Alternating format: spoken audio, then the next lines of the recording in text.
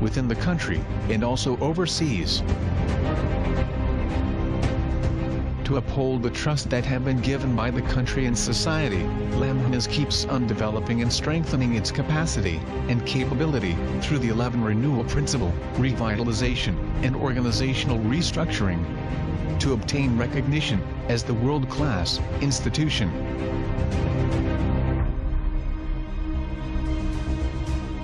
Until now, Lemhannas have been playing a significant role in generating many national leaders in Indonesia. Those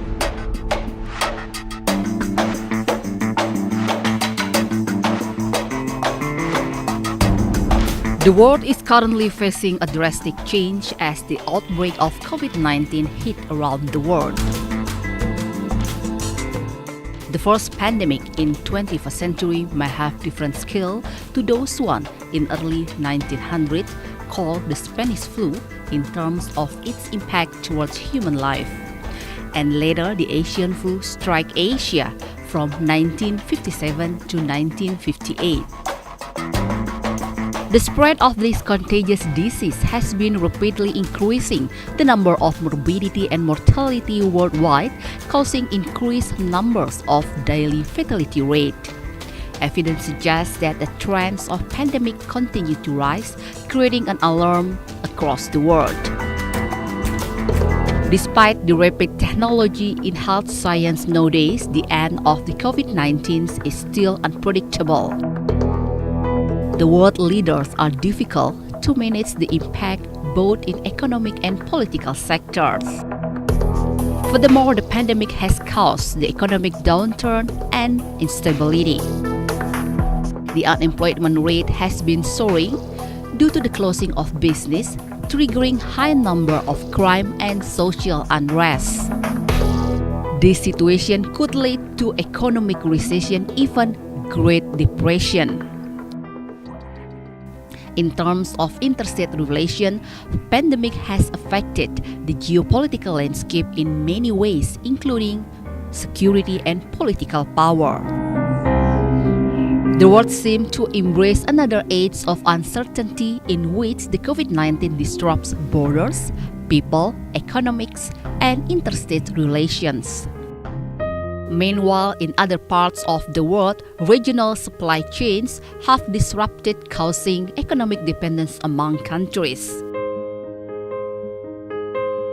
This situation urged world leaders to create new geopolitical order to boost regional cooperation and to accelerate economic recovery. However, this might create geopolitical schism even more troublesome. The severe impact of the pandemic throughout the globe has become a challenge to global leaders to confirm and to bring the world towards multidimensional crisis even more. Global crisis could lead to resolutely affect states' resilience and to concede many them caught off guard. Central leaders are required to do their best to prepare themselves not only to conquer pandemic, but also to repair damage and, more importantly, to prognosticate future recurrence. National resilience should be strengthened and national strategy should be reformulated in order to be able to anticipate the worst. Such strategy will be essential to be implemented for betterment of the national interest based on the latest geopolitical setting. Stakeholders need to be fully empowered and well coordinated. Therefore, the National Resilience Institute of Republic of Indonesia organized the 2020 Jakarta Geopolitical Forum with the theme Geopolitical Landscape in the COVID-19 Era. The world certainly needs to find a strategy to create a new balance for all.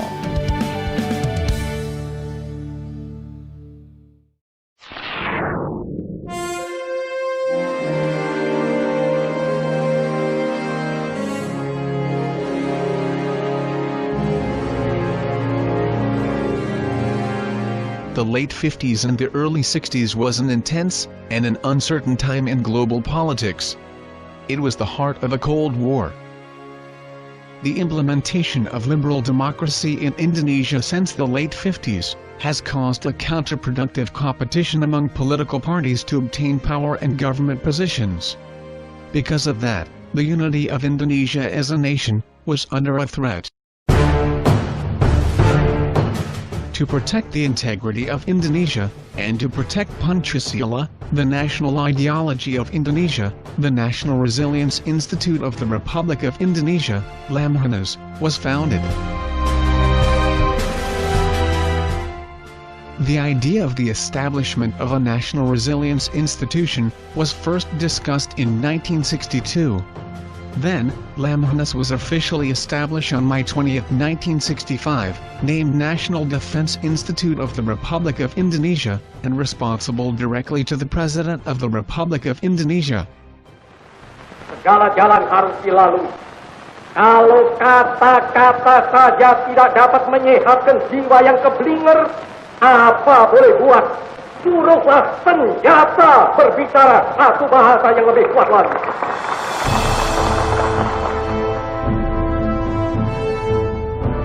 After the succession of Indonesia's presidency in 1965, based on the Presidential Decree No. 122, year 1967, Lemhannas' positions was transferred to the Department of Defense and Security, responsible to Minister of Defense and Security and Commander of the Indonesia's Armed Forces. Over time, in accordance with the separation of Ministry of Defense and Indonesia National Armed Forces, in 1984, Lemhannas was positioned under the commander of the Indonesia's National Armed Forces.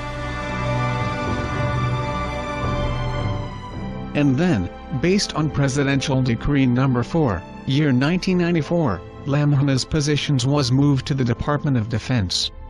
Simultaneously, Lemhannas changes its name to National Resilience Institute of the Republic of Indonesia. It was stated that Lemhannas is a national-level institution for developing, strengthening, and socializing Indonesia's national insights and national resilience.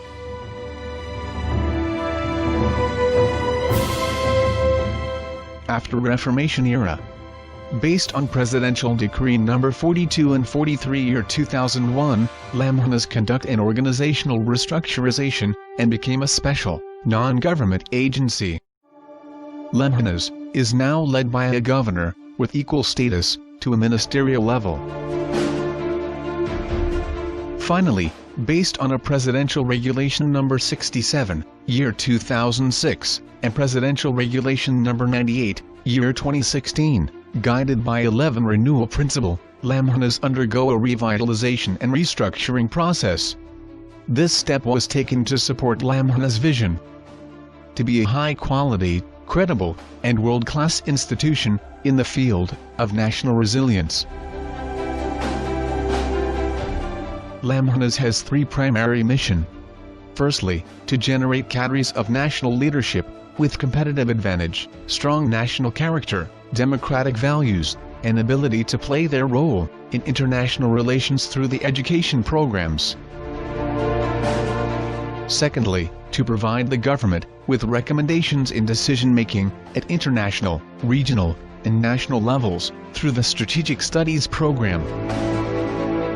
Thirdly, to generate national components with strong national characters based on the four basic national consensus through the Strengthening National Values program.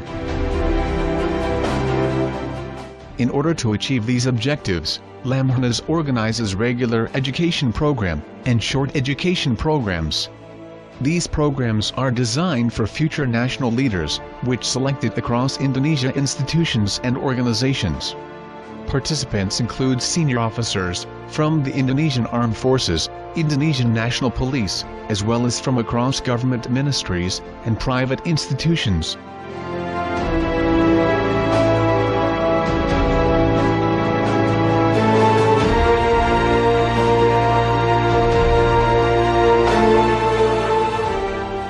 As a strategic research institution, Lemhannas also conducts researches on many kinds of strategic issues, in national, regional, and global scope, in various disciplines. From geography, natural resources, demography, ideology, politics, economy, socio-cultural, to defense and security, through a national resilience measuring laboratory. To strengthen national values, Lemhannas holds several other activities, such as strengthening programs for the local government leaders, consolidation forum for governors and speakers of the provincial parliaments,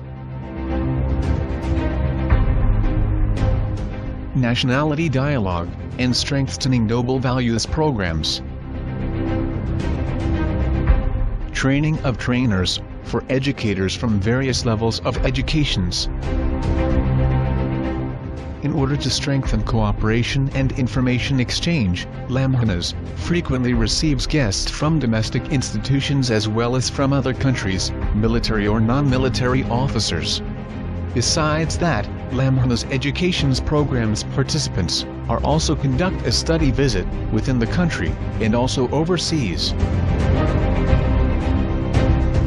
To uphold the trust that have been given by the country and society, Lemhannas keeps on developing and strengthening its capacity and capability through the 11 renewal principle, revitalization, and organizational restructuring to obtain recognition as the world-class institution.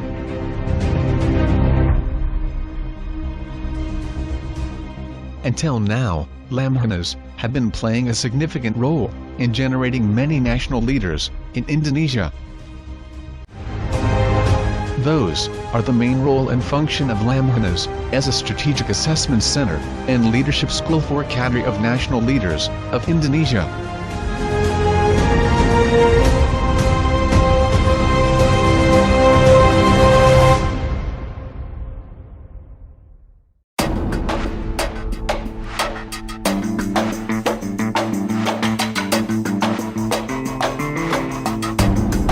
The world is currently facing a drastic change as the outbreak of COVID-19 hit around the world.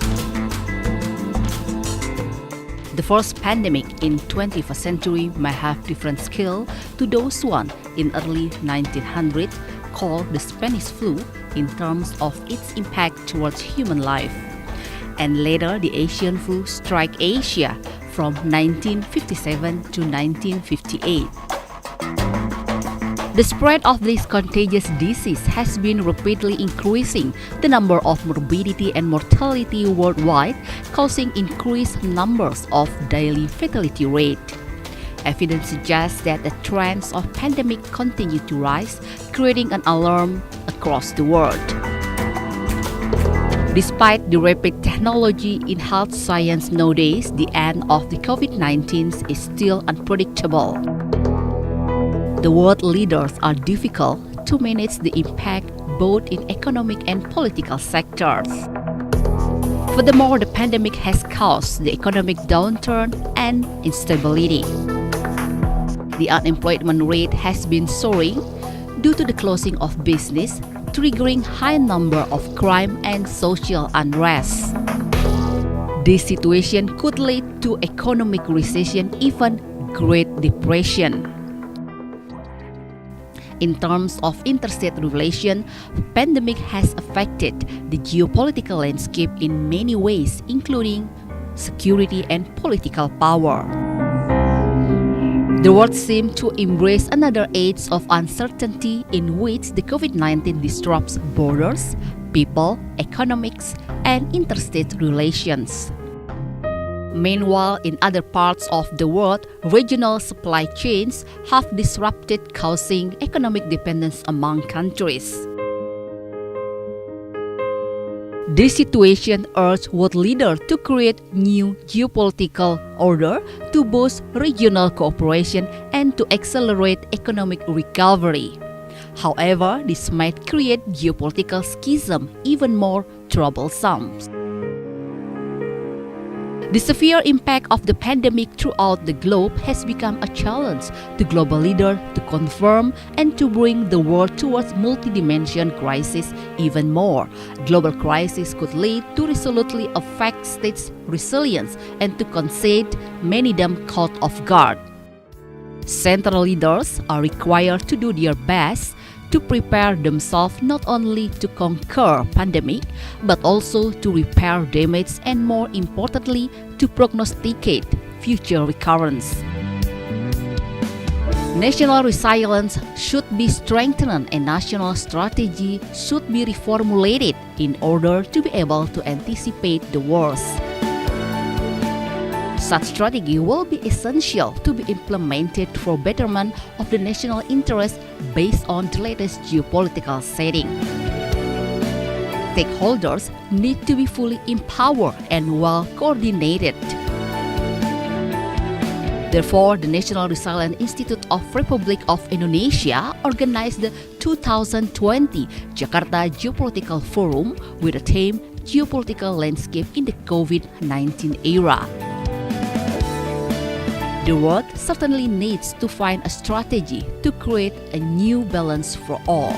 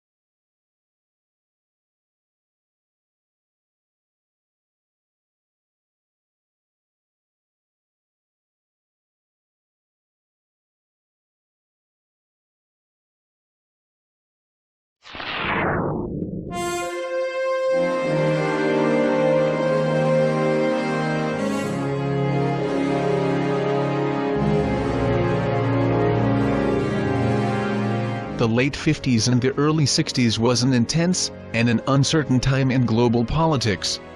It was the heart of a Cold War. The implementation of liberal democracy in Indonesia since the late 50s has caused a counterproductive competition among political parties to obtain power and government positions. Because of that, the unity of Indonesia as a nation was under a threat. To protect the integrity of Indonesia, and to protect Pancasila, the national ideology of Indonesia, the National Resilience Institute of the Republic of Indonesia, Lemhannas, was founded. The idea of the establishment of a National Resilience Institution was first discussed in 1962.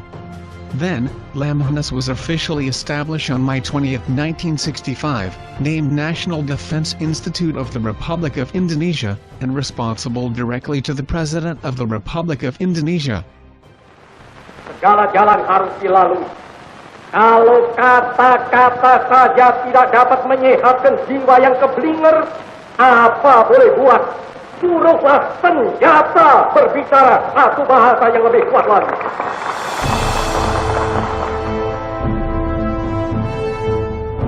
After the succession of Indonesia's presidency in 1965, based on the Presidential Decree No. 122, year 1967, Lemhannas' positions was transferred to the Department of Defense and Security, responsible to Minister of Defense and Security and Commander of the Indonesia's Armed Forces.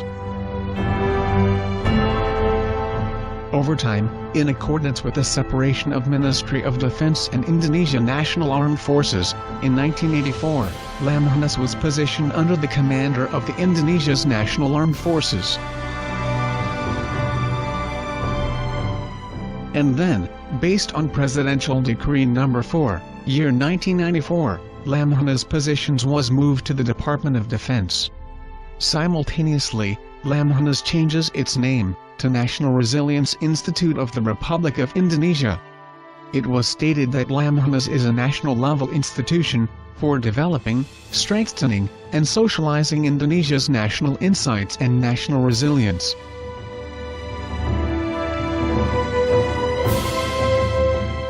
After Reformation era.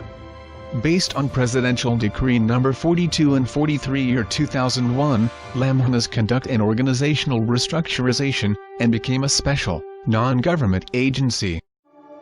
Lemhannas is now led by a governor, with equal status, to a ministerial level. Finally, based on a Presidential Regulation No. 67, year 2006, and Presidential Regulation No. 98, year 2016, guided by 11 renewal principle, Lemhannas undergo a revitalization and restructuring process. This step was taken to support Lemhannas' vision to be a high-quality, credible, and world-class institution in the field of national resilience. Lemhannas has three primary missions. Firstly, to generate cadres of national leadership with competitive advantage, strong national character, democratic values, and ability to play their role in international relations through the education programs. Secondly, to provide the government with recommendations in decision-making at international, regional, and national levels through the Strategic Studies program. Thirdly, to generate national components with strong national characters based on the four basic national consensus through the Strengthening National Values program. In order to achieve these objectives, Lemhannas organizes regular education program and short education programs. These programs are designed for future national leaders, which selected across Indonesia institutions and organizations. Participants include senior officers from the Indonesian Armed Forces, Indonesian National Police, as well as from across government ministries and private institutions.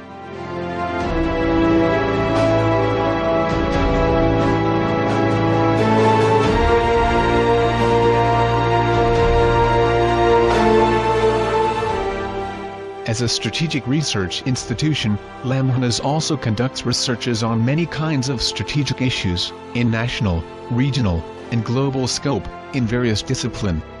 From geography, natural resources, demography, ideology, politics, economy, socio-cultural, to defense and security, through a national resilience measuring laboratory. To strengthen national values, Lemhannas holds several other activities, such as strengthening programs for the local government leaders, consolidation forum for governors and speakers of the provincial parliaments, nationality dialogue, and strengthening noble values programs, training of trainers, for educators from various levels of educations. In order to strengthen cooperation and information exchange, Lemhannas frequently receives guests from domestic institutions as well as from other countries, military or non-military officers. Besides that, Lemhannas education's programs participants are also conduct a study visit within the country and also overseas. To uphold the trust that have been given by the country and society, Lemhannas keeps on developing and strengthening its capacity and capability through the 11 renewal principle, revitalization, and organizational restructuring to obtain recognition as the world-class institution.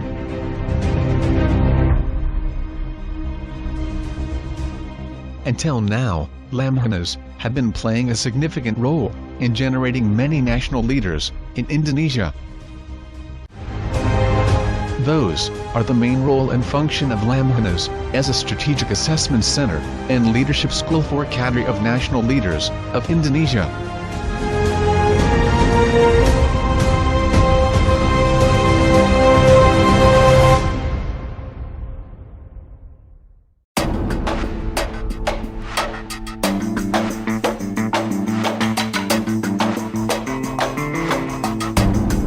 The world is currently facing a drastic change as the outbreak of COVID-19 hit around the world.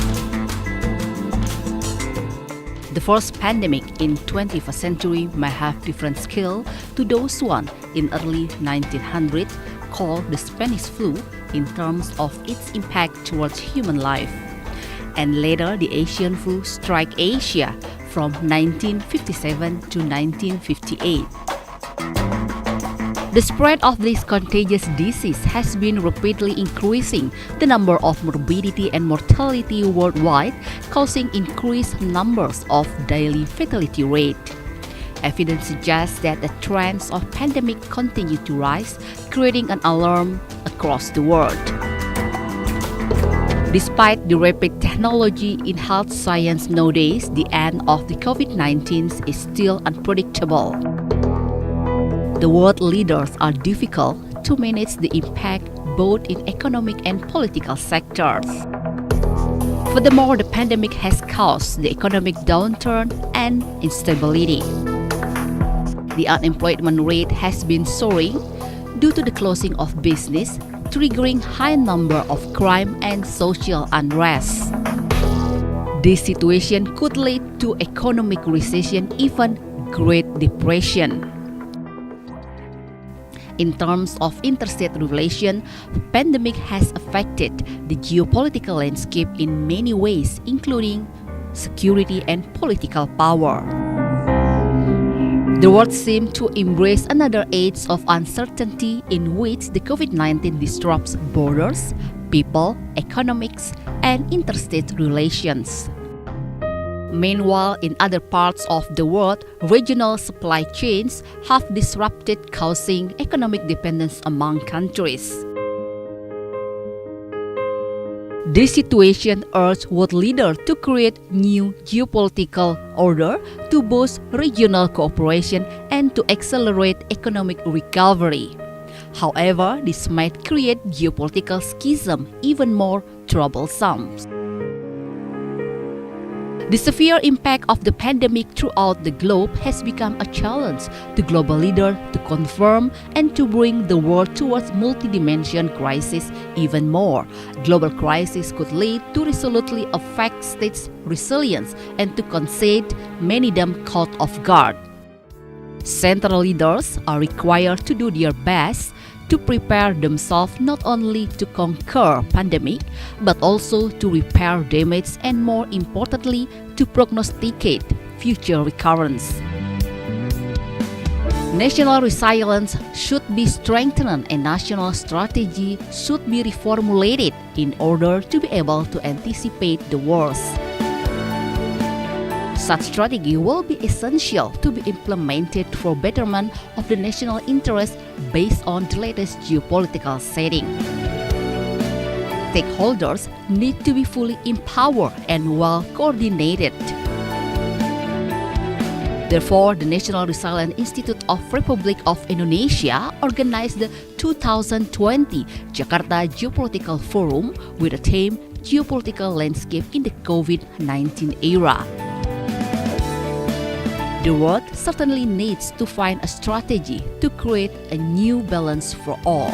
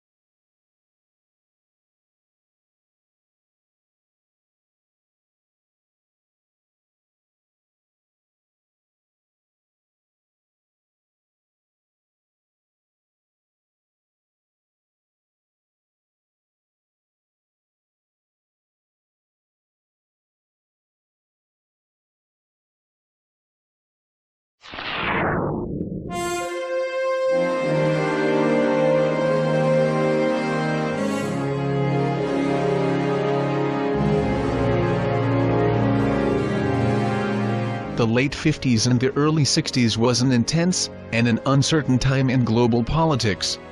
It was the heart of a Cold War. The implementation of liberal democracy in Indonesia since the late 50s has caused a counterproductive competition among political parties to obtain power and government positions.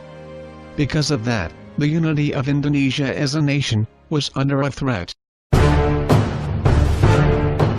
To protect the integrity of Indonesia, and to protect Pancasila, the national ideology of Indonesia, the National Resilience Institute of the Republic of Indonesia, Lemhannas, was founded. The idea of the establishment of a National Resilience Institution was first discussed in 1962. Then, Lemhannas was officially established on May 20, 1965, named National Defense Institute of the Republic of Indonesia, and responsible directly to the President of the Republic of Indonesia. Segala jalan harus dilalui. Kalau kata-kata saja tidak dapat menyehatkan jiwa yang keblinger, apa boleh buat? Suruhlah senjata berbicara satu bahasa yang lebih kuat lagi.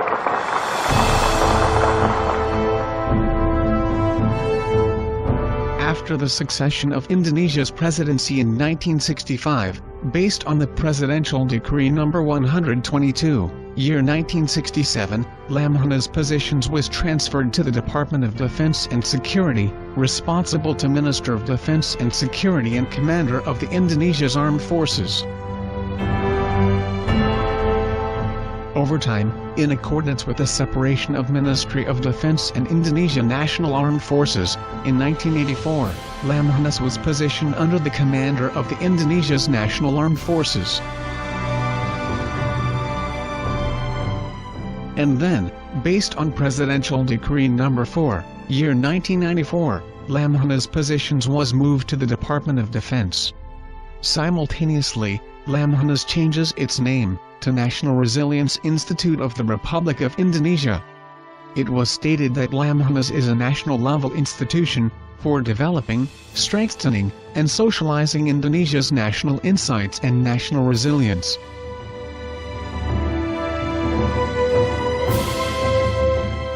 After Reformation era, based on Presidential Decree No. 42 and 43 year 2001, Lemhannas conduct an organizational restructurization and became a special, non-government agency. Lemhannas is now led by a governor, with equal status to a ministerial level. Finally, based on a Presidential Regulation No. 67, year 2006, and Presidential Regulation No. 98, year 2016, guided by 11 renewal principle, Lemhannas undergo a revitalization and restructuring process. This step was taken to support Lemhannas' vision to be a high-quality, credible, and world-class institution in the field of national resilience. Lemhannas has three primary missions. Firstly, to generate cadres of national leadership with competitive advantage, strong national character, democratic values, and ability to play their role in international relations through the education programs. Secondly, to provide the government with recommendations in decision-making at international, regional, and national levels through the Strategic Studies program. Thirdly, to generate national components with strong national characters based on the four basic national consensus through the Strengthening National Values program. In order to achieve these objectives, Lemhannas organizes regular education program and short education programs. These programs are designed for future national leaders, which selected across Indonesia institutions and organizations. Participants include senior officers from the Indonesian Armed Forces, Indonesian National Police, as well as from across government ministries and private institutions.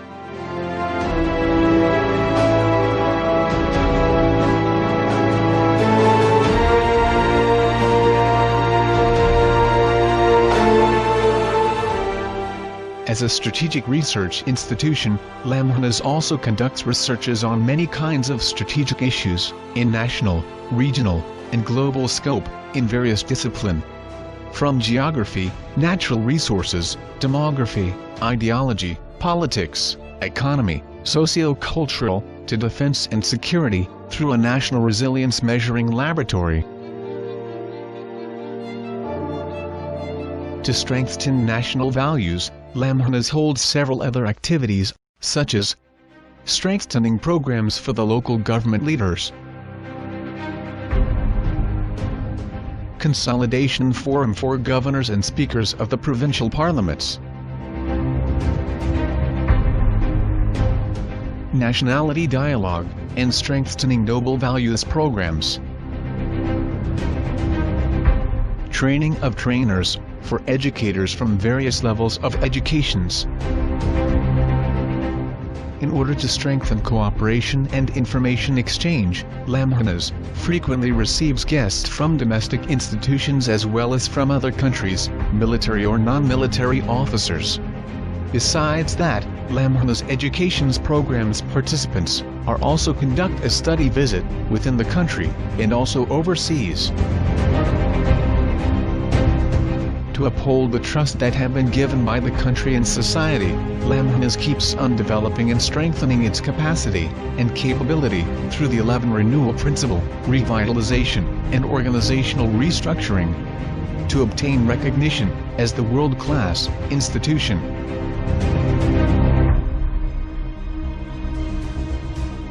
Until now, Lemhannas have been playing a significant role in generating many national leaders in Indonesia. Those are the main role and function of Lemhannas as a strategic assessment center and leadership school for cadre of national leaders of Indonesia.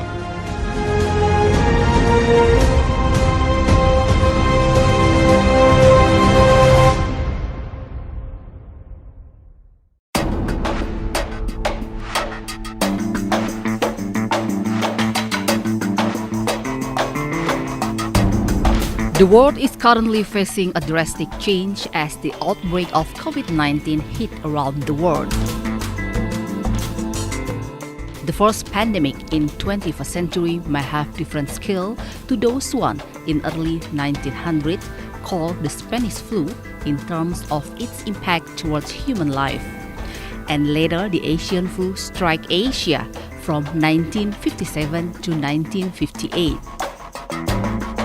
The spread of this contagious disease has been rapidly increasing the number of morbidity and mortality worldwide, causing increased numbers of daily fatality rate. Evidence suggests that the trends of pandemic continue to rise, creating an alarm across the world. Despite the rapid technology in health science nowadays, the end of the COVID-19 is still unpredictable. The world leaders are difficult to manage the impact both in economic and political sectors. Furthermore, the pandemic has caused the economic downturn and instability. The unemployment rate has been soaring due to the closing of business, triggering high number of crime and social unrest.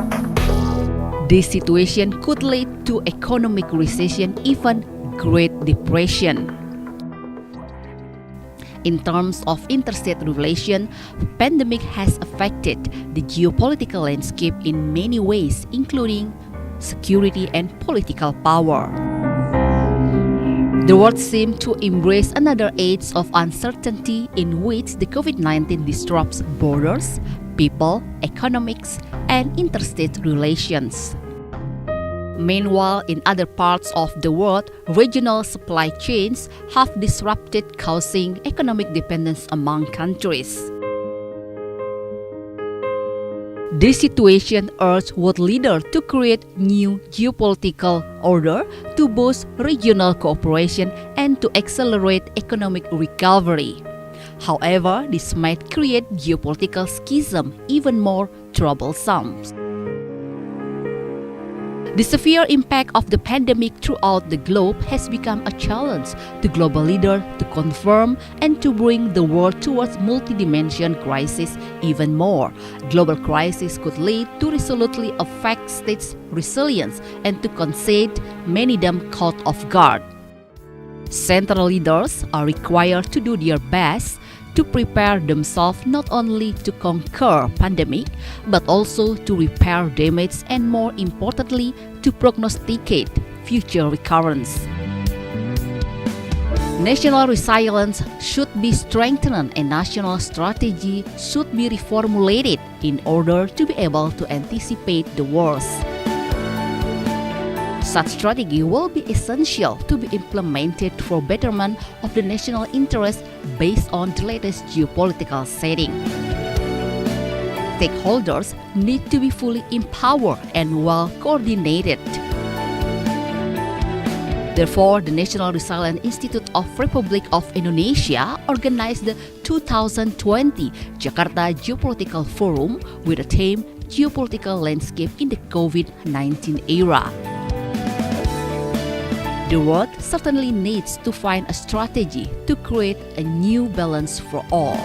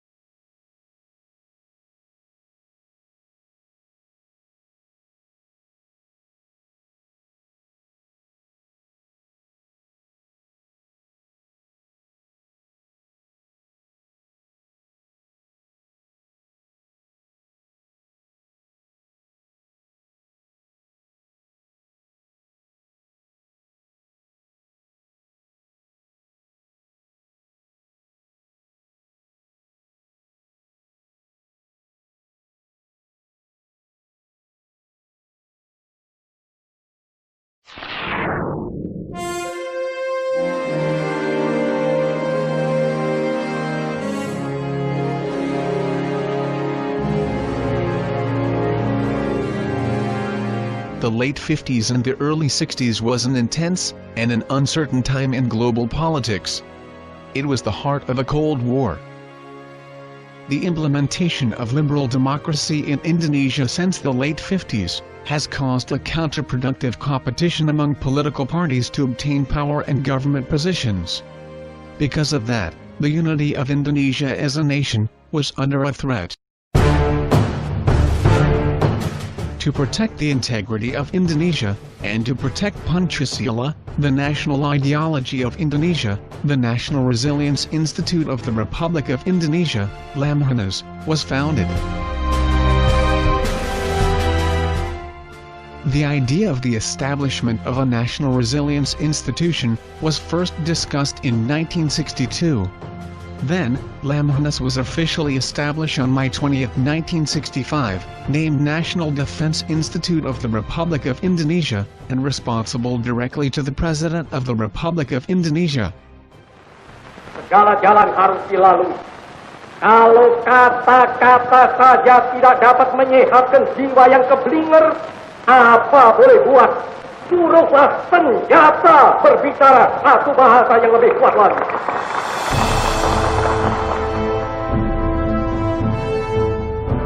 After the succession of Indonesia's presidency in 1965, based on the Presidential Decree No. 122, year 1967, Lemhannas' positions was transferred to the Department of Defense and Security, responsible to Minister of Defense and Security and Commander of the Indonesia's Armed Forces.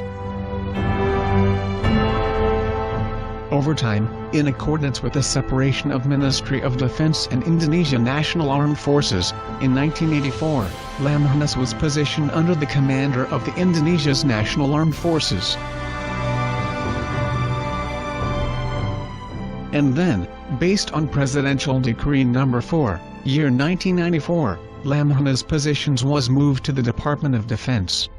Simultaneously, Lemhannas changes its name to National Resilience Institute of the Republic of Indonesia. It was stated that Lemhannas is a national-level institution for developing, strengthening, and socializing Indonesia's national insights and national resilience.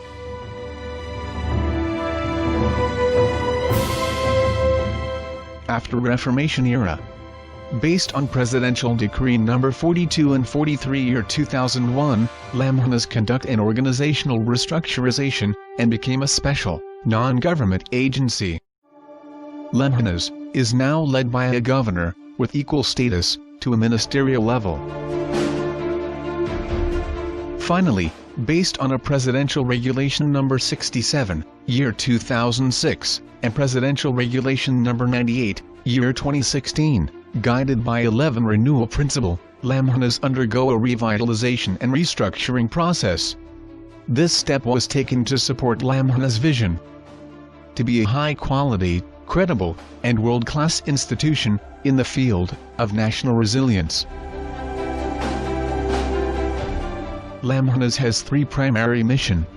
Firstly, to generate cadres of national leadership with competitive advantage, strong national character, democratic values, and ability to play their role in international relations through the education programs. Secondly, to provide the government with recommendations in decision-making at international, regional, and national levels through the Strategic Studies program. Thirdly, to generate national components with strong national characters based on the four basic national consensus through the Strengthening National Values program.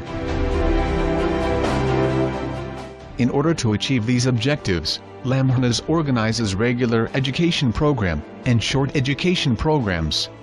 These programs are designed for future national leaders, which selected across Indonesia institutions and organizations.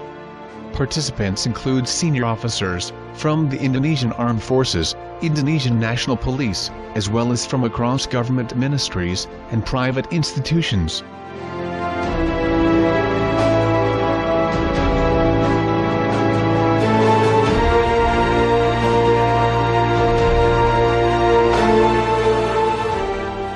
As a strategic research institution, Lemhannas also conducts researches on many kinds of strategic issues, in national, regional, and global scope, in various disciplines. From geography, natural resources, demography, ideology, politics, economy, socio-cultural, to defense and security, through a national resilience measuring laboratory. To strengthen national values, Lemhannas holds several other activities, such as strengthening programs for the local government leaders, consolidation forum for governors and speakers of the provincial parliaments, nationality dialogue, and strengthening noble values programs, training of trainers, for educators from various levels of educations.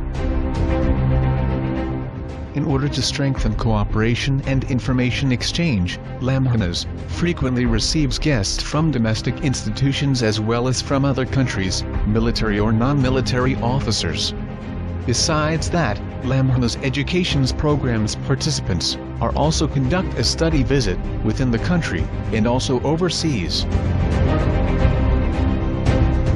To uphold the trust that have been given by the country and society, Lemhannas keeps on developing and strengthening its capacity and capability through the 11 renewal principle, revitalization, and organizational restructuring to obtain recognition as the world-class institution. Exit dan tanda jalur evakuasi berwarna hijau. Kemudian turun tangga dengan tertib menuju lantai 1. lalu bergerak menuju titik kumpul. Berikut ini kami sampaikan cara evakuasi yang benar. Pertama, lepaskan sepatu hak tinggi Anda ketika terjadi keadaan darurat. Kedua, jika terjadi kebakaran dan Anda terjebak dalam kepulan asap, berangkaklah keluar karena posisi ini mempermudah Anda untuk bernafas. Ketiga, jika terjadi gempa bumi, usahakan berlindung di bawah meja atau merapat ke dinding yang kuat. Keempat, jangan pergunakan lift dan eskalator dan ikuti jalur evakuasi. Terima kasih atas perhatiannya, tetap tenang dan selamat menikmati acara.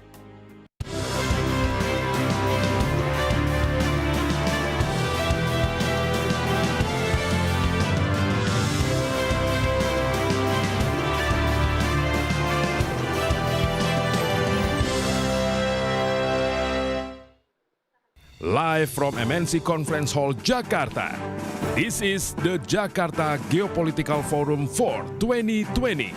Please welcome our host, Anissa Dasuki.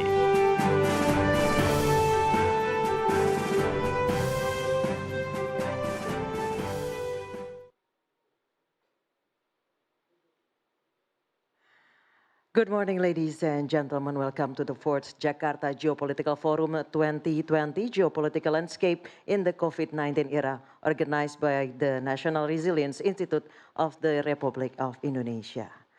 Let me introduce myself. My name is Anissa Dasuki, and I would be your host for today.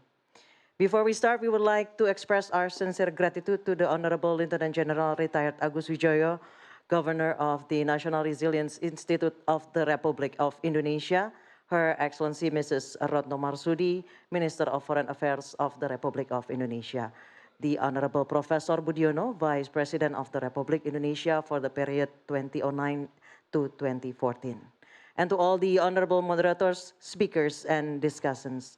Ladies and gentlemen, today's event will be divided into 3 sessions.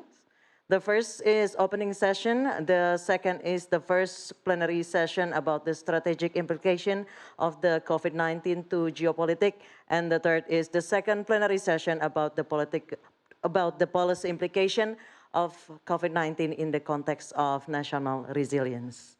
And now I would like to invite the Governor of the National Resilience Institute of the Republic of Indonesia, Lieutenant General Retired Agus Wijoyo, to give his opening remarks.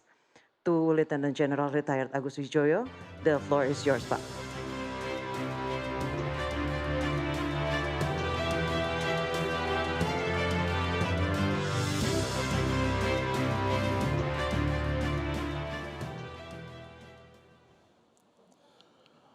Honorable Professor Budiono, Her Excellency Minister Retno Marsudi, distinguished speakers, discussants, moderators, and participants, ladies and gentlemen. It is with a very honest mixed feeling, happiness, and at the same time sadness that I have to welcome you today to this 4th Jakarta Geopolitical Forum of 2020, which is convened under a very unique as well as unprecedented circumstances in the midst of the COVID-19 pandemic. I am very happy to see you, colleagues and friends, from different parts of the globe and time zone are well and in a good shape, despite this difficult situation, to participate in this gathering of paramount importance. Besides, I must also render my high appreciation to you who have been sacrificing your evening dinner and also your midnight bedtime rest, while many of us have just finished our breakfast. But I also in a dismal feeling, because as the host, I cannot personally and directly greet you and have a frank chat with you. However, I am of particular happy and proud to once again welcome you and thank you wholeheartedly for your presence in the virtual conference. Distinguished participants, ladies and gentlemen, this COVID-19 pandemic has no doubt changed our life, naturally and overwhelmingly. This pandemic permeates to every aspect of our daily life. It affects every country, small and big, practically in almost every corner of the world. The scope and scale is up to date, far less and uncomparable to the Spanish flu or Asian flu of the 20th century, but its damage to health, economy, and social life have been staggering, and its collateral damage, according to many, may lead us into recession or further depression. Moreover, we should bear in mind that despite of the rapid advancement of health science and technology, the end of this contagious disease has not in sight yet. Yes, we are now in a very critical situation. However, this danger and damages posed by the COVID-19 is only one side of the coin. At the other side, in the context of the international relations and geopolitics, the pandemic demonstrates another worrying trends concerning the behavior of countries, most notably the big ones. Amidst the fast-spreading disease, big powers continue to expand their influence and strengthen their footstep in almost every part of the globe, not only economically, but politically and militarily. Big powers' rivalry for supremacy in the hotspot also continue to heighten the tension among the regional countries, making the existing problems to become more delicate and the solution unpredictable. Distinguished participants, to our common concern, Asia and the Pacific, and Southeast Asia in particular, is undoubtedly susceptible to this rivalry. The recent US and China military maneuvers in the South China Sea, for instance, have been of great concern to the coastal states as they will threaten peace, security, and stability in the region they have endured to maintain. While common resolve is supposedly needed to mitigate the pandemic and overcome the damage, big powers seem to pay little attention to ease the consequences of their dangerous behavior in the region. At this time when multilateralism and regionalism need to be empowered to conquer the plague, further grave implications of the COVID-19 need to contain. Under these circumstances, I would assume that we can concur to say that strengthening national resilience will pose a prerequisite for adapting and adjusting our life in the midst of the pandemic before we can respectively and collectively be able to lessen the disastrous consequences of the disease. May I, in this regard, quote Thomas Friedman when he said, unquote, "Geopolitics is all about leverage. We cannot make ourselves safer abroad unless we change our behavior at home." For me, it is nothing more than emphasizing the importance of national resilience.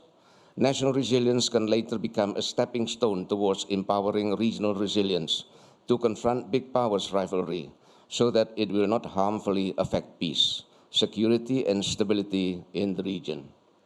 Distinguished participants, ladies and gentlemen, it is against this backdrop that the theme geopolitical landscape in the COVID-19 era is chosen to underline its significance and relevance to the current world setting.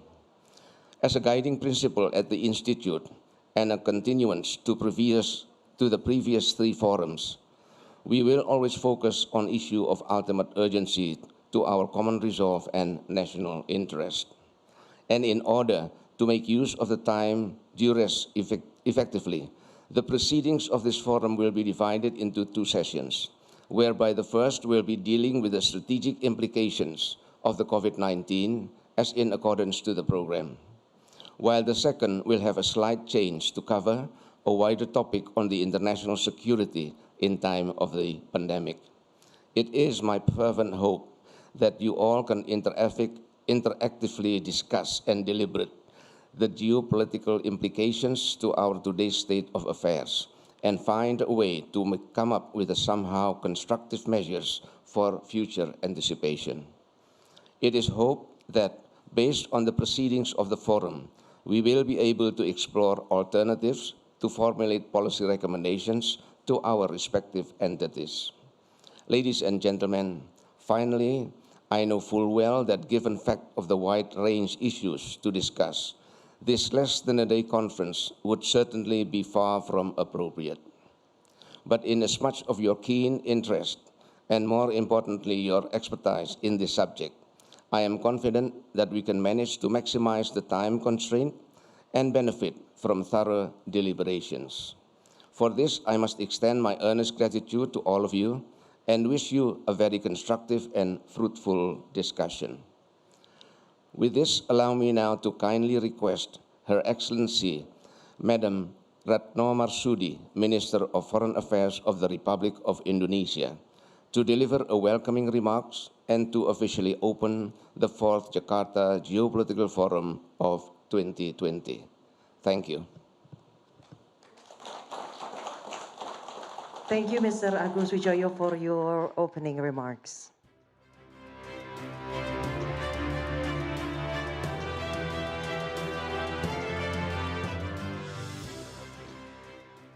And now we would like to listen to the welcoming address delivered by the Minister of Foreign Affairs of the Republic Indonesia, Her Excellency Mrs. Retno Marsudi.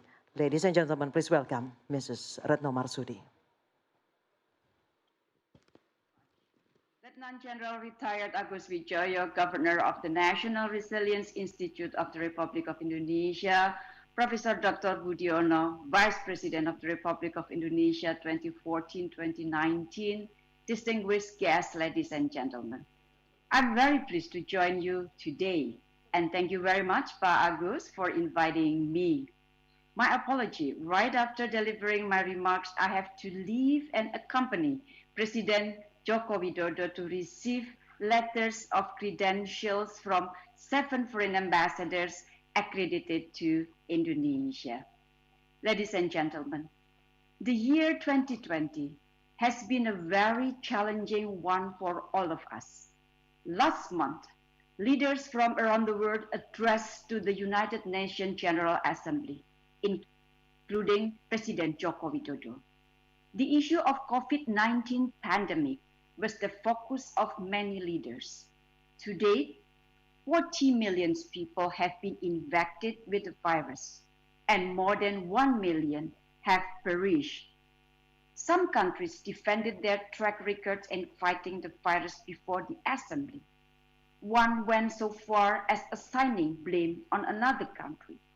Some were worried that COVID-19 wiped out years of hard-won development gains, whilst developing countries underlined the need for pandemic and socio-economic recovery assistance.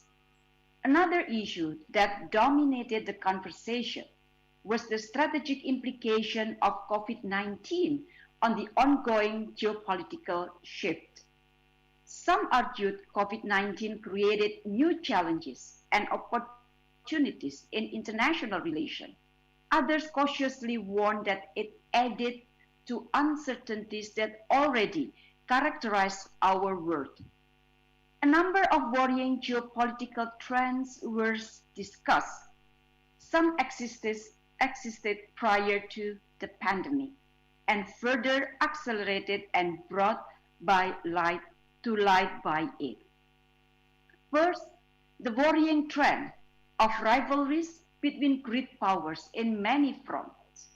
Tensions and distrust between great powers do not abate during this pandemic. They escalate with each provocative rhetorics and actions. The World Economic Forum Risk Perception Survey identifies exploitation of COVID-19 crisis for geopolitical advantages as one of the geopolitical risks that will be the world's greatest concerns in the coming months.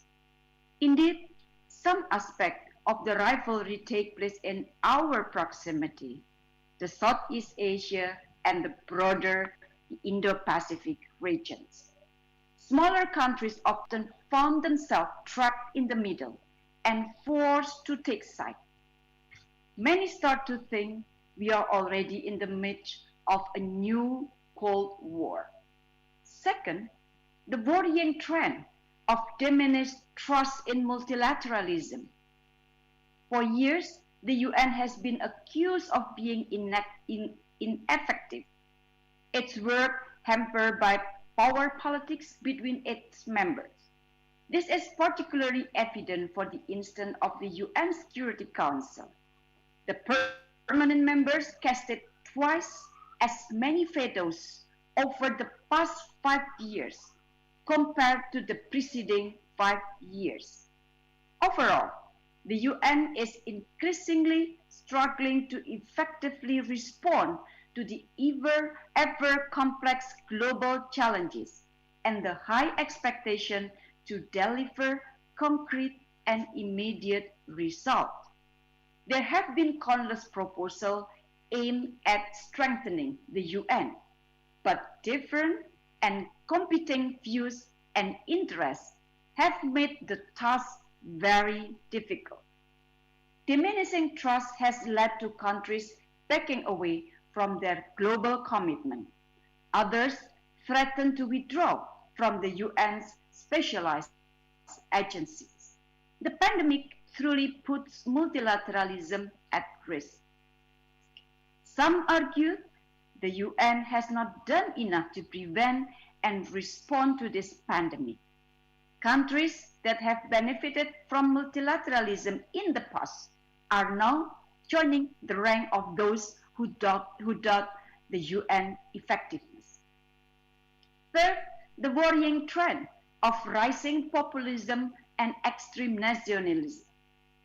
Populism has been on the rise in the various parts of the world even before this pandemic, partly as a response to globalization, free movement of the people, and broader regional integration. We have witnessed how countries that place great emphasis on human rights turn into those that reject immigrants and refugees. Xenophobia continues to unfold in many countries. Foreigners are experiencing growing stigmatization for allegedly bringing in the virus, many subjected to discrimination and assault. Populism and extreme nationalism do not translate into constructive foreign policy. Rather than pursuing international cooperation, countries may resort to self-help and unilateralism in pursuit of their national interests, often undermining international law in the process. So during the pandemic, they perceived survival from this pandemic within the perspective of a zero-sum game. And as a result, there is a looming threat to vaccine nationalism, where countries compete against each other to secure massive supply of vaccine for themselves. This mentally will only hinder the much-needed international cooperation against the pandemic. Colleagues, ladies and gentlemen, habits and behaviors formed during this pandemic could become a part of our new normal. Worrying trends I have just mentioned have the potential to persist if we do not put them to an end. We must work together to put them to an end. Allow me to offer 3 messages on how we should navigate this geopolitical landscape during COVID-19 era. First, we must always promote international cooperation. No country, no matter how strong or powerful, can address the global challenges by itself. This pandemic has exposed to a limit on what each country can do. Indonesia always chooses cooperation over competition, dialogue over rivalry, win-win cooperation over zero-sum game.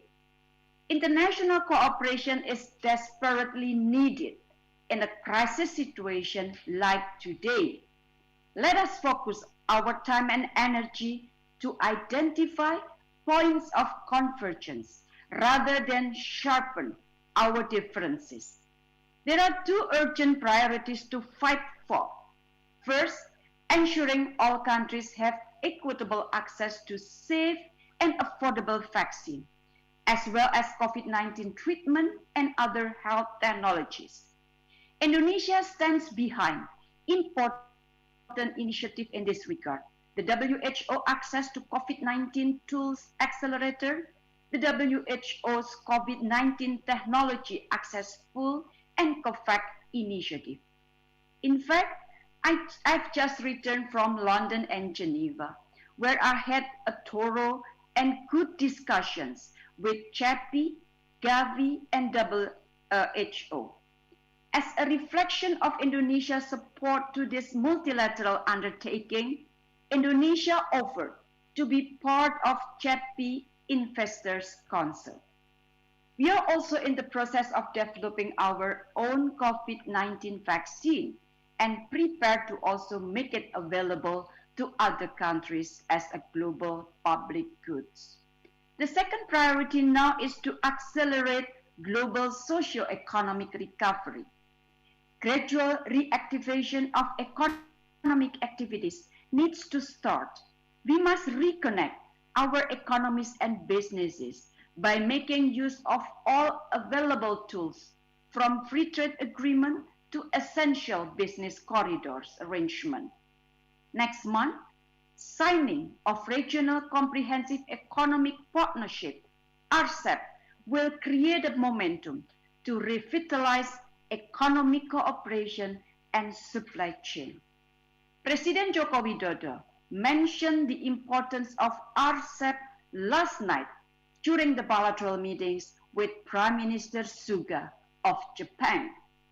In our region, the spirit of cooperation has been inherent part of ASEAN. Now it forms the philosophical foundation of the ASEAN outlook on the Indo-Pacific, which will guide the quest of regional peace, stability, and prosperity in the coming years. The message of inclusive cooperation, once again, inclusive cooperation was also mentioned by President Jokowi when he discussed the Indo-Pacific cooperation with Prime Minister Suga. This leads me to my second message for countries to cooperate smoothly. We need everyone to respect international law. All countries must act in good faith and in conformity with the principles and purposes enshrined in the UN Charter. Respect for fundamental principles of international law, such as sovereignty and territorial integrity, is not an option, but a must. International dispute must be settled peacefully on the basis of sovereign equality among states. These principles are rules of the game, our moral compass in navigating today's world. Each of us has the responsibility to lead by example. In the region, ASEAN countries consistently affirm their commitment to international law, including the 1982 UNCLOS, and to the Treaty of Amity and Cooperation, the Zophan Declaration, and the Bali Principle. All ASEAN partners are called to demonstrate the same resolve in their engagement with the region. The same message will once again be amplified in the ASEAN Summit next month. And third, we must support the collective global and regional leadership. In his address to the UNGA last month, President Jokowi reminded everyone that all countries have the responsibility to contribute to the strengthening of collective global leadership. This is where the UN remains relevant as a platform to harness political will and resources and coordinate response against global challenges. In the face of the UN shortcomings, the responsibility of each member is to continuously strengthen the UN, not to weaken it, nor leave it behind. After all, the UN is only as strong as we make it to be. It must be adequately supported and properly funded. All countries must have an equal say in reforming the UN, and similar leadership is required at regional level. And in this context, ASEAN stands ready to take the leadership role in the region. Distinguished guests, ladies and gentlemen, in short, despite the worrying global geopolitical trend, there is room for optimism. We should remain as optimistic as possible. Solid cooperation, respect to international law, and stronger collective leadership will lead to positive energy that enable us to see through this crisis together. So finally, ladies and gentlemen, I declare herewith the Jakarta Geopolitical Forum officially open. I wish you a productive and fruitful discussion. I thank you very much.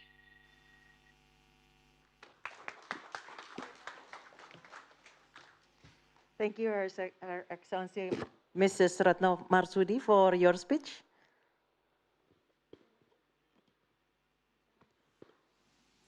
We are now continuing our event to the next agenda, that is to hear an overview of geopolitics, which will be delivered by Professor Budiono, former Vice President of the Republic of Indonesia.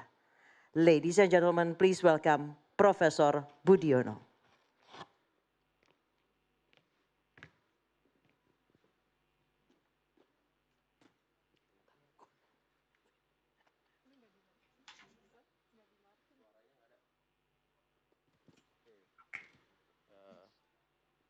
I would like to thank, first of all, General Agus Wijoyo for inviting me to this very important conference.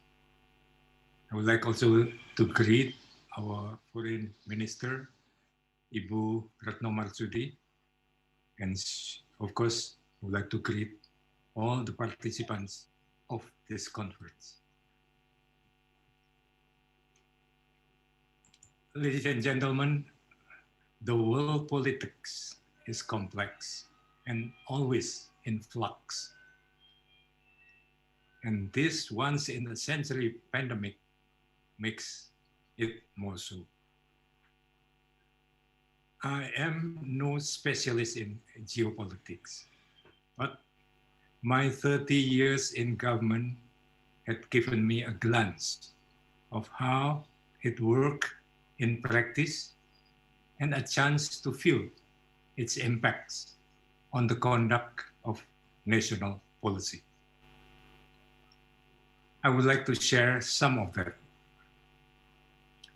Let me make it clear from the start that I will look at the current geopolitics mainly from the vantage point of small and middling powers, such as Indonesia, and many others in the same league.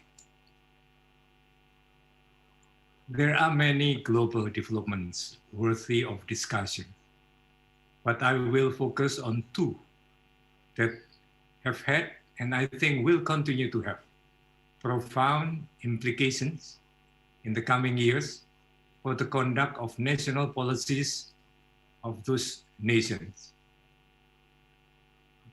These two trends are, first, the increasingly intense competition between the US and China for global influence. Second, the explosive spread of the COVID-19 that the world is currently experiencing.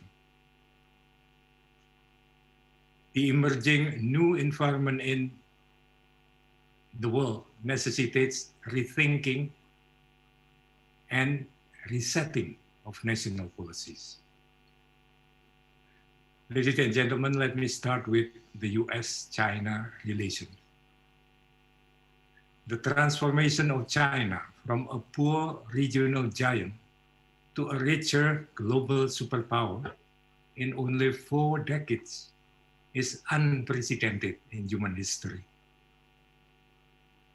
Deftly exploiting the opportunities opened up by globalization, China has succeeded in raising the living standards of the majority of its huge population, while concurrently building a formidable national productive capacity that is technologically on par with what we see in many developed countries. And remarkably, in the area of global business and finance too, it has been able to produce redoubtable players. So what is the cause of anxiety then? My impression is that the US and its allies appear to be caught by surprise with the rapid rise of China. They might have thought that it would take a longer time, and in the process, they hope China would take in liberal democratic values and become more open, much like themselves. But that did not happen. China has economically and socially changed dramatically, but, and perhaps understandably because of its very success, not in the way it governs itself, nor its broader views on politics and security. Under President Xi, it has globally projected itself more forcefully. And for its part, America, under President Trump, has raised its bargaining stance. America and China, it seems to me, are set to be on the collision course on many fronts, and probably for many years to come. Election results in the US might change the style, but not the substance of the underlying conflict.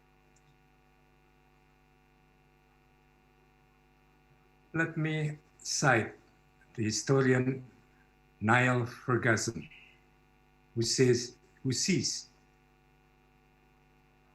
it as a precursor of a second Cold War, which, as did the case of the first Cold War, may last for many decades.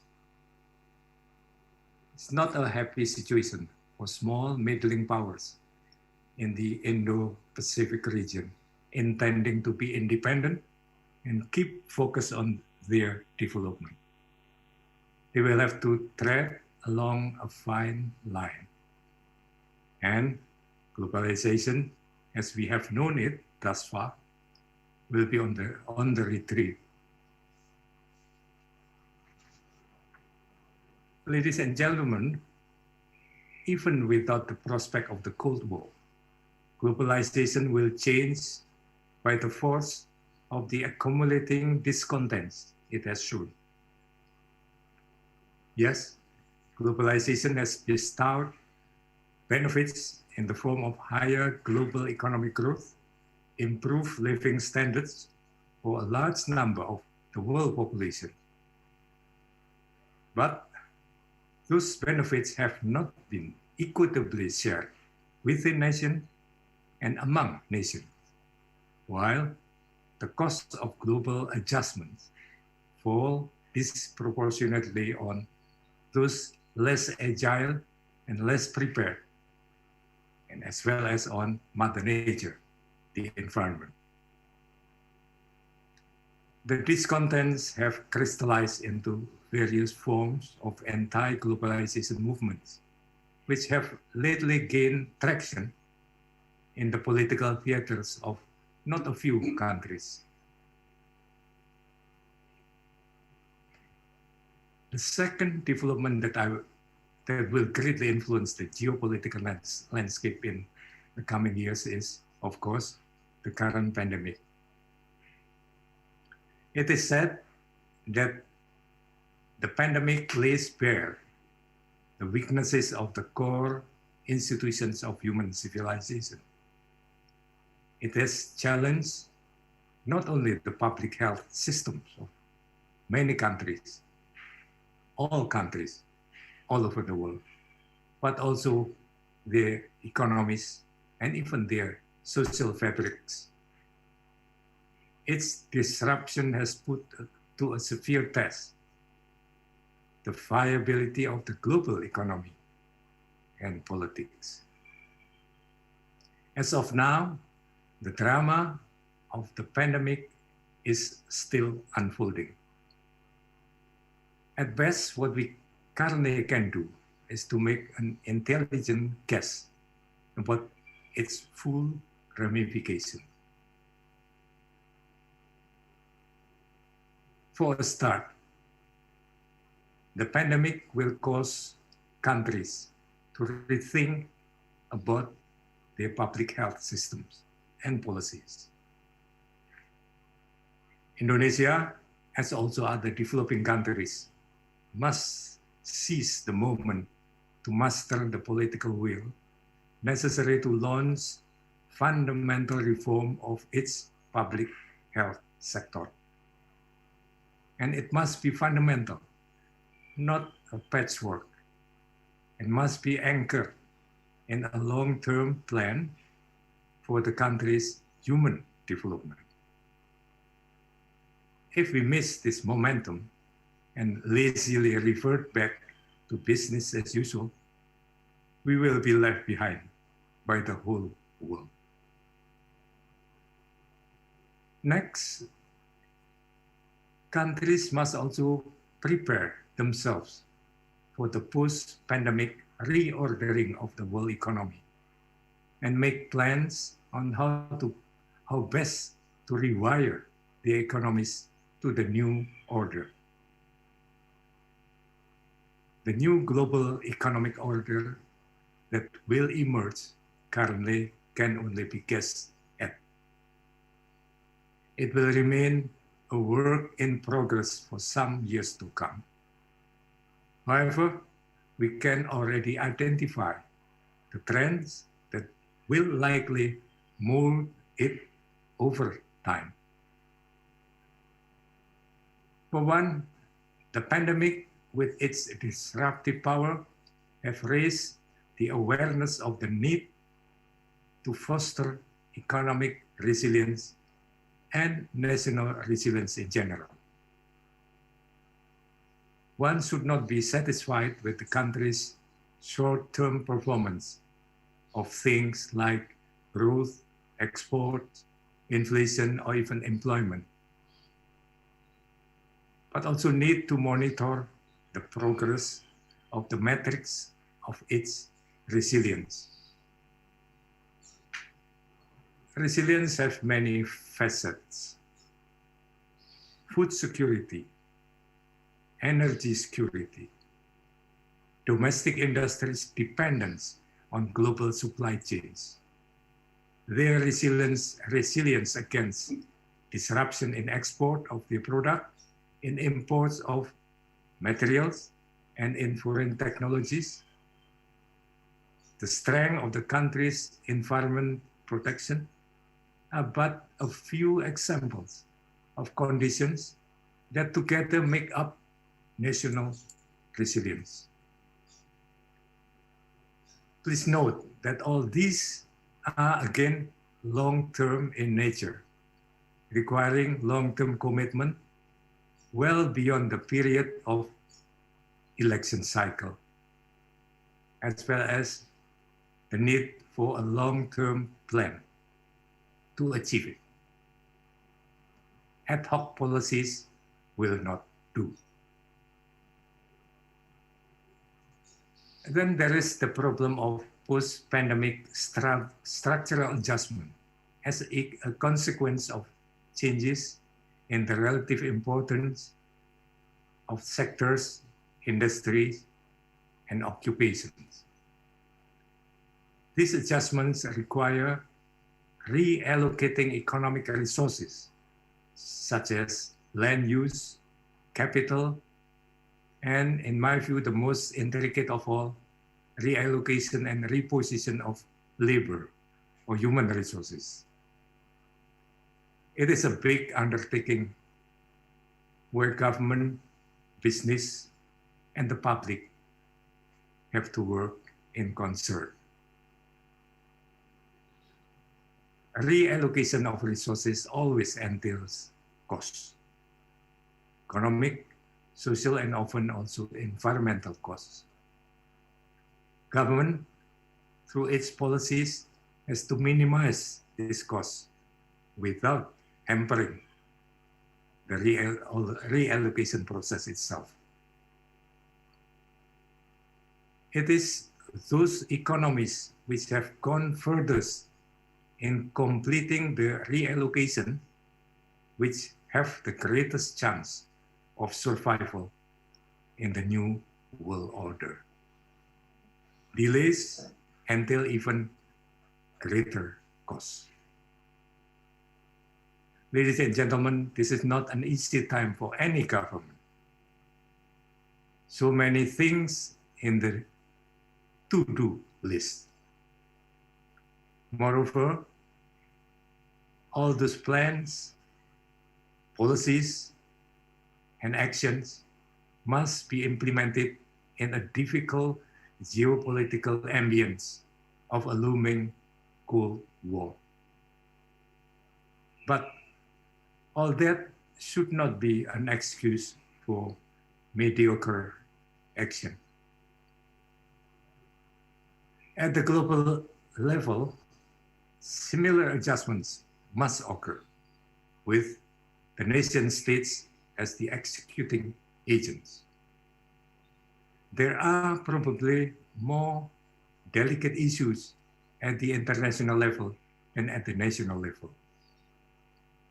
It will need persons with more diplomatic experience than I am to offer a discourse on them.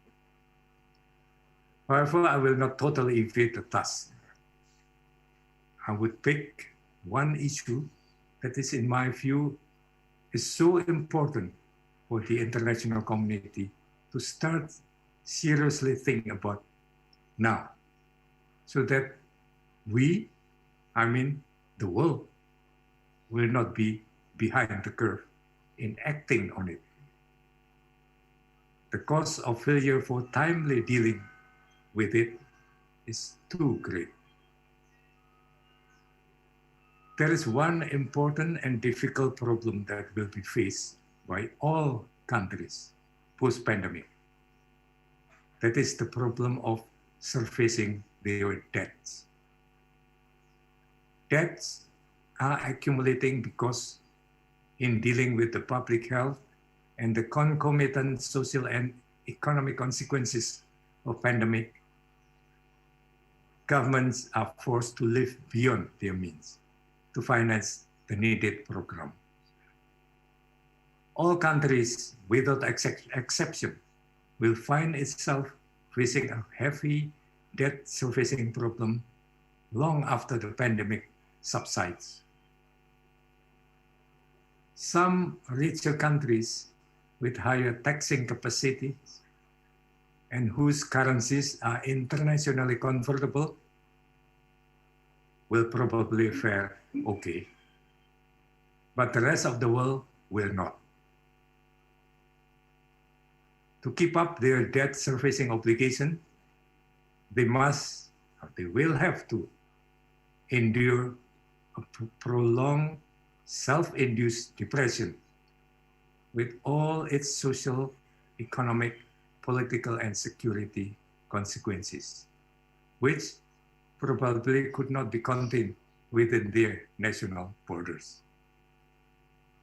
They easily spread to bordering countries and beyond.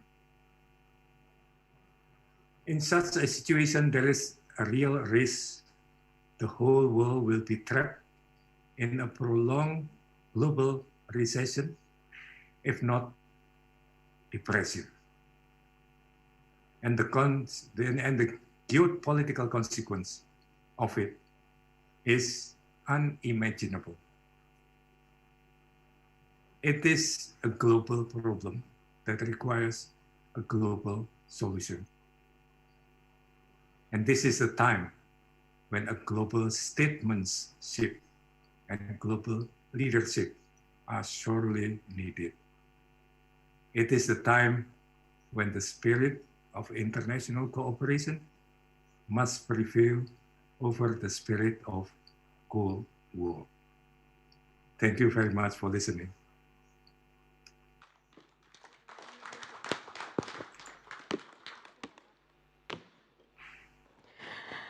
Thank you, Professor Budiono, for your insightful overview. I'm sure we all feel enlightened about what geopolitics is.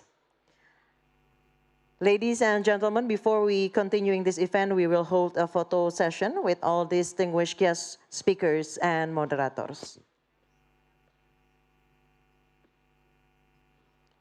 To Mr. Agus Wijoyo, Governor of the National Resilience Institute of the Republic of Indonesia.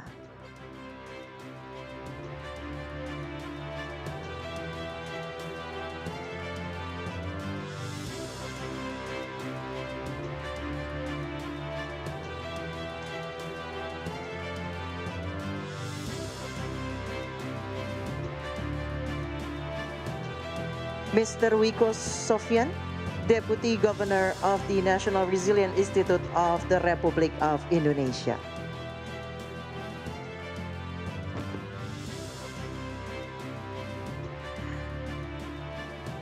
Mr. Didit Wijanardi, Prime Secretary of the National Resilience Institute of the Republic of Indonesia.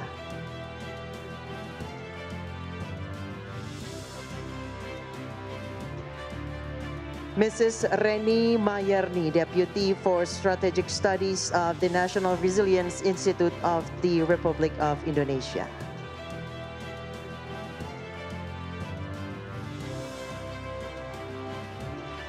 Ambassador Imron Kotan, Ambassador Makarim Wibisono, Professor Dadan Umar Daihani from the National Resilience Institute of the Republic of Indonesia, Ambassador Dian Wirangjurit, Mr. Dino Patijalal, Deputy Minister of Foreign Affairs of the Republic of Indonesia 2014.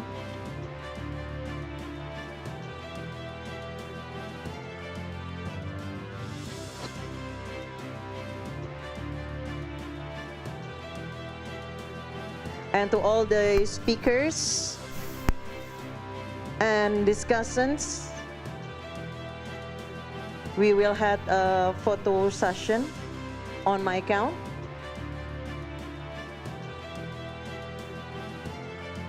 To all the distinguished guests, speakers, and moderators, we will have a photo session on my count.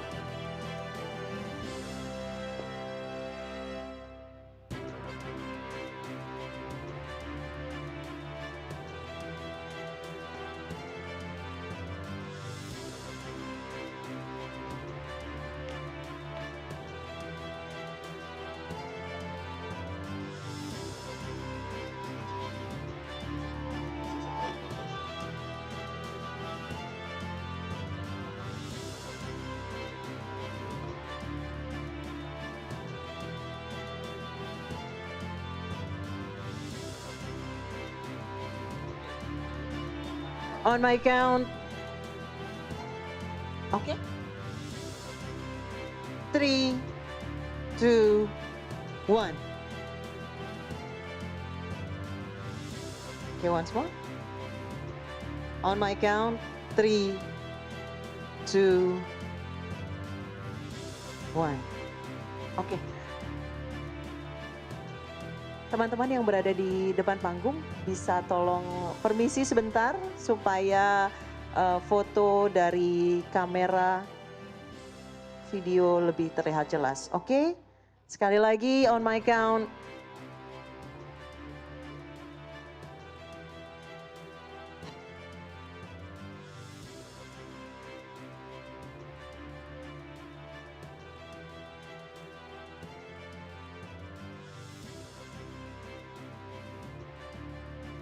Okay. Once again.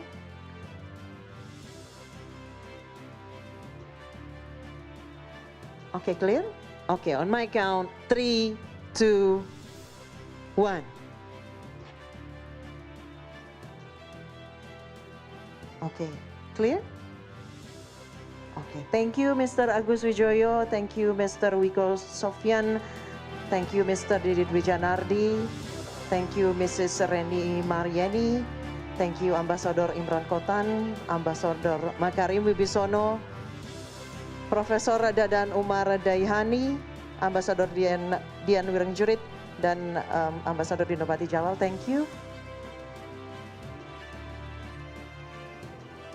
In a minute, we will hold the second session.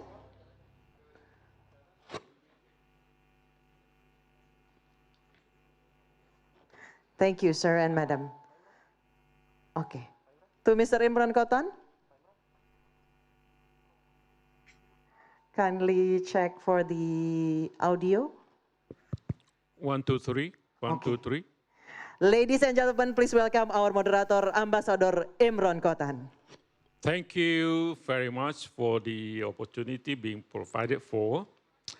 Let me start by saying on behalf of all speakers, as well as all participants, to convey our sincere thanks to, first of all, former Vice President of the Republic of Indonesia, Professor Budiono, as well as for Minister of Foreign Affairs, Retno Marsudi, and last but not least, the Governor, Lieutenant General retired Agus Wijoyo, for taking this opportunity to provide us with an occasion to discuss a very strategic issue confronted not only Indonesia, but as well as the whole world. I think I would say that not only, as I mentioned, all speakers, discussants, but as well as participants of this very important meeting.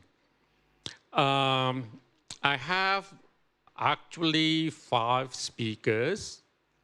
3 of them are the presenters, and then after their presentations, there will be 2 discussions to basically over-ask different, probably the same opinion as to why we are all here. Now, the first speaker I would like to introduce to you all is Mr. Gita Wirjawan. Mr. Gita Wirjawan is the chairman of Anchor Group, is an investment agency, but most importantly, he was a former minister under President Susilo Bambang Yudhoyono. I think in his presentation, Mr. Gita Wirjawan will cover a number of issues, notably history, as well as how history will affect the future, and then the current COVID-19, of course, we are all impacted upon, and how this world post-COVID-19 will be. And I think he will also comment on the decoupling era, and I have gone through all the presentations being provided for by the speakers. This decoupling era is indeed a very important issue to be dealt with. May I use this opportunity to invite former Minister Gita Wirjawan to present his case. Thank you. Thank you, Pa Imran. Can you hear me okay there? So. Okay, very good. I want to take this opportunity to thank the Geopolitical Forum of Jakarta for inviting me to speak. And I'd like to just go through a few slides to try to build the case in terms of how the changing geopolitical landscape has and will likely to affect Southeast Asia in the coming years. If I could ask somebody to help me with, changing the pages of my presentation, because I don't have access to it. If we could go to page 4. Yeah. Just want to basically take you back to history in terms of how the planet started out about 4.5 billion years ago, and how simple life form took place about 3.8 billion years ago. And we all know that, lobsters have outlived humanity a lot more than, we would have probably recognized. And basically, for the last couple of million years, I think, we've gone through an evolutionary process that's not too dissimilar with, whatever Southeast Asia has gone through in the last 2,000 years. And if we could go to the next page. We could argue that Southeast Asia, or the Southeast Asian region, for the last 2,000 years has been, graced by Buddhism for about 400 years, Hinduism for 600 years, and thereafter a combination of a number of exogenous and, endogenous influences or forces, inclusive of Christianity, colonialism, and of course, at the end of the World War II, many of us became independent in Southeast Asia, and Indonesia in particular went through a democratization phase in 1998, which was very different from what Indonesia has gone through ever since independence in 1945. I think this page is an illustration of how Southeast Asia, relative to many other parts of the world, has remained as a peaceful and stable region, despite many changing influences or forces coming from within or even from beyond.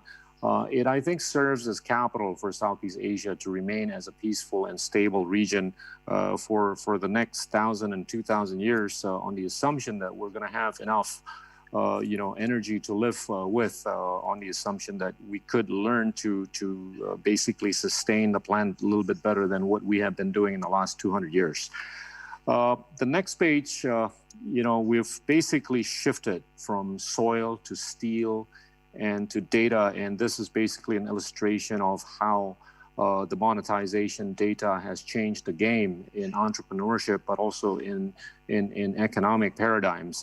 But also at the same time, we've seen how the planet has gotten a lot more multipolarized, as opposed to the bipolar order that we would have seen for a few decades ever since the end of the World War II.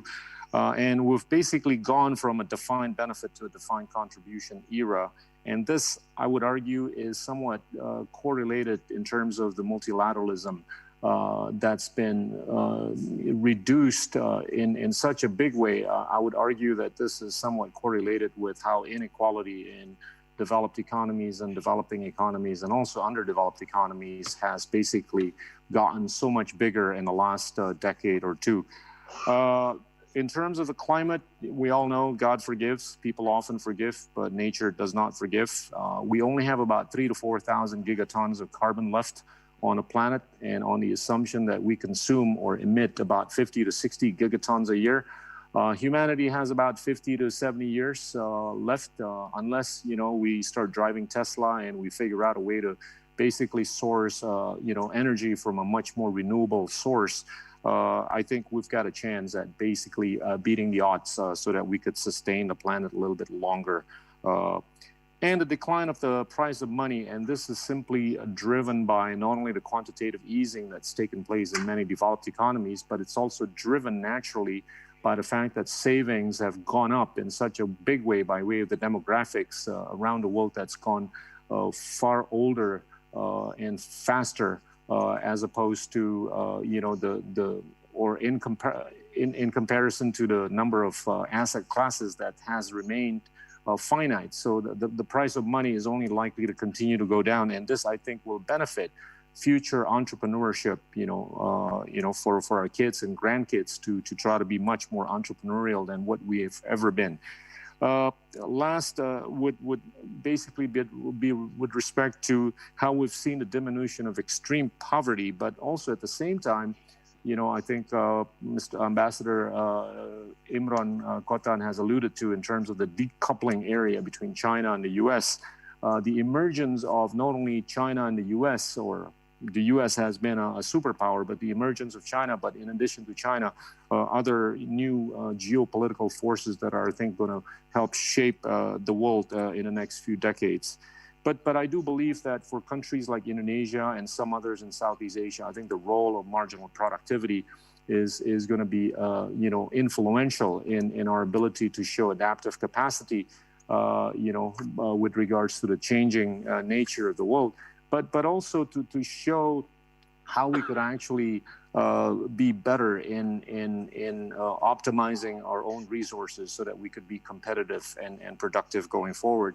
And also at the end, I think how we could play a role in maintaining the peace and stability that we've seen in the last 2,000 years in Southeast Asia. And I do hope that translates into our sheer ability to basically sustain the planet a little bit better and longer. Going to the next page, I want to just talk a little bit about COVID and how this has affected. On page 7, we've seen around 40 million people being affected by the virus, but in the context of Southeast Asia, we've seen about 800,000 people that have been affected by the virus. Indonesia, unfortunately, plays a big part of that, in terms of having 350,000 people out of the 800,000 people in Southeast Asia being affected by the virus. And if you take a look at the death rate, there's about 20,000 people that have died because of the virus in Southeast Asia, of which Indonesia makes up about 60% of the total number of deaths. That's around 12,000 people in Indonesia, which entails a mortality rate in Indonesia at 3.5%, much higher than the average, 2.4% for the whole of Southeast Asia. And this has, I think, game change, the way we live and the way we're likely to live going forward. On the next page, on page 10, I think it's safe to basically characterize, next page, it's safe to try to characterize the world on a post-COVID basis in terms of a number of attributes. The first one being that, we're likely to see a deceleration of economic growth by way of the decrease in aggregate demand. We have seen in some economies a collapse of aggregate demand. And I think this is likely to linger on for the next 2 to 3 years. And it all depends on many things, one of which I think is the degree to which we can actually vaccinate humanity. I could give you an illustration. In Indonesia, the best rate that we could actually vaccinate would be around 300,000 to 400,000 people a day, on the assumption that we could actually avail the vaccine the early part of next year. We're looking at about, being able to vaccinate only about 9 million people in a month. That translates to about 100 million people in a year. With a population of 270 million people, I think it's safe to assume, barring, aberrations or anomalies, we're only going to be able to vaccinate all the population of Indonesia by the end of 2023. So that gives us some indication or illustration in terms of how and when full economic recovery in countries like Indonesia will take place. And I do believe that, whatever goes on in Indonesia in terms of how we can vaccinate ourselves is representative of many developing countries around the world. The second attribute would be with respect to the decreased productivity, and this is by sheer disruption of the supply chain. We've seen China playing a big role in being the factory of the world, and this has been disrupted in a major way. I don't foresee this basically coming around on 2 accounts in a big way. Number one, there's not a whole lot of demand that's going to take place in the next year, 2 or 3. And number two, I do believe that the disruptions, I think, with respect to the supply chain will take time to get remedied. The third attribute would be what Vice President Pak Budiono had alluded to earlier in terms of the increase in leveraging activities, and this would be done, at the national level and also at the corporate level, but also at the individual level, and this I think will likely continue to continue in the next couple of years. We're seeing that in many economies in Southeast Asia. The fourth would be the embracing of the virtual paradigm, shifting from a physical kind of activity to a non-physical kind of activity. The fourth would be the increased divergence between the inflation of financial assets and also the inflation of the real economies. And this is unfortunately something that has been evident, for the past 12 years, ever since the large piece of quantitative easing started out in the US in 2008. And many other developed economies have basically copycatted that playbook. And this has, I think, entailed an increase in financial assets more than the real economies. The next attribute would be what I call the super cycle deflationary environment. And this would be driven by how technology has continued to basically help collapse cost structure, but also it's helped by the demographic argument that I've laid out earlier, and also the quantitative easing that's been done by the United States, Japan, the UK, and European Union, and also to some extent China. The next attribute would be the increased polarization of conversations, which unfortunately have entailed a greater degree of protectionism, and this has basically diminished the hope of multilateralizing the world in a big way in the last few years by way of the collapse of the TPP conversation and a few other multilateral conversations. The last but not least, I think, is the decoupling era that's been characterized by the rise of China economically and also geopolitically. In the next page, I want to just basically illustrate, where Indonesia stands in terms of its marginal productivity.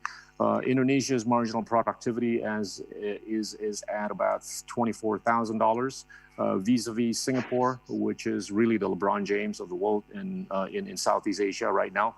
They have a marginal productivity of around $170,000. And if you take a look at the other metrics in terms of their financial inclusiveness, Singapore is at a 98% and Indonesia is at a mere 49%, and some other Southeast Asian countries have financial inclusion at a much higher percentage than Indonesia is. So these, I think, are some of the areas that Indonesia needs to be basically helping itself on in the coming years so that we can actually be not only competitive, but also relevant to Southeast Asia and also to the rest of the world. In the next page, I want to give you some illustration on the economic stimulus packages that have been undertaken by some ASEAN countries. Indonesia has basically declared it's going to allocate, between 2 to 3% of its GDP for stimulating the economy. A bit of that has been basically realized, and there's been some rhetoric about increasing the stimulus package to, between 4 to 5% of the GDP. Whereas if you take a look at Singapore and Malaysia, I think they've been more bold in their stimulus packages. They've allocated about 20% of their GDP for stimulating the economies. So by comparing the degree to which some Southeast Asian countries are basically trying to stimulate their respective economies vis-a-vis others, I think it gives you an indication of how some Southeast Asian countries are going to be able to cope with the geopolitical changes, that are happening and that are also likely to continue happening in the near foreseeable future. And you could also peel the onion a little bit more by way of looking at how the stimulus is actually allocated for helping out the small, medium entrepreneurs vis-a-vis the corporates and others, or for social, safety net purposes. And I do believe that this pandemic on an unprecedented basis has affected the small, medium entrepreneurs in such a massive way this time around compared to what we have experienced in 2008 or even 1998 because of the lack of physical mobility. And this has, I think, just basically collapsed the entrepreneurial activities of many of the small, medium entrepreneurs around Southeast Asia. In the next page is an indication of both the monetary space and the fiscal space of some countries in Southeast Asia. I think, it's safe to assume that, from a tax ratio standpoint, most ASEAN countries are not there yet, vis-a-vis the OECD countries, which have a tax ratio of over 30%. Even Singapore still has a tax ratio of only 13%. Indonesia has a tax ratio of 11%. These are, I think, numbers that I think all, if not most, Southeast Asian countries need to basically get better with in order to basically, create much better adaptive capacity in a changing world. From a monetary space standpoint, we can see that Singapore is a standout in terms of having a foreign exchange reserve of almost 300 billion US, whereas Indonesia has looked a lot better compared to 1998 with $128 billion worth of foreign exchange reserve. In 1998, we only had, not even 20 billion. So this is an improvement, but I do believe that this is something that we could all improve upon in Southeast Asia. The next page, I want to give you an indication of the ability of some Southeast Asian countries could actually project soft power. And I always try to look at it from the perspective of the ability of countries to attract tourists. Unfortunately, Indonesia, only has been able to attract between 13 to 14 million tourists in a country of 17,000 islands, vis-a-vis Singapore. With only one island, they've been able to attract a lot more visitors, and Malaysia been able to attract a lot more visitors than we are. Thailand, I think, is really a standout in Southeast Asia with a sheer ability to attract 35 to 40 million tourists, and I think this is reflective of the degree to which some countries in Southeast Asia have been able to basically project soft power to the rest of the world, while at the same time being able to actually get a good contribution to their GDP from foreign exchange from these tourist arrivals. And I have illustrated Spain as a real example in terms of how they've been able to attract double the number of their population to visit their country on an annual basis. And of course, this is on a pre-COVID basis. So I think it gives you an illustration of what we have to work on. The next page is in regards to FDI. And FDI in some ASEAN countries, if we take a look at Singapore, on a per capita basis have been able to attract around $19,000 worth of FDI, whereas Malaysia has only been able to attract $270 on a per capita basis, whereas Indonesia, Thailand, and Philippines are still in the $90 to $92 per capita in terms of their respective abilities to attract FDI. This I think has a pretty significant impact on our ability to basically show competitiveness going forward, or lack thereof. Next, this is what I've always try to talk about in other sessions in terms of the inequality of the world that has been widening in such a big way. Even the United States and China are at a gaping 49 to 50% Gini coefficient ratio. Even compared to Southeast Asia, we have a standout in the Philippines, in Malaysia, and also Indonesia, not too distantly in the back. These are basically countries that have Gini coefficient ratios that are either in the high 30s or in the high 40s. And these are, I think, what might have been correlated with the difficulties with which we try to multilateralize conversations, be it in the context of trade or any other kinds of economic cooperation. Next. Next. We've seen this Thucydides trap scenario where the rise of China and the rise of Asia. After the last 200 years, I think Asian economies are well in position again to basically, occupy more than 50% of the global economy on a PPP adjusted basis. And this has certainly changed the conversation. And I do believe that Southeast Asia is still likely to, continue to grow in the next, few years. And that's only going to, even further change the conversation in terms of, how the world order ought to be rebalanced or recalibrated.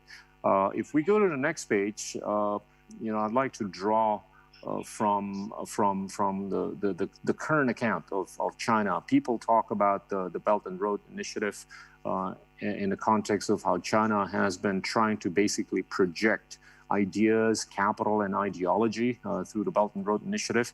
But I do believe that to a large extent, this is going to boil down to, how far they can actually create, a surplus in the capital account or the current account. And we have seen that their current account has been exposed the last couple of years, and it doesn't look like it's going to change in the coming years because of the attributes that I've already laid out earlier in terms of the collapse of demand and the disruptions in the supply chain. So I think it's going to make it, not easy for China to try to get or undertake Belt and Road, in the next few years, and also to couple that. If we take a look at the popularity of the renminbi, it has, ever since they've entered into the special drawing rights in the IMF in 2015, the renminbi on a SWIFT basis has only been used up to 1.65% of the global SWIFT cross-border transactions. So China has got to figure out a way to further popularize their currency in order for them to be able to project the Belt and Road Initiative a bit better and faster to Southeast Asia. I'm aware of the many conversations surrounding the digitization of their currency so that it can actually be used as an exchange for transactions in many parts of Southeast Asia. Not sure, in terms of the extent to which that's going to have, an effect on the popularity of the renminbi going forward. But I think time will tell in terms of the degree to which the Belt and Road Initiative will be a success. The next page is an illustration of the energy and the agricultural, self-sufficiency of China and the U.S. on a per capita basis. I think China has got its work cut out in terms of its energy production and consumption on a per capita basis vis-a-vis the U.S. So this somehow benefits the U.S. in some fashion. And if we also take a look at the agricultural production and consumption on a per capita basis, the U.S. also has an upper hand with respect to China. But like people say, never underestimate China or the Chinese. So we'll find out, I think, and how these metrics will change in the coming years, and I do believe that they will have an impact on how basically Southeast Asia will remorph itself in the coming years or decades. The last bit is really with respect to how I see Indonesia in the year 2045. And this, we go to the next page. Next. I think it really boils down to the four areas that I've been talking about in terms of how Southeast Asia could show a much higher adaptive capacity in the context of not only the pandemic, but also in the context of the intensification of the decoupling between China and the U.S. The first, I think, Southeast Asia has got to get its act together on ramping up, its marginal productivity. Very clear that, countries like Indonesia, or like even Thailand, the Philippines, and Cambodia, and Laos, and Myanmar, they've got to basically move up, the needle, in their respective marginal productivity. If they do not, I think they're going to just basically have difficulties in adapting to the new changing world. The second, I think, the degree to which that the population of each country could be financially included. I'm somewhat optimistic about this by way of the digitization that's taken place in the last few years. And I do believe that, by way of the digitization of more and more transactions and many pieces of the economy, I think Southeast Asia is going to get much more financially included as opposed to, what we have seen in the last 10 to 20 years. And the third really boils down to the ability of ourselves to project soft power in terms of attracting foreign capital and also attracting foreign tourist arrivals. And this, I think, will dovetail into a higher degree of relevance for Southeast Asia with respect to the world. And last, really, I mean, it boils down to the redistribution of wealth and welfare so that we can actually better manage the Gini coefficient ratio in most countries, if not all countries in Southeast Asia.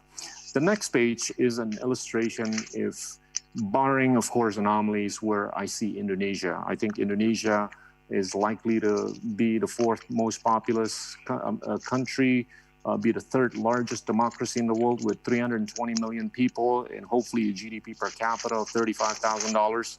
Of course, with all these attributes, you know, in the lower part of the page with 1 million megawatts worth of electrifications, 4 doctors per 1 million, per 1,000, 4 beds per 1,000, with the kind of financial inclusiveness that we're already seeing in Singapore, and hopefully a tax ratio of, you know, between 20 to 30%, unlike the 11 to 12% that we're seeing right now. It's going to be a much better picture economically speaking for Indonesia and Southeast Asia. And I do believe that this will, I think, entail a much higher degree of relevance for not only Indonesia, but also for Southeast Asia. And the last page really is with respect to the geopolitical equity that I see. And you know, as a thriving democracy or third largest democracy with a 30% Gini coefficient ratio, I think there's hope for you know, Indonesia and Southeast Asia to stay on as a peaceful and stable you know, region, if not country. And it's really all about soft power, you know, in terms of our ability to basically be in the top 5 nations in the Olympics medal tally. And hopefully, you know, we could win 10 Nobel Prize winning, you know, trophies by 2045. This is something that, you know, not many nations have aspired for. And hopefully we could win the World Cup championship by 2045. And the last bit, I know many of you don't know this, but, you know, we have a you know, musical thing called dangdut. It's sort of like a Bollywood kind of music. And we hope that, you know, we can dangdutize the world similar to what the Koreans have done with K-pop. And there's really no reason for Indonesia or Indonesians not to be known as a dangdutizers, you know, to the world. And there's really no reason for the world not to basically recognize Indonesia as smart people, the way, you know, the world over right now recognize the Indians, the Chinese, the Japanese, and the Koreans, and the Israelis. And I do believe that in the next 25 years, you know, we work, you know, our ass off, I think we have a good chance at basically defining and refining our narrative. That's it, really. Thank you. Thank you very much, Mr. Wiryawan. I think on behalf of all participants, we would like to thank you very much for your in-depth insights. And I think I don't want to repeat all the salient points that you have mentioned. But let me also use this opportunity to pinpoint at least 2 points that you have raised, and I hope that our discussions will also touch upon this very important point. Number 1, in your presentations, you mentioned that multilateralism is basically dwindling. But of course, the pandemic also provides us with opportunities. So, you know, basically, you covered all those points that we need to listen to. But as I mentioned, I think one of the salient points that you have mentioned is multilateralism is dwindling. And also you mentioned about the need for us to put forward soft power in order to overcome difficulties with which the world is now being confronted with.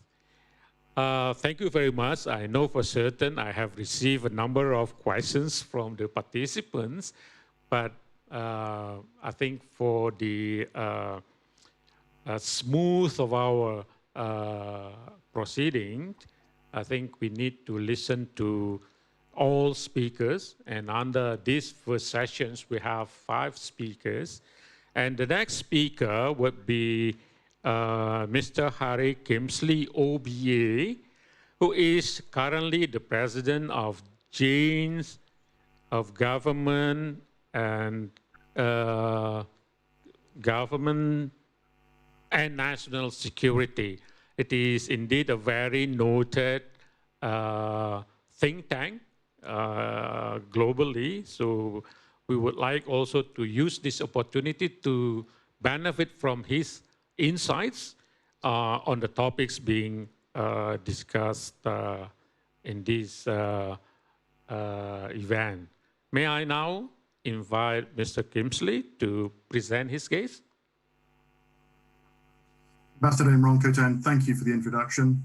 Your Excellencies, all distinguished guests, ladies and gentlemen, as President of Janes and on behalf of all the participants from our organization, let me offer my sincere thanks for the honor to attend this forum and for the growing partnership between Janes and the Lemhannas Institute in Jakarta.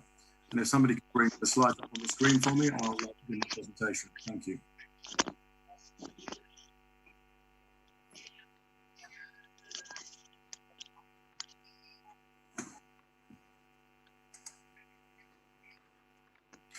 Thank you. I've been asked to look at 2 questions, as you can see on the screen. The first question: how can a stronger and more effective multilateralism with soft military presence be established to create security and stability, including at the regional level?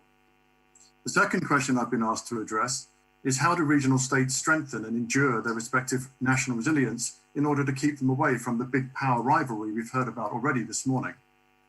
Clearly, with only 15 to 20 minutes to talk to those questions, the most I can do is, of course, address just really 1 or 2 key points about both those questions.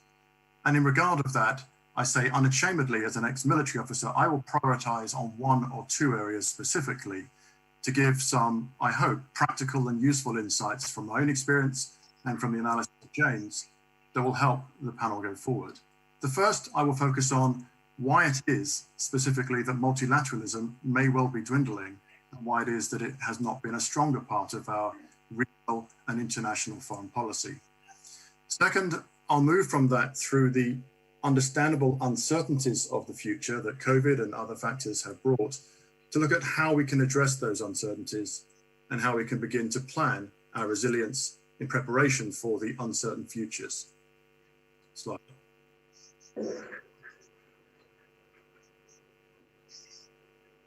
Thank you.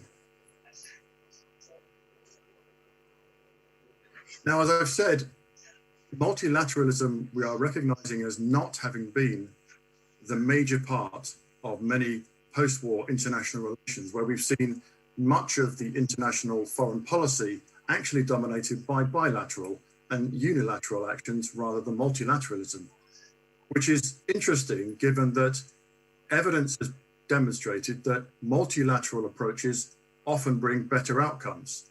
The multilateral approach generates greater legitimacy and support. And certainly in the soft or hard military arena, the ability to share burdens for smaller states in the face of larger problems that they could deal with individually suggests that the multilateral approach would be preferred. And yet it has not been, as I've already said. But why might this be? I'll focus specifically in the security and national resilience context. Other speakers have spoken about the economic and socio-economic issues. I will reserve my judgments on the challenges in the security and national resilience context. First and foremost, for multinational countries to come together, they need to reconcile the divergence between them in terms of their perceptions of threat. Each country will have its own objectives, it will have its own perceptions, and if these objectives and perceptions are not somewhat uniform and common, then clearly it'll be difficult for them to operate as a cohesive mass against the threats and challenges they face.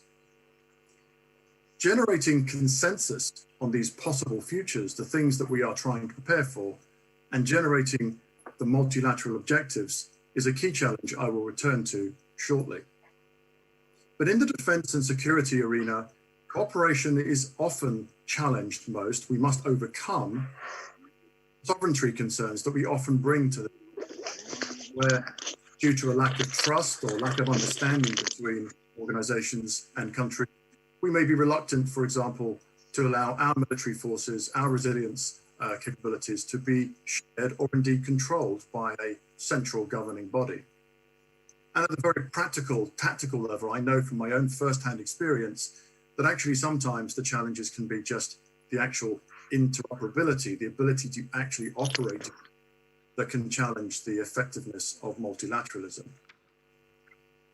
In addition, within multilateral groups, too frequently, we allow rivalries between one or two members bilaterally to begin to dominate the multilateral agenda, so that rather than the cohesive, coherent approach of smaller countries perhaps operating in the face of the large challenges they face and doing so uniformly, there is bickering within the multilateral group, and the domination of that bickering can detract from the overall outcome. One of the biggest reasons, though, I think pragmatically, why multilateralism is a challenge is the extent to which countries have to absorb political, diplomatic, and even military control, as I mentioned, in compromise. They have to accept that the greater good, the optimum outcome, may not address all their specific individual requirements and objectives. And that is a challenge that I think on many occasions ultimately undermines the approach through multilateral foreign policy.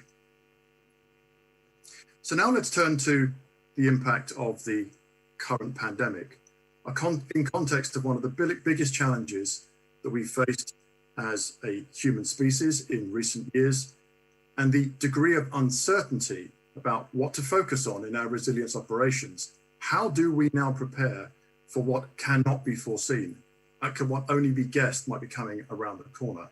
How do we do that at the national, let alone multinational collective approach? Slide, please.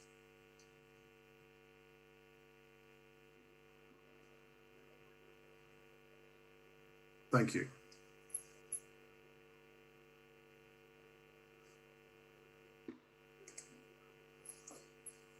The World Economic Forum earlier this year did, I think, an excellent study of the risks and opportunities of the post-COVID world.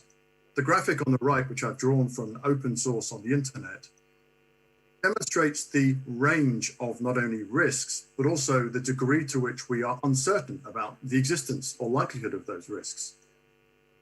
The economic risks, there are 10 of them, including, of course, the prolonged recession of the global economy. Societal risks, for example, as one has been mentioned earlier, the anger of political leaders, the distrust of governments in their response to COVID, and the support that people in the populations will actually receive. Geopolitical risks, such as the exploitation of COVID-19 for geopolitical advantage, and perhaps the exacerbation of long-standing military conflicts and tensions, such as the ones that have already been mentioned between the US and China. In the technological environment, as we are all now spending more time working from home, as well as operating domestically, the increase of the ability for cyber attacks, for data fraud, is a challenge for us. And then finally, the environmental risks. As we understandably and necessarily focused our investment, our efforts, our energies towards the health crisis, perhaps we are now failing to address the climate resilience investments that frankly will also challenge us in the future if they are not addressed. But clearly, national security resilience concerns extend from before and beyond the contemporary pandemic challenges. The pandemic is colliding with global macro trends, with existing strategic drivers and defense and security dynamics in ways that are certain to create new or enhanced security and defense related challenges, and plausibly opportunities for some as well. Consequently, the multiple potential futures that are possible, determined by a huge range of collective critical uncertainties, each of which could create vastly different priorities for resilience planning and preparation, include things like multilateralism or unilateralism. Will the world become a small and fractured world dominated by competition, isolationism, or will the trauma of this health crisis lead to a world in which globalization and multinational cooperation is reinvigorated? Will global geopolitics suffer from whiplash as the world swings violently and unpredictably from periods of cooperation and competition and conflict to more stable periods of collaboration? The shifts in military priorities as the military organizations of the world are increasingly engaged in supporting health outcomes, not least logistically in terms of moving supplies, but equally building military hospitals, large hospitals in the UK, so-called Nightingale centres, where thousands of beds have been created, has put grave pressure on military forces, and this may yet become an enduring feature of their mandate. The vulnerable sovereign and pandemic vectors will states struggle to govern, and within that lack of governance serve as incubators and also potentially exporters of COVID-19 as populations flee conflicts crossing borders. With all these myriad uncertainties, how do we plan for and build resilience in the face of such uncertainty? Now, there are, of course, many ways that we can plan, and I won't insult the intelligence and expertise of the august audience I'm talking to by talking about much of those. But let me give you two perspectives about how we may address the uncertainty. Frequently in my military career and my since civilian career, I've seen a great deal of effort go into planning around assumption-based predictive planning, where we seek to eliminate uncertainty through the development of elaborate data-based models, data-driven models that incorporate assumptions about powerful and frankly unpredictable forces and their interactions. Too often these models are used to try and predict single futures in order that we can begin to plan around them. In times of this heightened uncertainty, faith in models based on such untestable assumptions and the forecast they produce, I offer, can be dangerous. The second, and I would offer preferred approach, is to incorporate and embrace that uncertainty, not eliminate it, by using a scenario-based approach. Multinational, multilateral groups of people coming together to consider what the future may hold. By developing scenarios, analyzing those scenarios can be a powerful tool to help with resilience planning, especially in those multilateral contexts where the multinational planners can identify and agree potential futures with all their associated emerging threats and opportunities, and more effectively plan to mitigate or withstand the most damaging impacts of these threats. By approaching it multilaterally, the group of nations working together can collectively, through burden share, drive much better outcomes for all concerned. Slide, please.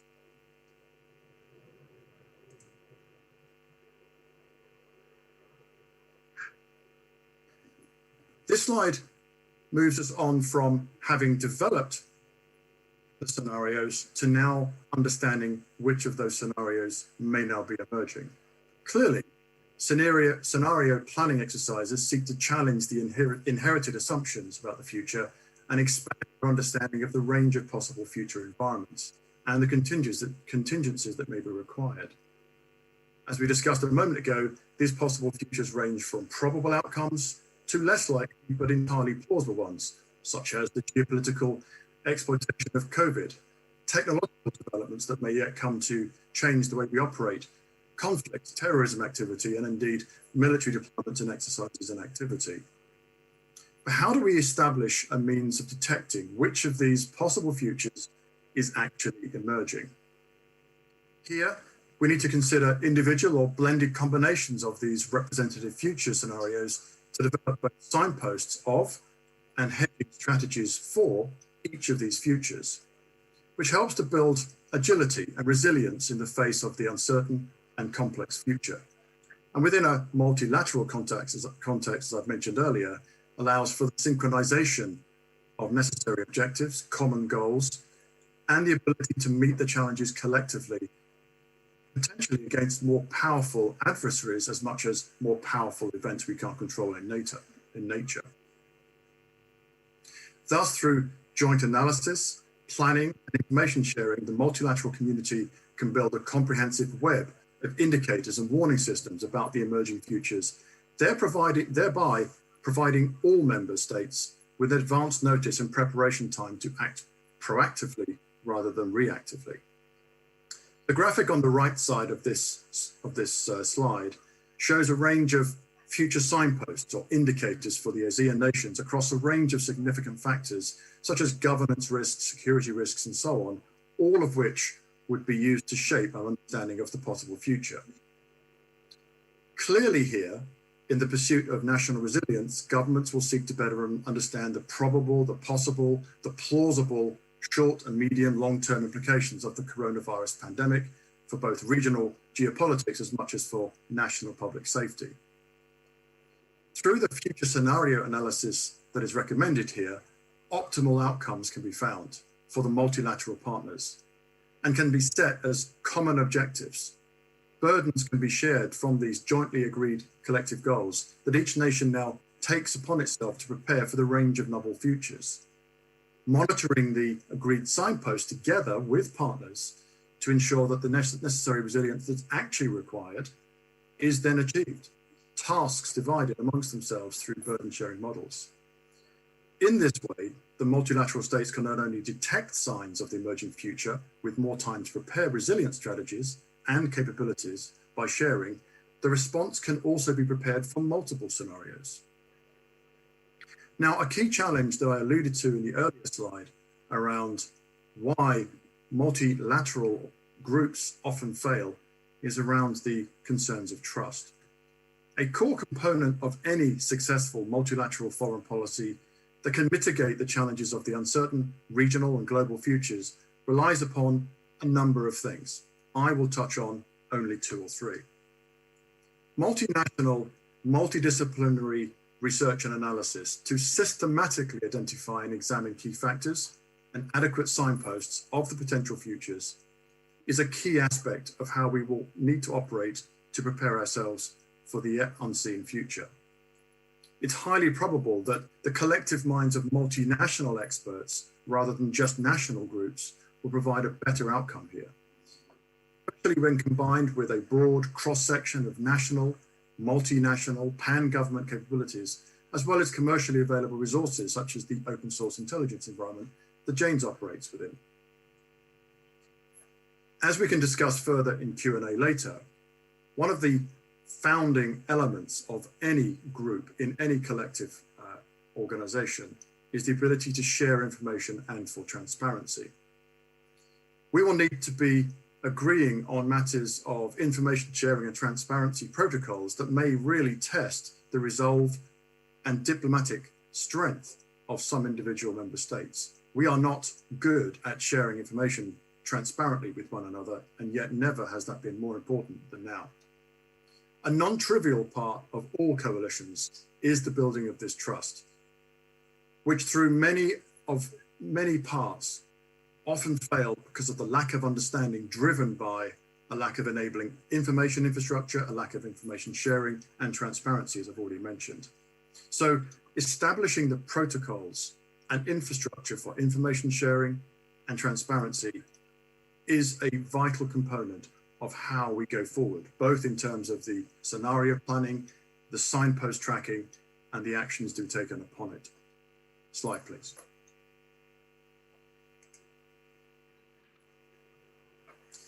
On this slide, I'm showing you 2 levels of future signpost tracking. On the left-hand side, from a partner company, tracking over the last 7 or 8 years, a series of signposts that help us forecast into the future what is happening that may yet require us to build resilience capabilities.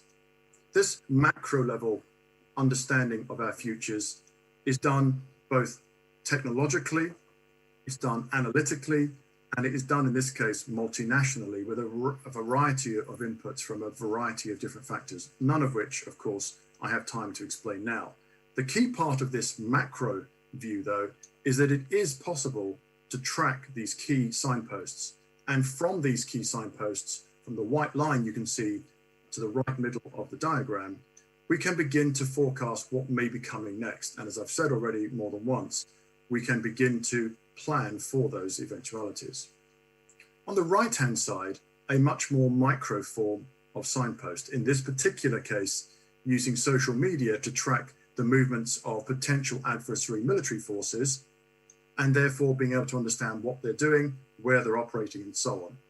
The combination of these macro and micro tracking signposts gives us the opportunity to, as I've already said, potentially predict the future.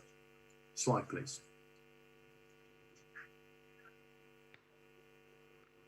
Now that we have begun to understand the possible futures, then of course we can begin to plan for the futures. And the resilience planning is going to require a range of capabilities, both within government and from outside government in commercial arenas, such as those provided by James.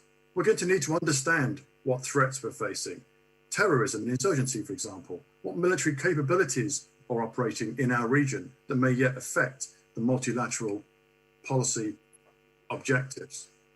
Country risks, CBRN, all of these things will need to be considered, but only when we understand what the future may hold can we effectively plan. To plan without an understanding of what we're planning against, I would argue, is a fool's errand. Slide.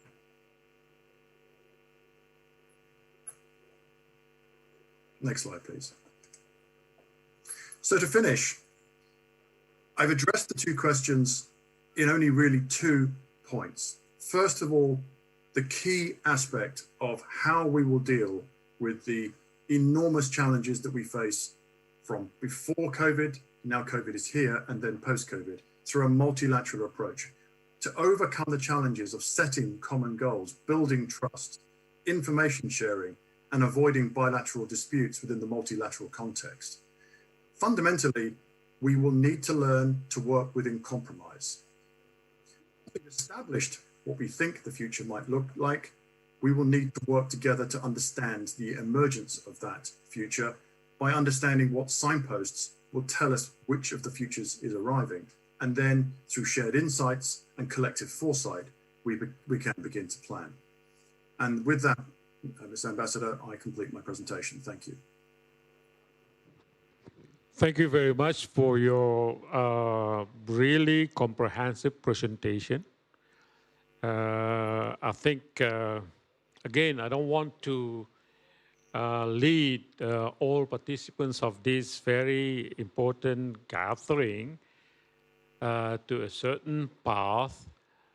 But again, you have basically also underscored the important point being touched upon by the previous speaker, who is a good friend of mine, Mr. Wiryawan, that multilateralism has currently been sidelined.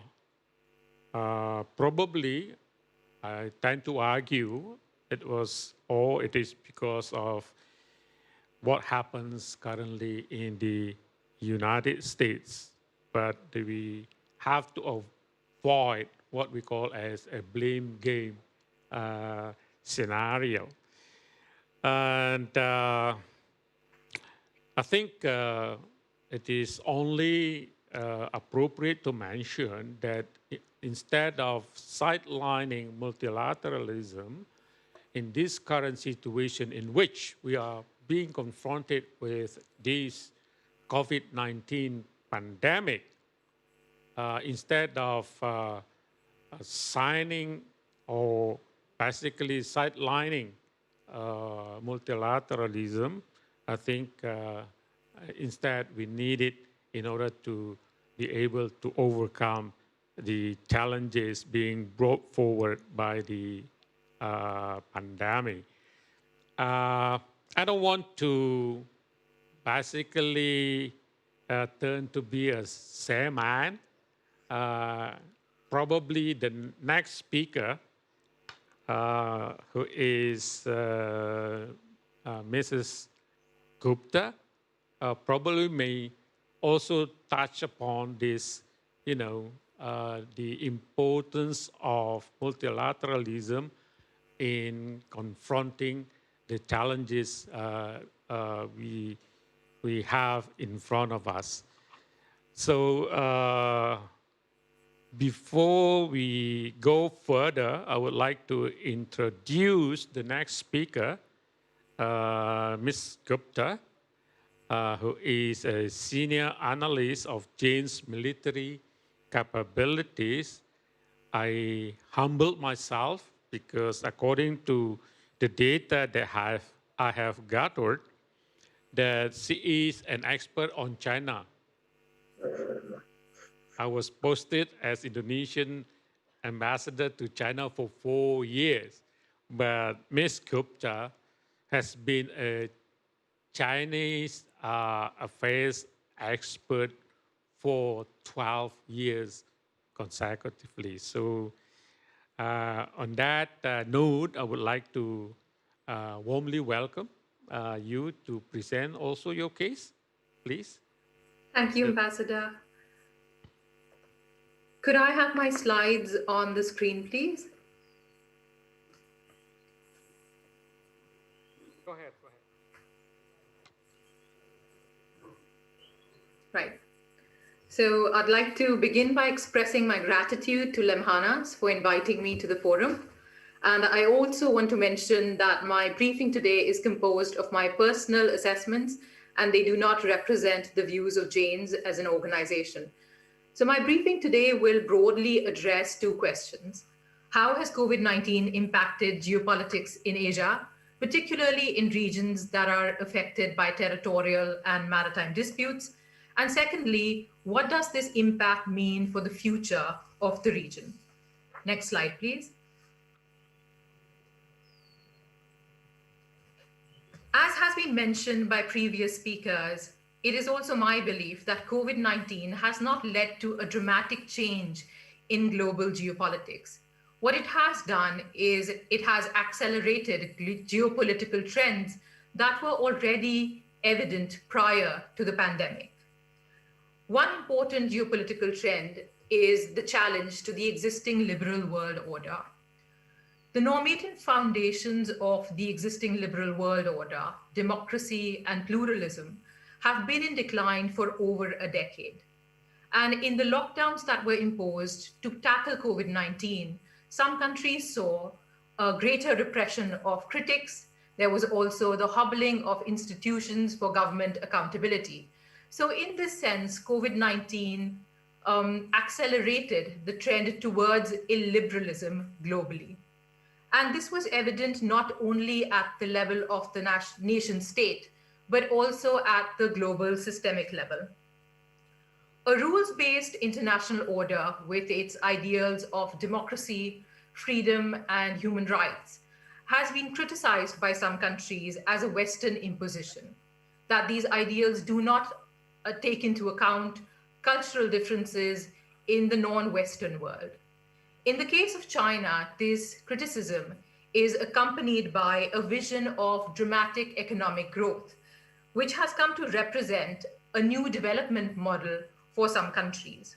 Now, China's success in tackling the pandemic and the progress made by Russia and China towards the formulation of vaccines for COVID-19 contrasts sharply with the picture presented by the West, particularly that represented by the United States, where the governmental response to the pandemic has been fraught with controversy. So these countries that have often been decried as illiberal, undemocratic, and repressive have now shown some great success in tackling a global issue. And therefore, this has bolstered the view that Western liberalism may not be the best model for global development. A second important trend that has been accelerated by COVID-19, and this has been mentioned by almost all previous speakers, is the growing erosion of multilateralism. So with the prioritization of national interest and pragmatism, it was a zero-sum rather than a positive-sum calculus that directed national responses to the pandemic. And this was evident in the imposition of travel bans, in the export restrictions on medical supplies and medical goods globally. These restrictions were also evident in largely cohesive blocs such as the European Union. And these restrictions were a result not of consultative processes with neighbors or with trade partners, but essentially an articulation of national self-interest. Additionally, the attempts to shape the narrative on COVID-19, as has been mentioned previously, has also come at the cost of multilateral cooperation in global institutions. A primary example of this is, of course, the WHO and the US withdrawal from the WHO as a consequence of its criticism that the organization had not reacted strongly to Chinese culpability in the spread of the pandemic. However, this erosion of multilateralism and this critique of global organization is not engendered by the pandemic itself. We have seen this criticism earlier as well, where the WTO, for instance, was criticized in decisions it made over dispute resolution mechanisms. There has also been a propensity to seek bilateral trade arrangements rather than multilateral accord. This too was mentioned by the earlier speaker. So the rise of economic nationalism and the prevalent discourse on balancing trade deficits implies that this lean towards bilateralism away from multilateralism will only come to be accelerated. The third geopolitical trend that has been mentioned by almost all previous speakers and which has been made acute by the pandemic has been the rivalry between the United States and China. Now, this rivalry in itself is not anything new, but COVID-19 and the diplomatic rhetoric over the pandemic has brought to the fore the underlying antagonisms and the deep-rooted mistrust between the world's two largest economies. The Trump administration's disenchantment with China predates the pandemic. The belief that China has cheated the international economic system to gain unfair economic advantage can be seen as a primary reason for the 18-month-long trade war between China and the United States. So even as these economic stresses in the bilateral relationship were growing, but they came to be stabilized in January, there emerged the COVID-19 pandemic and the diplomatic efforts by the United States to demonstrate China's culpability in its spread, both at the domestic level as well as the global level. And this entire effort on shaping the narrative and demonstrating the responsibility of individual countries in its spread is what has made the divisions and the tensions between the United States and China ever more acute. Apart from the trade relationship, which was already stressed, and this diplomatic wrangling over COVID-19, the United States has also been extremely critical of Chinese military activity, particularly in the Indo-Pacific. So the US has characterized China's activity in the South China Sea as essentially bullying tactics. And an uptick in Chinese military activity in the region, especially around Taiwan, has prompted a consequent frequent use of military action by the United States. It has bolstered US military activity in the region. So this US presence or increased US presence in the form of military overflight, in the form of transits through the Taiwan Strait, has in turn led to a reciprocal reinforcement of Chinese activity. So both the United States and China now appear to be in an escalation loop, which is strengthening mutual threat perceptions. And this economic, diplomatic, and military wrangling is at the heart of the issue, is about power and in the international order. Next slide, please. So these three geopolitical trends that have been accelerated by COVID-19 have led to three important developments in the region, in Asia and in Southeast Asia in particular. The first of these is the reaffirmation of China's centrality in the economic architecture of the region. The second is the entrenchment of Chinese territorial claims in the region. And the third is the revival of great power rivalry rather than multipolarity in the geopolitics of Asia. Next slide, please.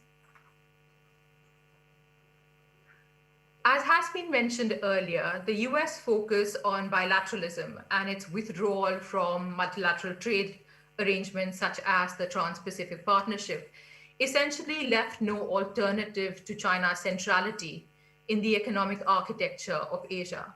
China, for its part, has been continuously engaged in the formalization of the RCEP, the Regional Comprehensive Economic Partnership. It is also continuously engaged in facilitating the formalization of the China, Japan, Korea trilateral trade arrangements.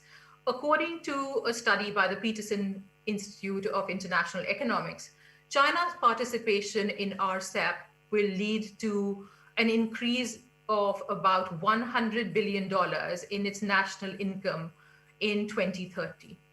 And this will, to a large extent, offset the negative impact of the trade war between the United States and China.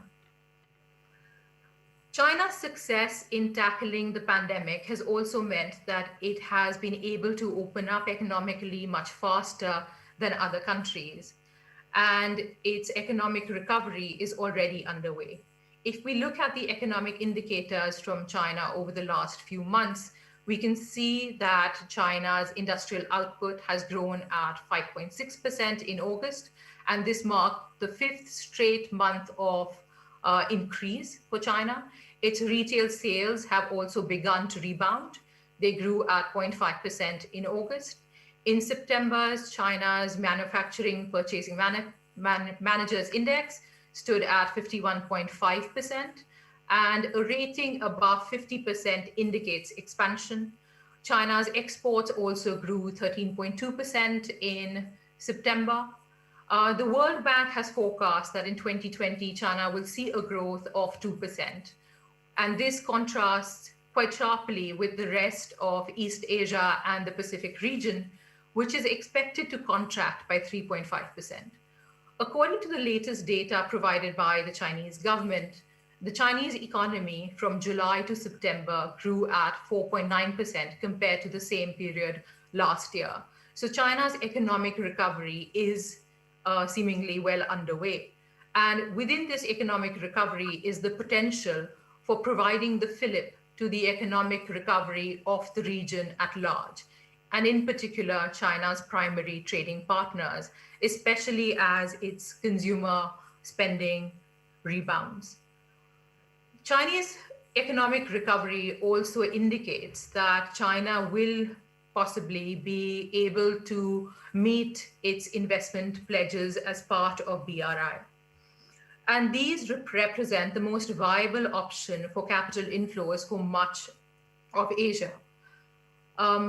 Attached to this focus on Chinese recovery now is the issue of access to vaccines.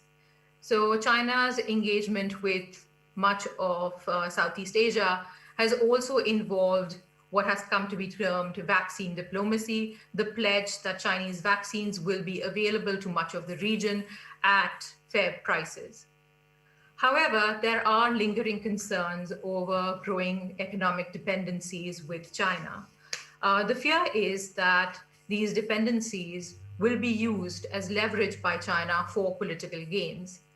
In fact, it has been speculated that the Chinese ban on commodities imports from Australia has been put in place in retaliation to the Australian government's criticism of Chinese handling of events in Hong Kong. Next slide, please. A second important development for Asia as a consequence of these important geopolitical trends has been the entrenchment of Chinese territorial claims. There is a noticeable increase in Chinese military activities in the region. According to Chinese state media, between mid to late July and the middle of September, a period of no more than 7 to 8 weeks, the PLA had conducted over 30 maritime drills in the 4 major sea regions of China, which are the Bohai Sea, the Yellow Sea, the South China Sea, and the East China Sea. China's territorial standoff over its contested border with India is also entering its 5th month now. And according to Chinese commentary on the standoff with India, the focus has been not only on China's military superiority, but also the inability of the Indian government to manage the pandemic. So India's growing caseload is considered a reason why India should not seek confrontation with China, but also India's economic disruption as a consequence of the pandemic. All of this commentary seems to indicate that China's success in tackling the pandemic has only given it greater confidence in the military realm as well. Earlier this year, China has gone ahead with consolidating its presence in the South China Sea. It has already put in place the bureaucratic structures for extending administrative control over the Spratlys. It has also set up 2 more permanent research bases in the Spratlys, and these call for a consolidation of civilian presence in the region. Now, this permanent civilian presence in the South China Sea will necessitate a normalization of military presence for the security of these civilians. There is also the fact that there has been an uptick in China's military drills that are targeting or putting pressure on Taiwan. There have been numerous instances of the PLA Air Force crossing the median line in the Taiwan Straits. In August, China undertook missile drills that included short and medium-range ballistic missiles targeting an area in the western South China Sea. Now, one reason for this increased focus on Taiwan is speculated to be the re-election of President Tsai Ing-wen, who has not sought closer ties with mainland China. Her re-election was also the precursor to closer ties between the United States and Taiwan, which were reflected in high-level visits, in arms trade deals, and also a coordination between these 2 countries on tackling the COVID-19 pandemic and their messaging globally on investigating the antecedents of the pandemic itself. So all of these developments indicate that China's pursuit of its territorial claims can be expected to continue, and its position on sovereignty and territorial issues will continue to be entrenched. Next slide, please. A third consequence, or a third development that is of great importance to the region, is the revival of great power rivalry. One consequence of China's military activity in contested areas has been the renewal of attempts to balance China. And an important manifestation of this is the quadrilateral security dialogue between Australia, India, Japan, and the United States. Now, the Quad may be viewed as symbolizing a return to great power rivalry and the relative diminishing of multipolarity in the region. Because apart from the United States, all the other members of the Quad are also engaged in bilateral competition with China. Japan in Northeast Asia, India in South Asia, and Australia across the Indo-Pacific. These 4 countries are also actively involved in deepening their defense relationships in Southeast Asia. These defense relationships are aimed at bolstering maritime domain awareness in the region. And while the presence of external balancers has been largely welcomed by Southeast Asia, as their competition with China grows and as great power rivalries intensify, this engagement could become increasingly fraught for smaller countries in the region. Recent activity by both United States and China in the South China Sea is also an example of how great power rivalry may impact the region. So even though the United States has issued a statement that it considers China's offshore claims in the South China Sea as completely unlawful, the United States does not support territorial claims of any other country or any one country over the other. US military activity in the form of freedom of navigation operations challenge not only China, but also the claims of other states. And insofar as US actions are seen as an indicator of great power rivalry with China, other countries in the region are concerned about having to take sides between the United States and China. China, for its part, has consistently blamed non-regional actors for fomenting trouble in the region. It has very little, or it has displayed very little self-awareness of how its own military activities may be reanimating concerns within the region. One way of looking at the actions of both the United States and China could be in terms of what the strategist Edward Luttwak has termed great state autism. And by this, he refers to the phenomena where great powers suffer a pronounced insensitivity to foreign sensitivity. So both United States and China can be seen to be afflicted with this particular insensitivity. Next slide, please. What do these developments then portend for the future of the region? I think the most important development is that the dichotomy between the centrality of China in the economic architecture and its status as the primary concern in the security architecture of the region is only becoming intensified as a consequence of the pandemic. So this also re-emphasizes the need for an effective and enforceable code of conduct for the South China Sea, which has been repeatedly emphasized by ASEAN. So the need of the hour is for a multilateral COC that is enforceable and that will limit military activity that can perhaps lead to an exacerbation of existing tensions. It is also worth noting that while economic interdependence in the region continues, this has not automatically led to a mitigation of traditional security challenges. So the countries in the region may eventually have to prioritize one over the other. And one impact of COVID-19 has been refocusing attention away from geopolitics to issues of domestic concern, particularly economic recovery and access to medical facilities and the early access to vaccines. So this refocusing to issues of domestic governance and national governance may well become the decisive factor in geopolitics for the region.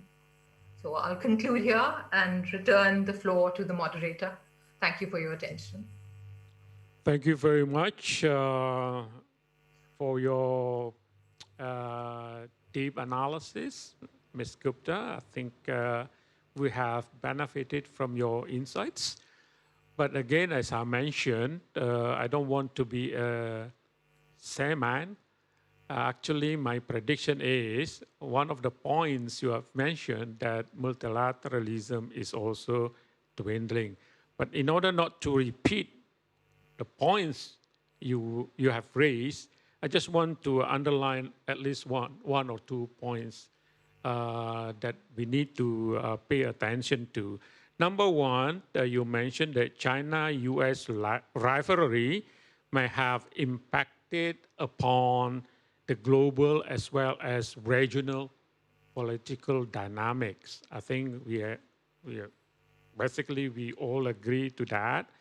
And number two, you mentioned also that currently there has been a sort of growing dependency on China's economy. I think we can concur to your assertion on that particular issue. And number three, and I think this is very closely related to our stability as well as security in the region. You have also mentioned that China activities in the Indo-Pacific that certainly includes the South China Sea as well as Taiwan Straits have recently increased, which may or may not alter the stability in this region.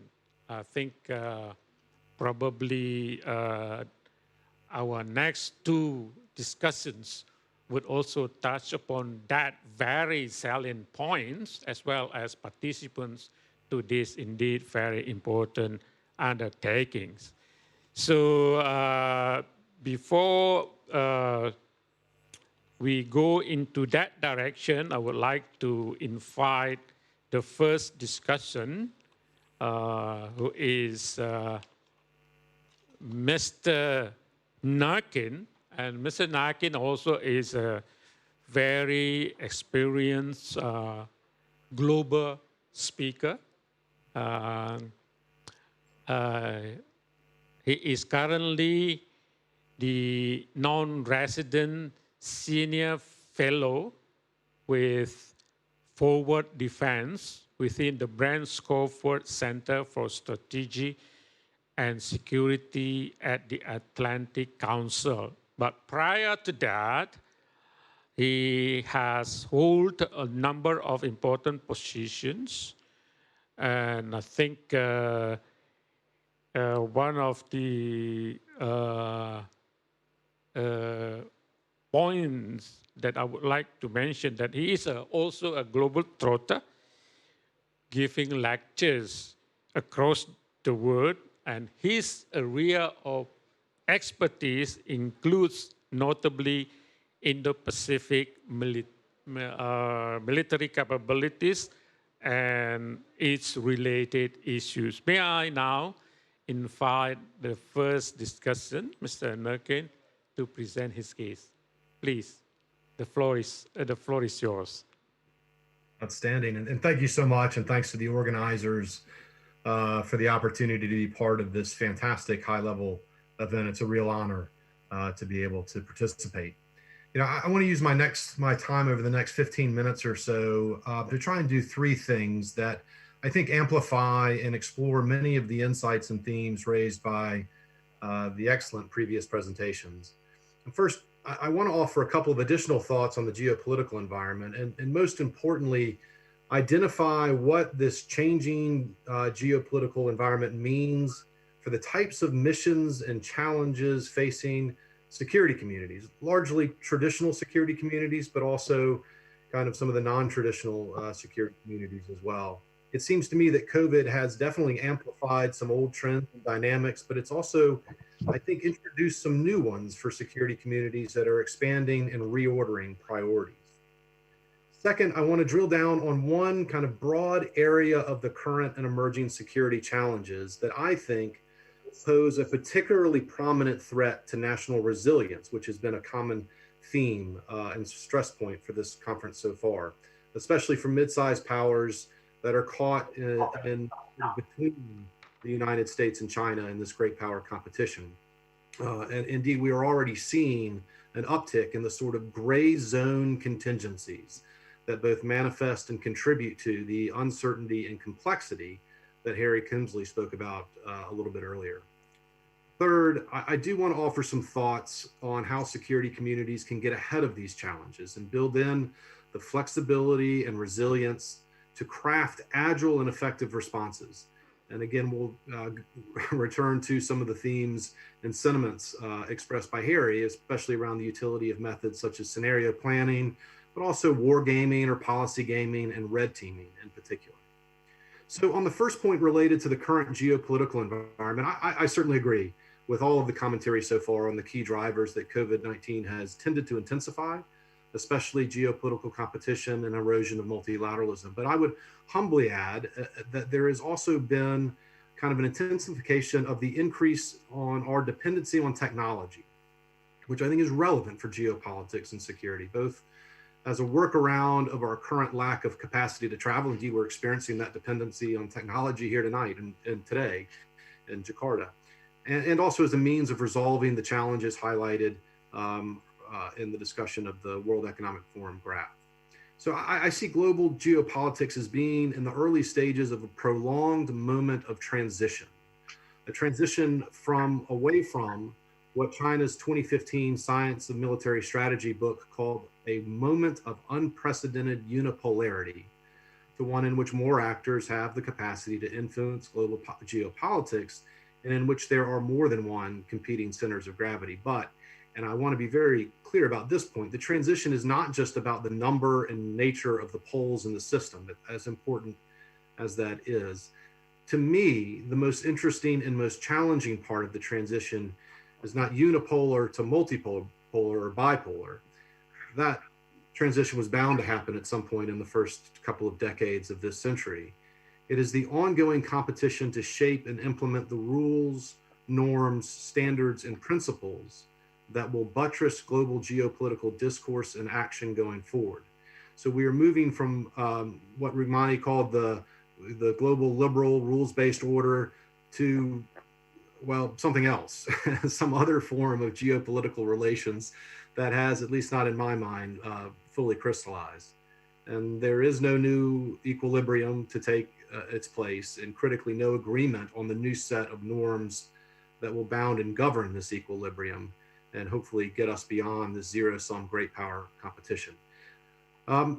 So those are some of my insights on the geopolitical environment that I've heard so far and that I've been able to maybe extrapolate on. But into this environment of uncertainty and transition and competition and tension, 2020 through a global pandemic that suddenly became the most important priority for government leaders and security communities around the world, as it should be.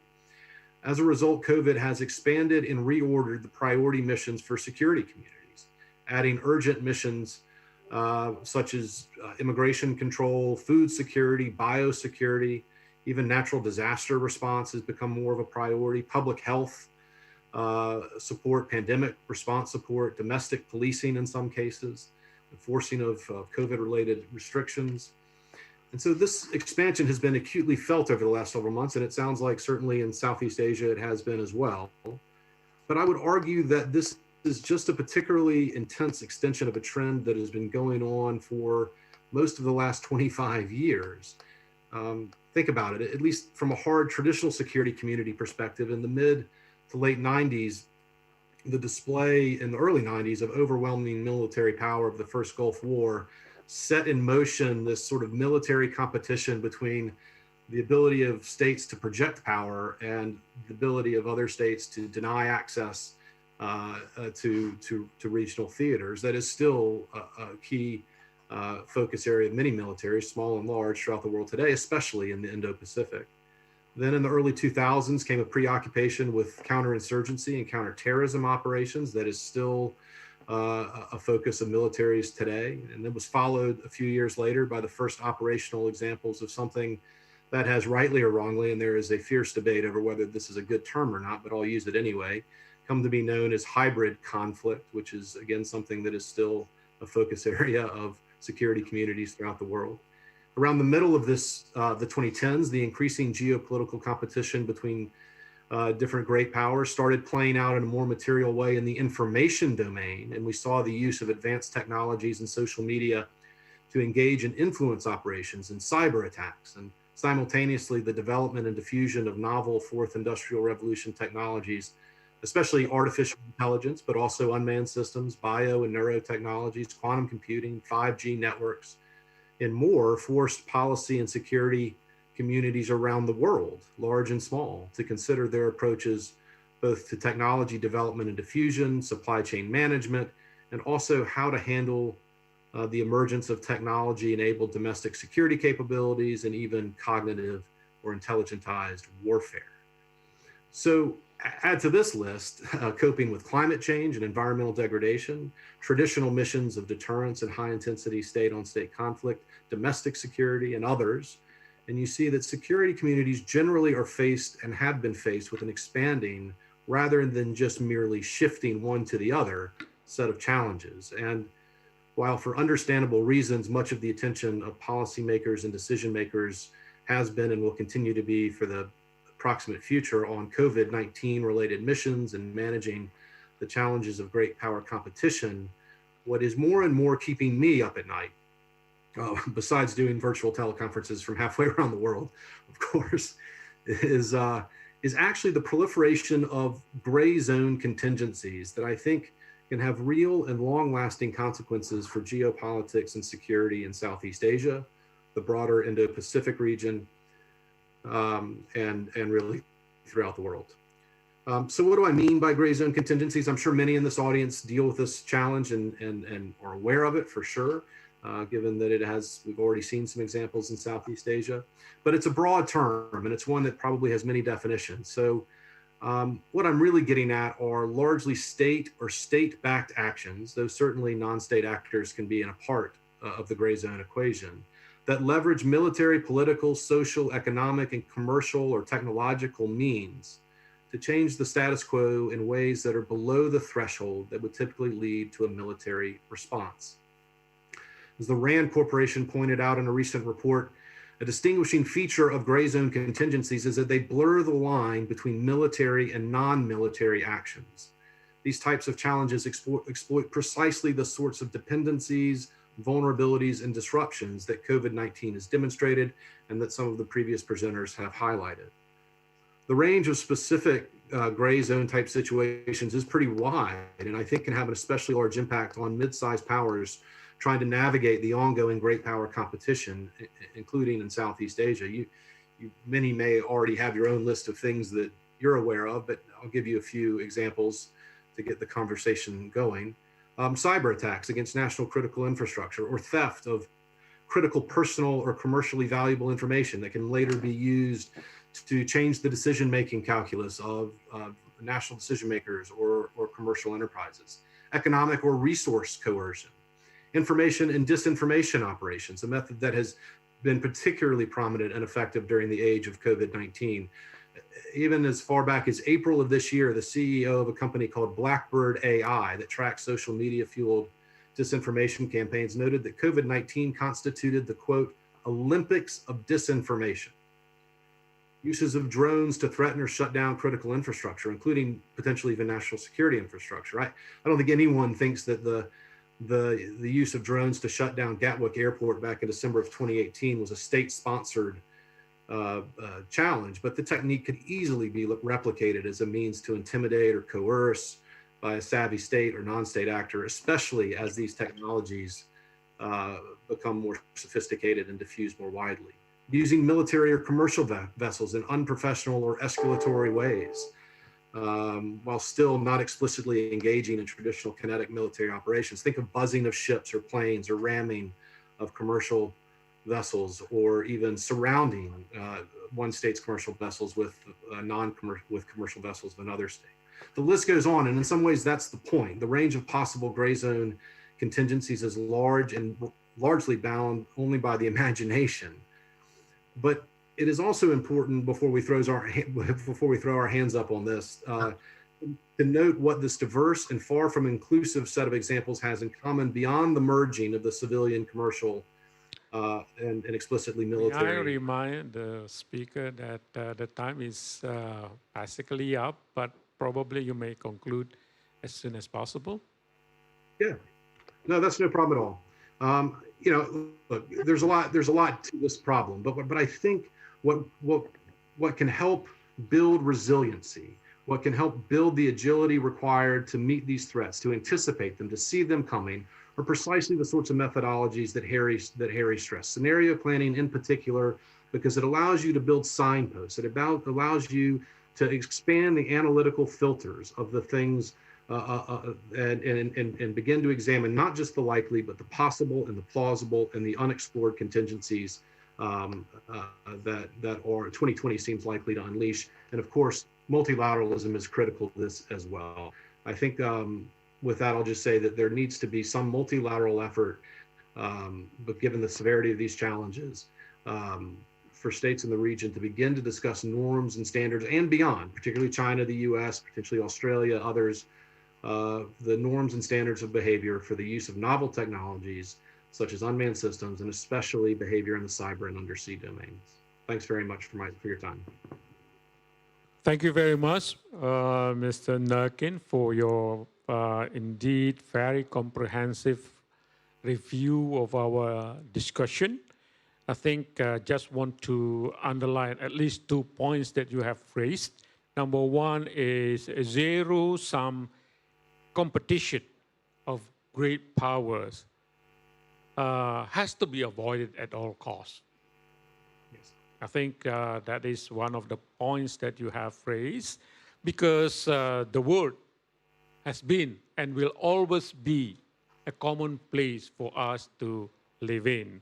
And number two, you also mentioned about the need to stress the importance to revive multilateralism instead of regressing to what we call as bilateralism in the international order.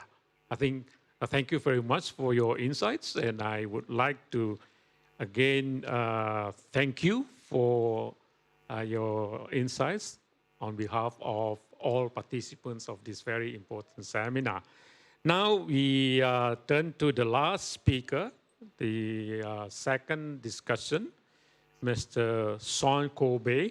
I don't know how to pronounce it because probably it sounds like a French name, but in any case, Mr. Kobe is a Air Vice Marshal, a very senior position indeed, is the founder and CEO of Insight Global, a consultancy specializing in strategic thinking, open source intelligence, as well as business optimization. And I think this is the time for him, Mr. Oktober, to present your case as well. The time is yours. Good morning, Ambassador, distinguished guests, ladies and gentlemen, and let me add my gratitude to Lemhannas for allowing me to attend this important forum today. I'm sure it won't surprise you, coming last amongst such a distinguished group of speakers, that I agree with much of what's already been said. And previous speakers have covered quite a lot of what I want to say, but I hope to add just a little bit more flavor to that. It's very clear that the impacts of COVID-19 on the region are significant and strategic, not just from the human perspective, but they also create a number of serious security challenges. Some have been mentioned, but some I will add to in a moment. The two, of course, are intrinsically linked through the economic impact of COVID. Like many strategic geopolitical shocks, I'm sure we haven't been able to fully characterize all the long-term implications of COVID-19. For me, the real enduring regional impact of COVID-19, though, has been, as Rahmani said, the polarization, but the acceleration of tensions and trends that already existed. And I'd like to underscore some of those. It's really important because I think we're now in what we call the new normal, and this is here to stay. The first and most strategic of these from a military perspective is the militarization of the South China Sea, which has been driven, as you've heard already, by two key factors. The first has been the manifestation of the Chinese worldview of it being a global strategic actor and superpower, which obviously, as you've heard again, has long underpinned the Belt and Road Initiative, and which has seen the development of a blue water navy. The reciprocal increase in US maritime power projection in the South China Sea, in concert with its regional but also global allies, has increased the potential for conflict. While this dynamic existed prior to the COVID outbreak, the increased spotlight on China as the source of the pandemic has alerted the world to its strategic intent, and the West has hardened its attitude. In Europe, for example, which has in recent years preferred to see China as a strong potential trading partner rather than a potential adversary, has now revised its position and become less trusting. I think we can therefore expect a more belligerent approach by all sides. But this militarization can't be entirely attributed to great power competition. And the second driver is access to the vast amounts of natural resources present in the South China Sea. While these prizes have always been a key element of regional and national strategies, the impending global economic crisis, which you've heard is certainly coming our way, makes securing natural resources more immediate. The potentially vast quantities of hydrocarbons, and I was reading yesterday that something like 11 billion barrels of untapped oil and 190 trillion cubic feet of natural gas are in the region. And of course, the access to fertile fishing grounds. And again, as was mentioned by Tate, that speaks to the food insecurity. With something like 12% of the total global fish catch coming from the South China Sea, but a predicted decline of something like 50% by 2045 due to overfishing and unregulated fishing, the stakes are high. It shouldn't be forgotten either that something like a third of global shipping passes through the South China Sea annually, and that represents some $3 billion of global trade. Maintaining those supply lines through the assured sea lines of communications is vital to the economic sustainability of many Asian nations. All this leads to very real potential for increased tension and the potential for escalation. Now, I'm not saying here that there's necessarily likely to be deliberate, pre-planned, large-scale military action, but the increased inevitable interaction between the various actors could lead to tactical errors in processes and procedures, particularly where there are a number of different parties not acting in concert. That said, we can't discount deliberate, seemingly isolated incidents from escalating, such as last month's incursion by a Chinese Coast Guard vessel into Indonesia's 200-mile exclusive economic zone. Of course, the US are testing this now, and with its allies exercising their rights for freedom of navigation in the area. All of that taken together puts that potential for miscalculation, but also accidental conflict.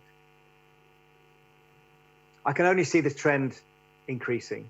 The tribunal in 2016 ruling that China's 9-dash line has no legal basis underneath international maritime law has fallen on deaf ears, so-called lawfare as we call it now, with China contesting territorial complaints by Brunei, Indonesia, Malaysia, the Philippines, Taiwan, and Vietnam, and I'm sure there are others. Other actors are being drawn in, including Australia and Japan, who have their own national interests at stake, not least of which being able to be seen as good allies to the US and other regional partners. Moving on, what to have been termed as non-traditional threats in the region, which we haven't talked about too much, i.e. those that represent potential state-on-state, do not represent potential state-on-state conflict. These include enduring and endemic issues such as piracy, unregulated and illegal fishing, and of course, violent extremism. The potential for an increase in each of those as a socio-economic result of the pandemic is very real. Historically, there's been a very direct correlation between economic downturns, wherever they occur in the world, and piracy, and that's the same in the region. There's normally about a 2-year lag before incidents peak. The more severe the economic crash, the greater the incidents and the faster the rise in those incidents. Piracy is a notoriously difficult challenge to counter and requires an enduring, comprehensive, and nationally coordinated multi-agency approach that includes not just surveillance interdiction at sea, but also disruption on land through law enforcement agencies. It's a hugely resource-intensive issue. And at a time when there'll be inevitable COVID-related cuts in defense spending, the 8% in piracy in the region we've already seen over the last year could be the start of the trend if not addressed quickly. Illegal and unregulated fishing already accounts for over $10 billion a year as a conservative estimate, and has already had a hugely detrimental impact on the maritime ecosystem in the region. As food security is impacted by the economic fallout of the pandemic, supply lines continue to be impacted, and maritime law enforcement capabilities are reduced or diverted to other security priorities. This trend is only likely to increase. The long-term prognosis for fishing in the region is not good. Without regulated, sustainable fishing, food insecurities could well become the next regional and even global geopolitical crisis. A particular strategic concern of mine is the potential for another wave of violent extremism. The rise of firstly Al-Qaeda and then the so-called Islamic State was triggered and fueled by socioeconomic factors, particularly in places of high proportion of educated young single men, where extreme inequality and high levels of unemployment prevailed. The likely global economic crisis resulting from COVID will reproduce these conditions in parts of the world which are poorly governed or ungoverned at a time when security forces are distracted by domestic considerations and diverted in direct support of countering the pandemic. The political will and resource to mount expeditionary counter-terrorism operations by the usual coalitions is likely to be significantly reduced. A resurgence will likely be accompanied by a concerted propaganda campaign, as we saw in the case of the Islamic State, targeted at susceptible individuals who may be negatively impacted by necessary constraints on civil liberties. As previously, states in the region will be targeted and could therefore be expected to see an uptick in security incidents linked to violent extremism. One oasis of positivity in this gloomy prognosis is the potential for proliferation of terrorism during previous global surges in violent extremism has not manifested itself at the scale that might be expected in Southeast Asia, where terrorist events have remained relatively limited and localized.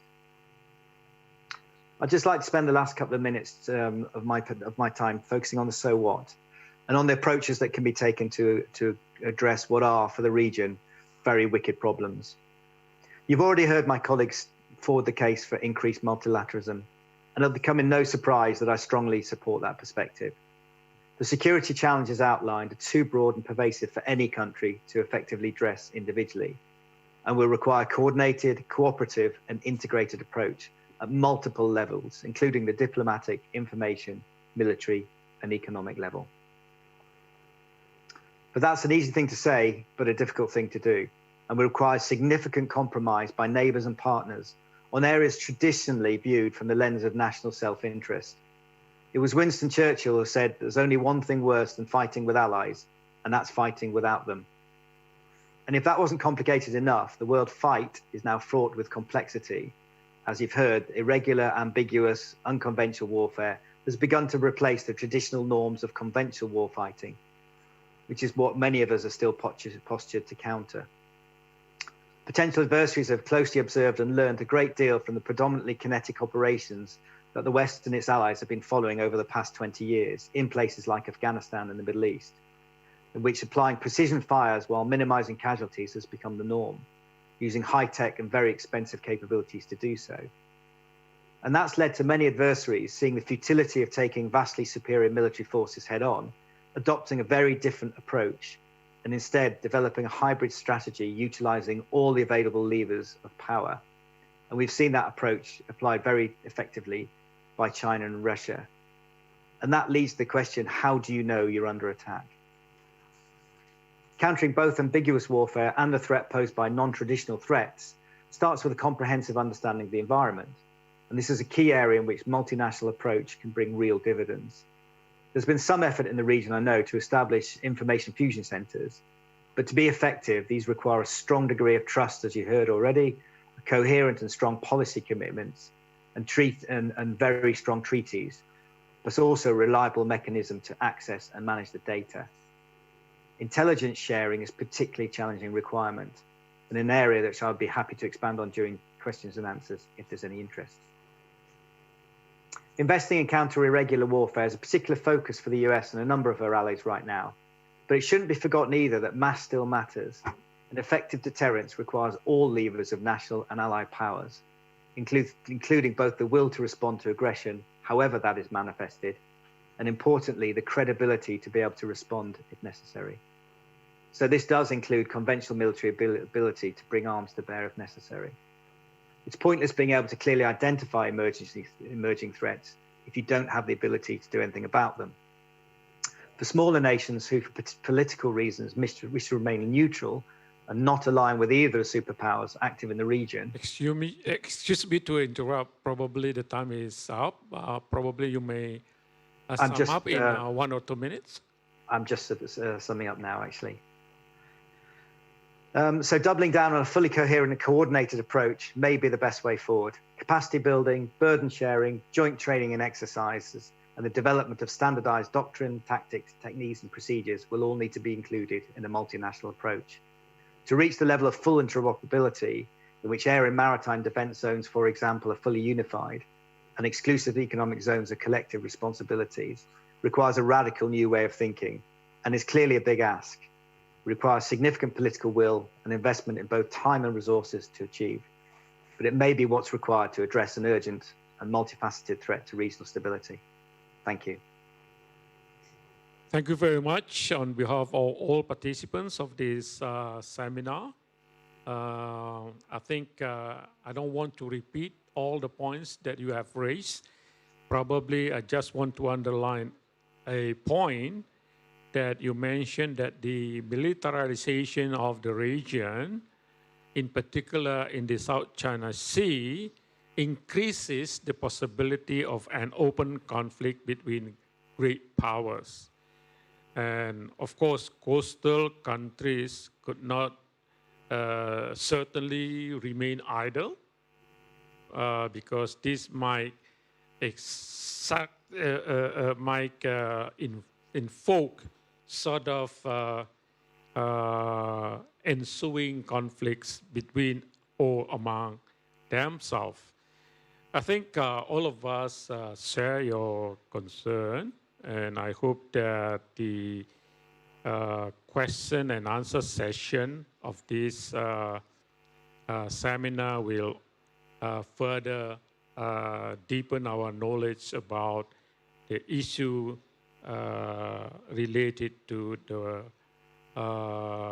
point that you have raised. Now we are currently entering the question and answer session. And according to the note that I have in front of me, I have 3 questions to be posed. Number 1 is from Mr. Edi Permadi. Will you please identify yourself and pose your questions to whoever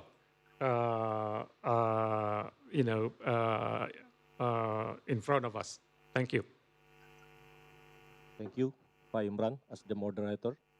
I would like to have a question for Pak Gita Wirjawan.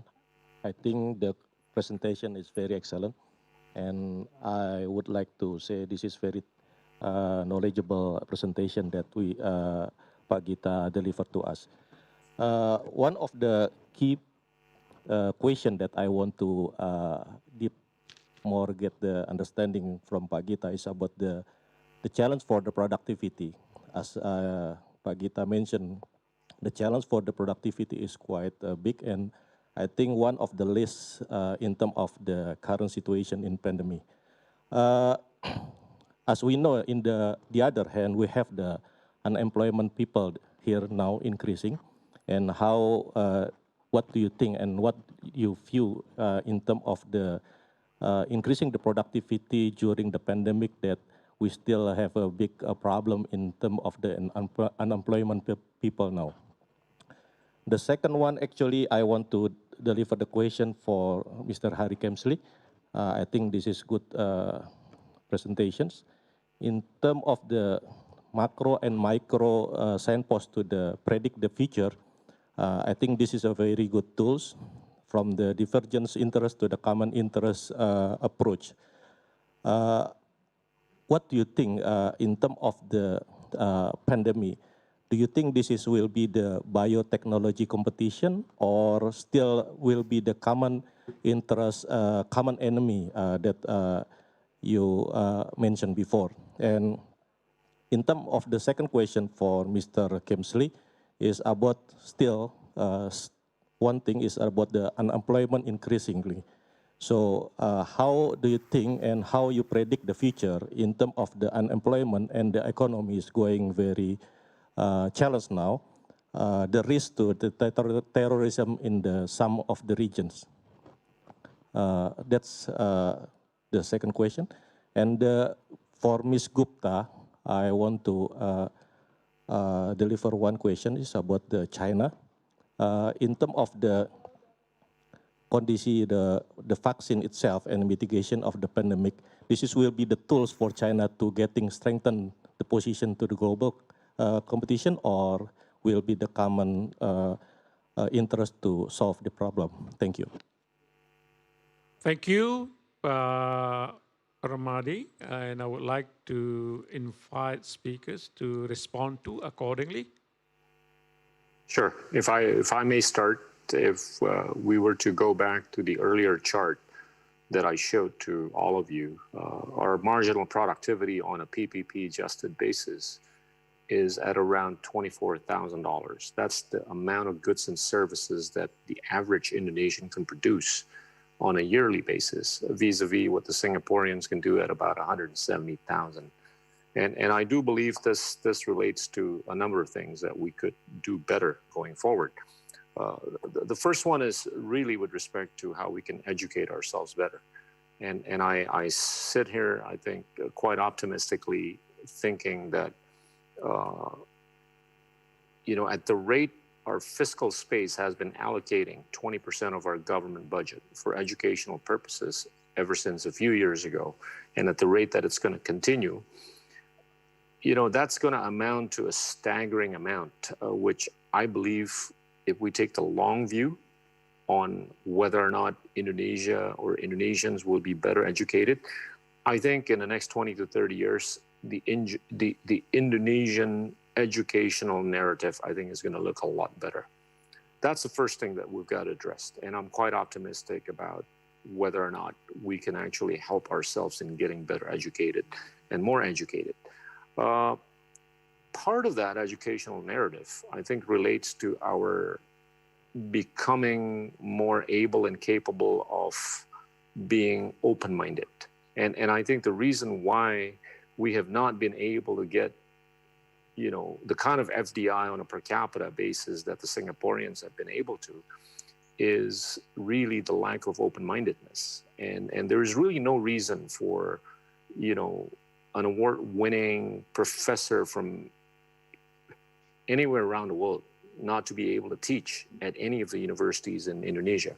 There is no reason for the best surgeon from anywhere around the world not to be able to operate and be active in Indonesia. There's no reason for any of the professionals, be it from Silicon Valley or Wall Street or anywhere, that could be value additive to the narrative of Indonesia not to be able to work in Indonesia.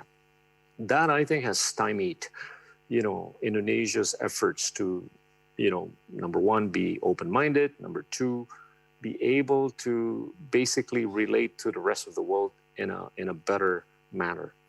The first is education. The second is really with respect to, where do we want to focus in terms of getting money? Because at the rate that, our liquidity domestically is limited, if we take a look at the lending growth last year, it was only at about 6%. If we take a look at the first 8 months in 2020, the lending growth has only been, around 2%. So, right there that, it has been declining, the trend of the lending growth, and it doesn't look like it's going to get any better in the next 2 to 3 years. There's only a few pockets in the world where we could actually get liquidity. Unfortunately or fortunately, that places the US and other liberal democracies, where there's around, I believe, $100 trillion worth of liquidity that's being managed by what I call, the transnational investment firms around the world. But most of these guys are actually based in the United States and Western democracies, and each one of which actually has a fiduciary responsibility to their investors. And I think it's critical for not only Indonesia, but anybody that wants to tap into this liquidity. It's important for Indonesia or Indonesians to be able to actually relate and communicate in ways that these guys understand. And I don't think we're there yet. And it's the very reason why we're seeing the numbers in Singapore at about $19,000 on a per capita basis in terms of FDI, vis-a-vis the $91 on a per capita basis that Indonesia has been able to attract from the rest of the world. So if you want to improve upon your marginal productivity, I think you've got to basically just zero in onto the educational narrative, whether or not, we're spending enough. But also, if we have enough fiscal space for that, we've got to make sure that we actually spend on the right stuff. And STEM is an area where we have not been spending enough on. I think we've been spending a little too much on the social science. And I've been, basically making the case that, this is, we've got to be more focused on spending on STEM related subjects going forward, so that Indonesia and Indonesians can actually improve on the technological narrative. And so, number one, the education. Number two, FDI. And number three, I do believe that at the rate that we can actually improve upon, our own marginal productivity, there's no reason for us not to actually be able to do certain things that actually help us sustain democracy, on a long-term basis. And that would mean basically, managing the Gini coefficient ratio. I've always been of the view that, Indonesia or Indonesians are no less multilateral than Singapore or any other multilateralist. But it's always been boiling down to the issue with respect to whether or not we can actually compete and whether or not we can actually attract investments. And unfortunately, many of the conversations on multilateral frameworks have always been a little too 22nd century vis-a-vis, where we are right now. And I've always argued that, our CEP was a lot more amenable to Indonesia as opposed to TPP because it is more relevant to what our day-to-day conversation is. So as we improve upon our educational narrative, as we improve upon our marginal productivity, I think we're going to be able to globalize and internationalize and multilateralize. Thank you very much, Mr. Wiryawan, and I invite other speakers to respond to.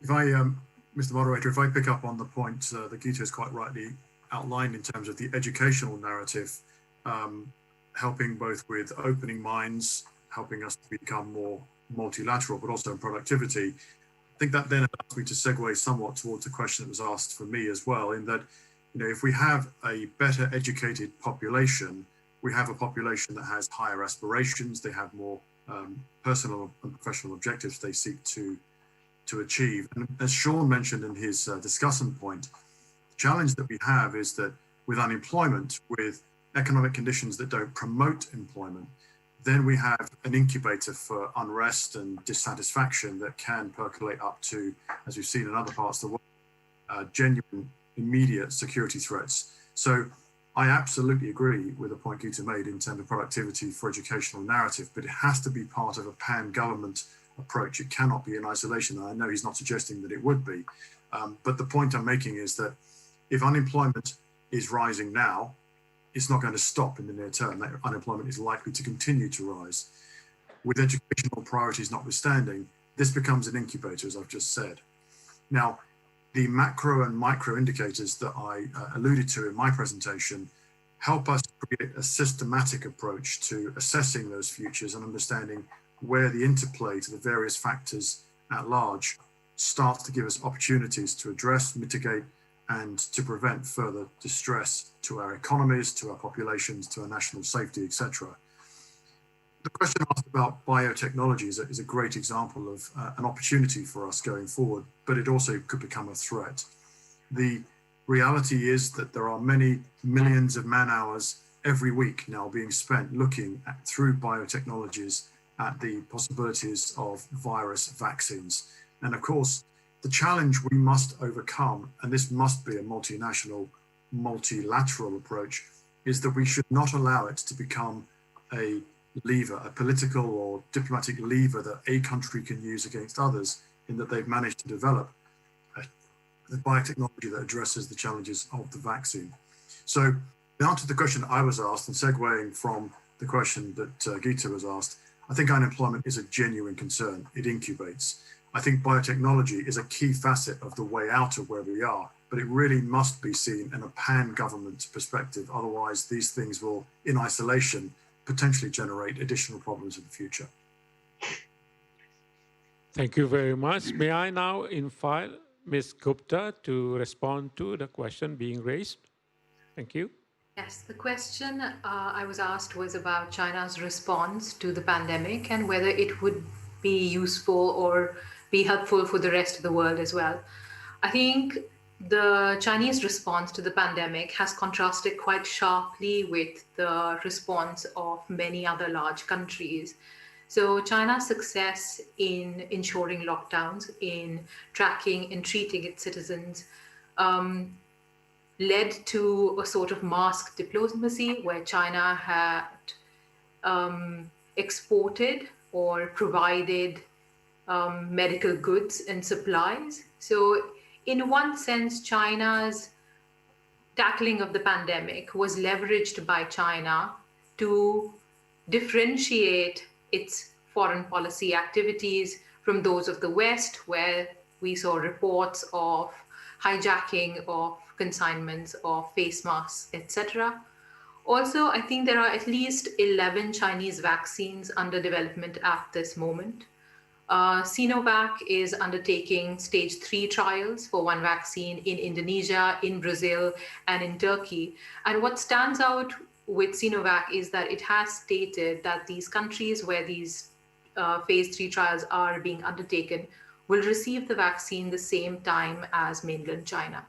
So the Chinese position on tackling COVID-19 is quite different from the position of many Western countries, including the European Union and the United States, who have actually vetoed a proposition in the WTO to suspend trade agreements related to intellectual property, related to the creation, the manufacturing of vaccines. So I think China's diplomacy as it relates to access to vaccines will be for the good of the world and not just for China itself. And this is very much in keeping with the larger Chinese foreign policy articulation of, looking at the needs of the developing world and its stance that there should be equitable access to medical care. Thank you very much, Ms. Gupta, for your response, and Mr. Permadi. I think the responses being provided for by all speakers more than adequate. If you need further clarity, you may wish to contact them through emails to be supplied by, I think, the organizing committee. And on my notes, I have another 2 questions from the Zoom. May I now invite them, one of them, to post their questions to the speakers or a speaker during this session?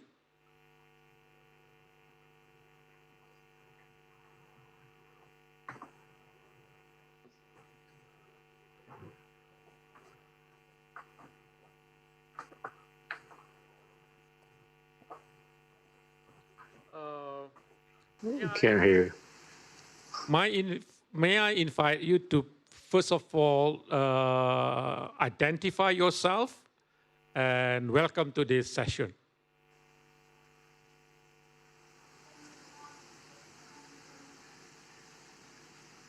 I'm sorry, we can't hear you. Yeah, I think you're on mute. Yeah, I think you need to unmute your microphone.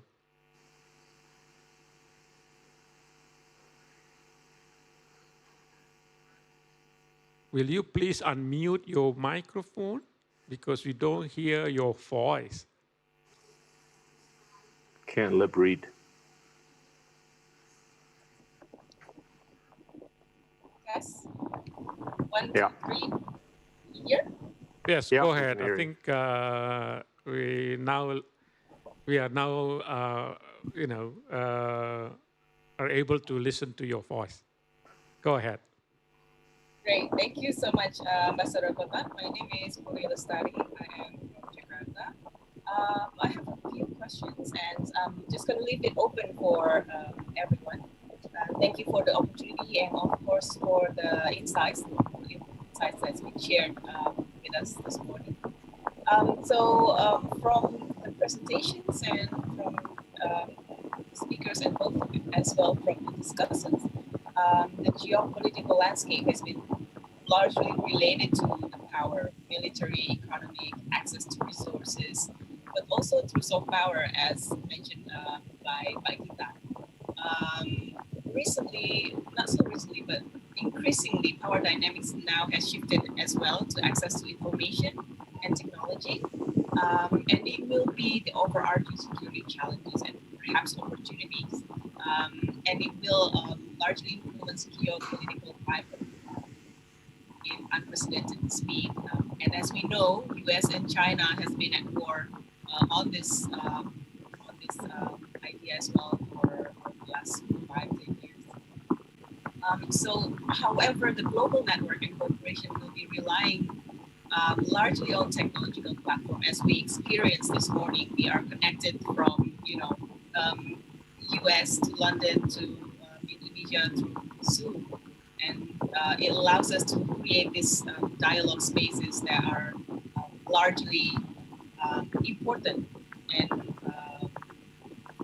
essential for creating the geopolitical landscape. And so the world basically will largely also operate in hyper-local activities based on social, economic, collective wisdom, and perhaps to some extent will give way to liberal socialism. So my question, I'm posing it to anyone who might respond. From your perspective, what might be the game-changer role by mid-sized or emerging power countries such as Indonesia and the Southeast Asians that will shape the course of geopolitical landscape or climate in the region, knowing that the technology and access or resources to information will be one of the key driver in this through COVID-19. Thank you. Well, actually, thank you very much. I don't listen to your question very clearly.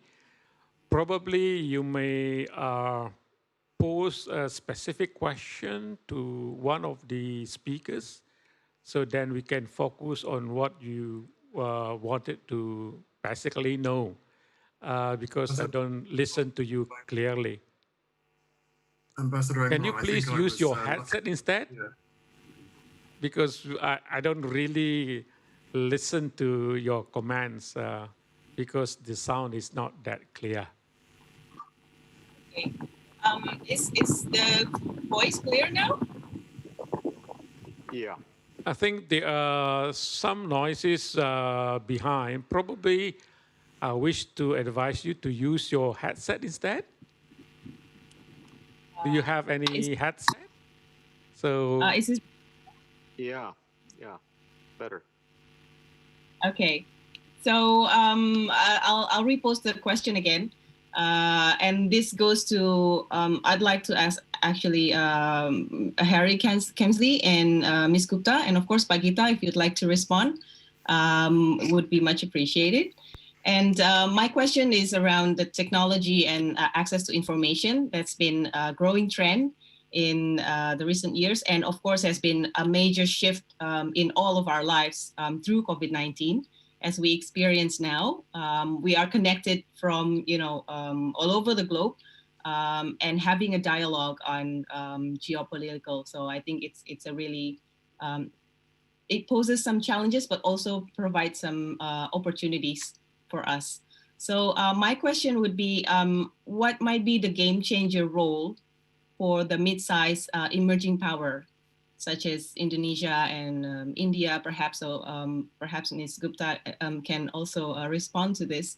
And how might the mid-sized power can take part in shaping the course of geopolitical in the region, in taking account that technology and access to information will be playing a major role and probably one of the drivers in the future, in the near future. Thank you. Thank you, Lestari, for the questions you have posed. I think at least two speakers are very knowledgeable. I can jump to into respond if you want. to your later. question. Probably we start with Mr. Kemsley, and then to be followed by Ms. Gupta, and then probably we may wish also to listen to other comments from other speakers. Yeah, sure. We will start with Mr. Kemsley and Ms. Gupta, and then Mr. Wiryawan. Mr. Lestari, thank you for your question. I could hear what you were saying the first time, but thank you for repeating it for us. Let me start to answer your question by focusing on one aspect of your question, which is this technological evolution that we've been going through in recent years and the preeminent data, information, and that is both an enabler for the changes we need to see, but it's also presenting risks, as I alluded to in my presentation and I've heard elsewhere. The evidence of those risks, I think we can see everywhere with disinformation around COVID and many other things we've seen in recent years. So whilst I absolutely believe that the data age that we live in is by technology and does present great opportunities for us to become more liberal, more commonly understood, more multilateral, I think we need to do that within certain protocols. We need to be clear about how that information should be shared. And we need to do that with a recognition that, as I was saying in my presentation earlier, and I know that others have echoed, there is going to need to be a degree of transparency and compromise about what information we hold, how we share it, the infrastructure for sharing it, and then, as I've said already, the protocols. Because to not have those governance mechanisms in place will allow us to then become in peril of the challenges of the technology that present cyber warfare issues that I alluded to, the challenges of fake news, etc., and the abuse of this great technology, which is the data age, by powers that seek to use it for nefarious means. The governance that needs to be put in place needs to be one that multinational forums come to own and to control. Now, one of the areas that I think a mid-sized country like Indonesia can shape is the fact that in this technology environment, your size of country doesn't determine the size of your voice. You can have your place at the table, virtually speaking, whether your economy is as large as your neighbors or not. You can drive conversation in this liberal, data-driven environment that we live in. We can operate more equally, I would offer. But again, to do so without governance means that voices will be squashed and pushed out of that dialogue and discourse. So for me, the great opportunity of technology, the great opportunity that technology brings with the data age that we're living in, needs governance. It needs protocols to allow us to do it effectively and thereby level the playing field for the mid-sized, the small nations, as well as the large in the discourse that needs to occur. If ever there was an opportunity for us to do that, it would be around our common global interest to protect our health, the health of our families and friends. And to do that, it's going to require us to share the information and to be able to do so freely and transparently. Thank you very much. Now, may I invite Ms. Gupta to respond to the questions being raised? I don't have a whole lot to add to what Harry has already mentioned. I mean, technology and access to information as a great leveler as far as countries are concerned. So as he mentioned, you don't have to be a big country to be able to leverage technological prowess or access to information. But as he also mentioned, the fear that the narrative on events or their interpretation is being driven by geopolitical concerns, I think is a challenge for the world. So the idea that information can be used in various ways implies that misinformation also has great implications for the world. And this is true not just in the global domain, but also within countries like India, where multiculturalism is under threat from misinformation that has been facilitated with the spread of technology. So this is a dual-edged sword of sorts. It has made life easier with the proliferation of electronic technology, payments, communications, but at the same time, it has also led to a proliferation of threat perceptions and misinformation, which has very real consequences in the real world. I mean, it can lead to violence within countries or across national borders. So I think how technology is utilized for dissemination of information, and whether we can in fact ensure that the information is unbiased or is being represented objectively are key concerns before we can start leveraging this at a national level. Also, can I just talk about a little bit about engineering? I heard the Q&A about education in Indonesia and the focus on STEM, etc. I mean, India is an example of a country where you have almost 1.5 million engineering graduates per year, of which only 20% actually find employment in their field of expertise.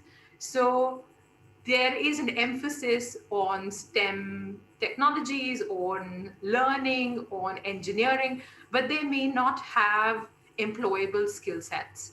So I think that's also something for developing countries to consider, that if everybody wants to be, a software engineer, and nobody wants to work in a factory that's making perhaps chips, that there is a gap between the required skill set and the skill set that is being imparted through our educational institutions, particularly in India. So I'll leave it at that. I wanna just give an entrepreneurial perspective, and I want to build it with two tones. One, an optimistic one, and the other one not so optimistic. I think if we take a look at the financial inclusion 7 years ago in Indonesia, this would have been at about 33%, and that 33% needle was hovering at that number for many, many years. Okay, it never went up, even though we would have seen announcements of banks opening up branches in some village or some municipality or what. The needle has never moved up. But fast forward 7 years, the needle on financial inclusion has gone up to 49%. And to a large degree, this has been attributable to the role of technology, right? And we've gotten to a place where people with great ideas in Papua, people with great ideas in Sumatra, people with great ideas in some remote islands, can actually have a conversation with somebody in Silicon Valley. And the idea of attaching money or capital to a great idea is much more feasible today as compared to what we would have experienced 7 years ago. And I'm a big believer of the fact that this needle is going to move up from 49% to the 90s in the next few years, as opposed to our having to wait for decades, until 7 years ago. So that, I think, is the optimistic tone on my answer in terms of how technology is going to play part with respect to how Indonesia is going to be this new rising middle power that's going to be relevant to the rest of the world.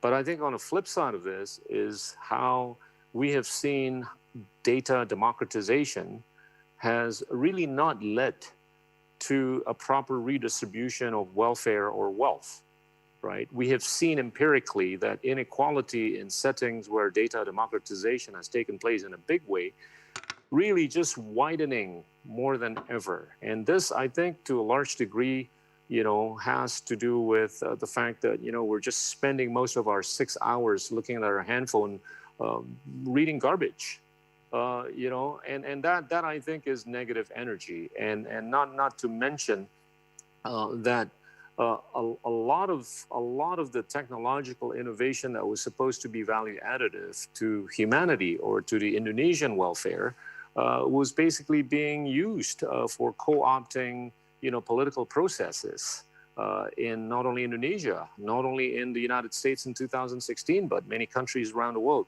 I think we've got to be careful about it. And I think the beauty about Indonesia is that it is a nation, or it has been a nation, of incrementalism.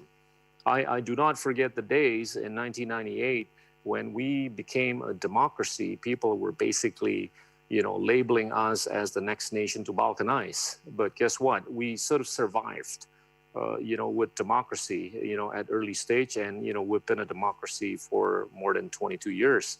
So I'm an optimist in the sense that as much as we're going to go through some shortcomings with respect to technological innovations that are being used in a wrong way, I do believe with incrementalism, I think Indonesia will move in the right direction.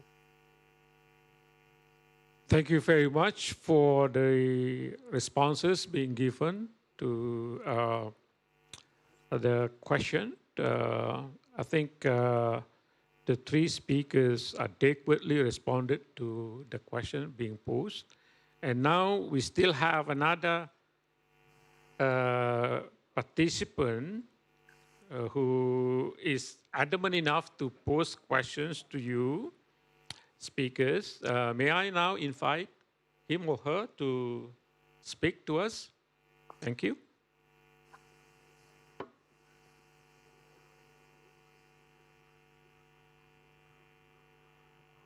Go ahead. You have the floor. Okay, hello. My name is Dwi Okta from Jakarta, Indonesia. I have a question first for Mr. Rabu. Hardware military will no longer be popularly used in the future as the world uncertain still face the unprecedented wave of pandemic threat. And are you with me with the idea? And then I have question to Mr. Gita. The national debt of list. Excuse me, I don't think that we listen to your voice clearly. So probably, can you repeat as slowly as possible in order to be able to understand what you are saying?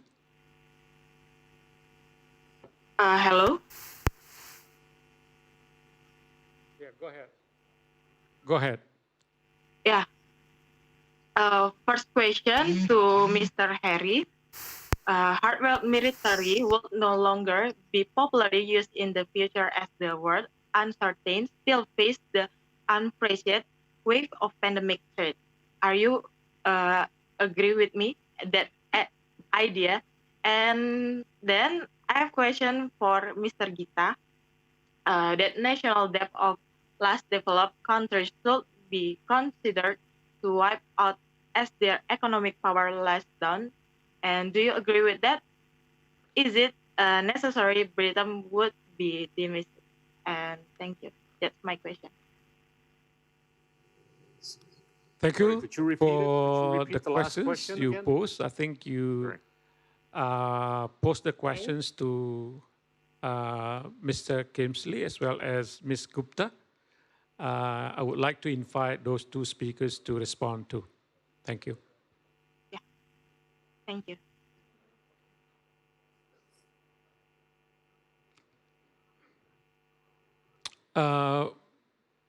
Mr. Kemsley, I would like to invite you to unmute your microphone because we don't listen to your comments. No, I'm sorry, Ambassador. I was saying that I did not hear the question in order that I could answer it. I apologize. So I'm not sure if we can get the question by voice a second time or whether we can get it written to us by email, because I would like to answer the question. I'm afraid I didn't hear it. I apologize. Yeah, neither do I. So may I invite again the questioner to pose the question slowly and clearly. Otherwise, you may also wish to consider to send an email to speakers to, to inquire whatever you want to know about our conversation.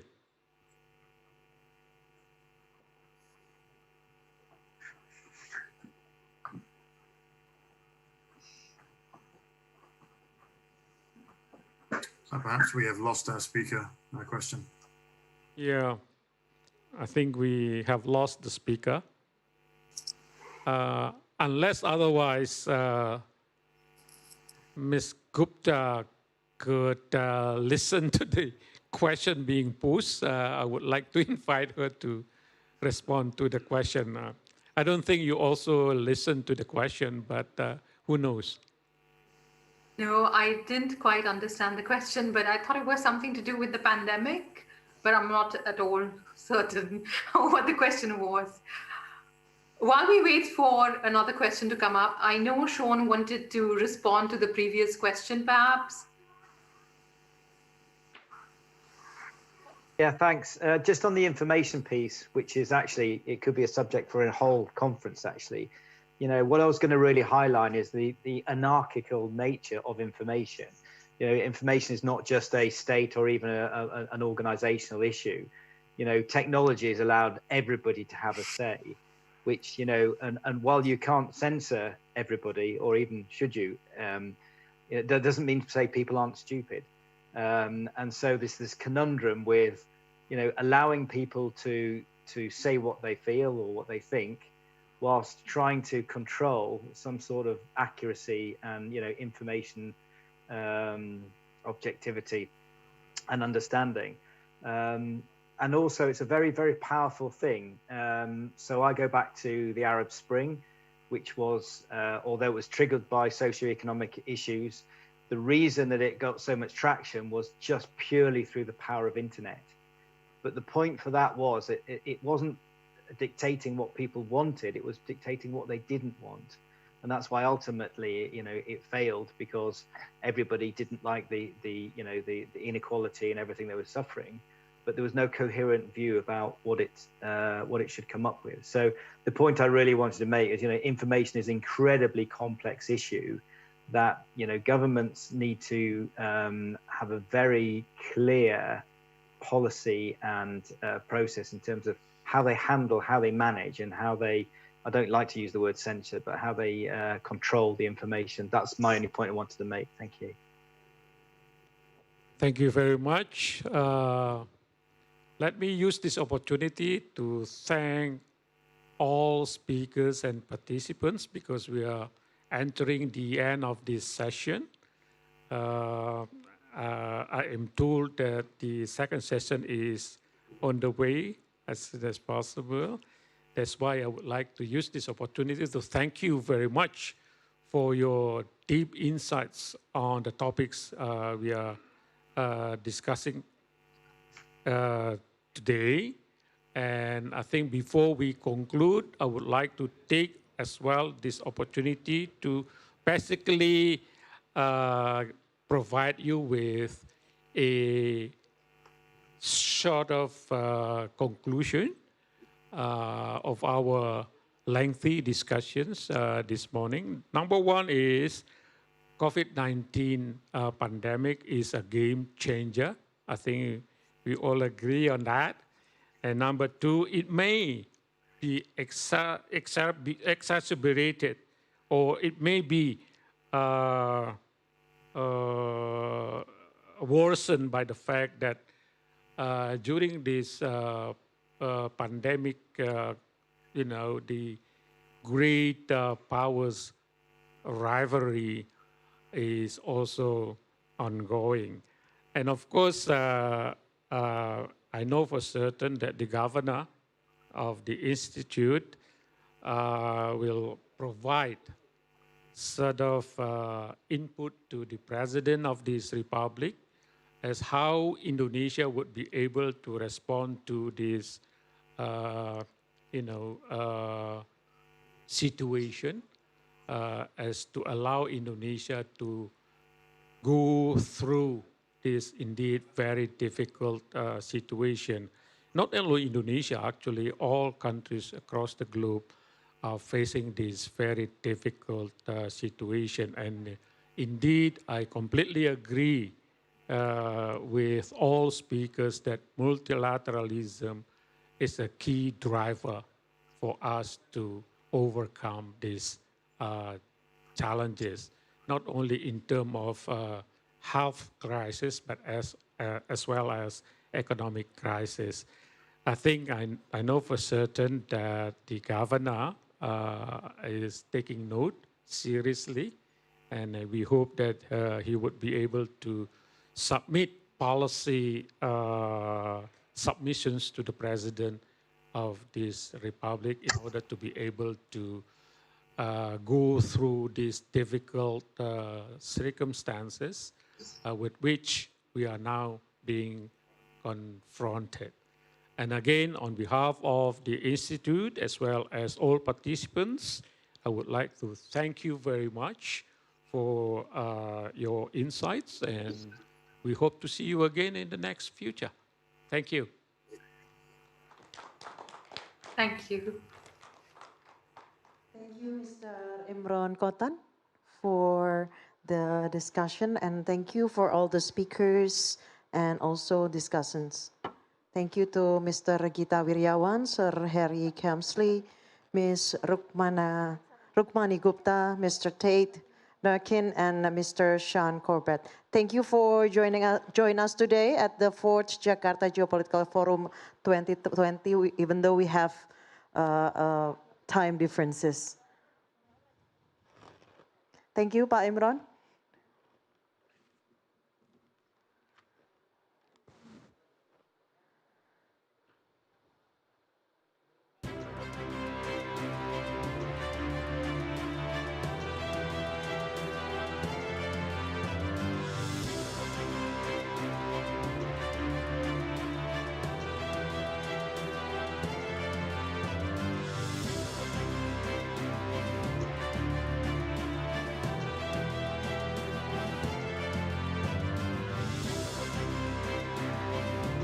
And thank you once again, Pak Imron Kotan, for the discussions, and to all the speakers and discussants. We have a very insightful discussions for this morning, even though we have time differences with some speakers. And moving along,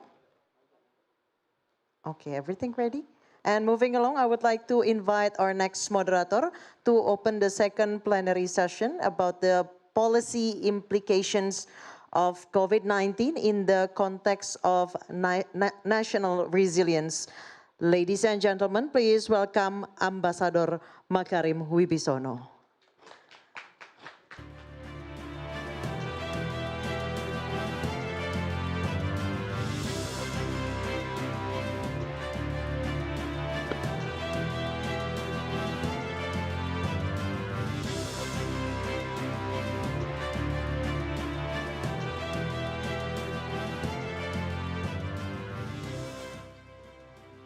Thanks, Ms. Dazuki, for giving me the floor.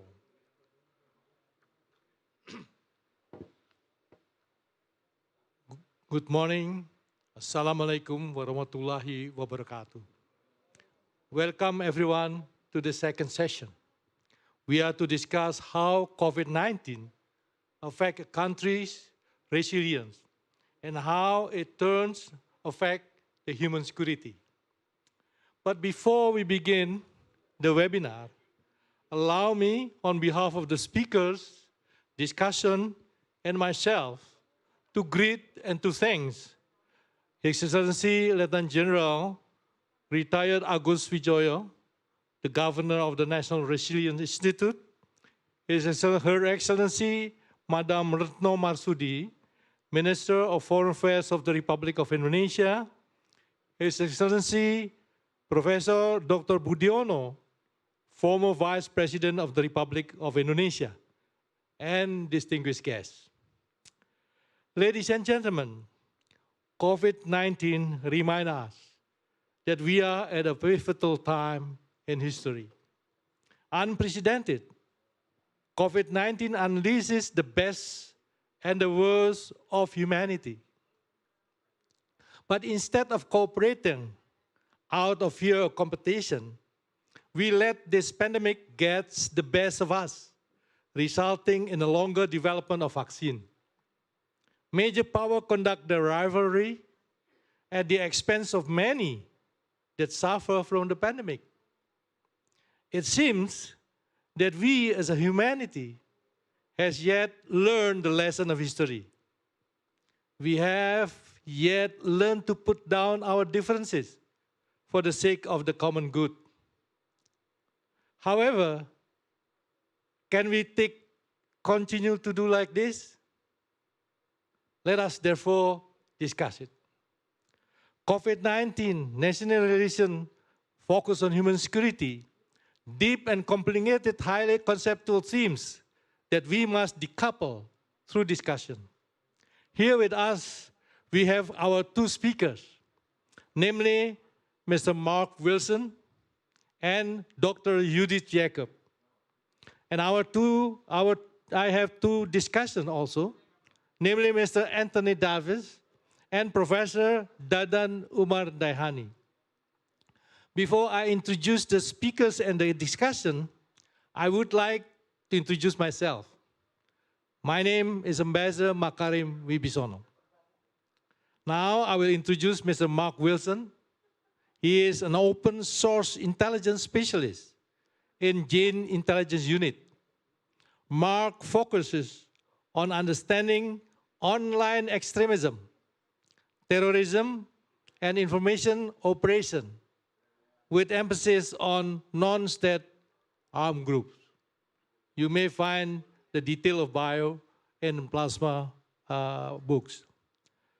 Secondly, I would like to introduce you is Dr. Judy Jacob. She is a terrorism and security risks analyst.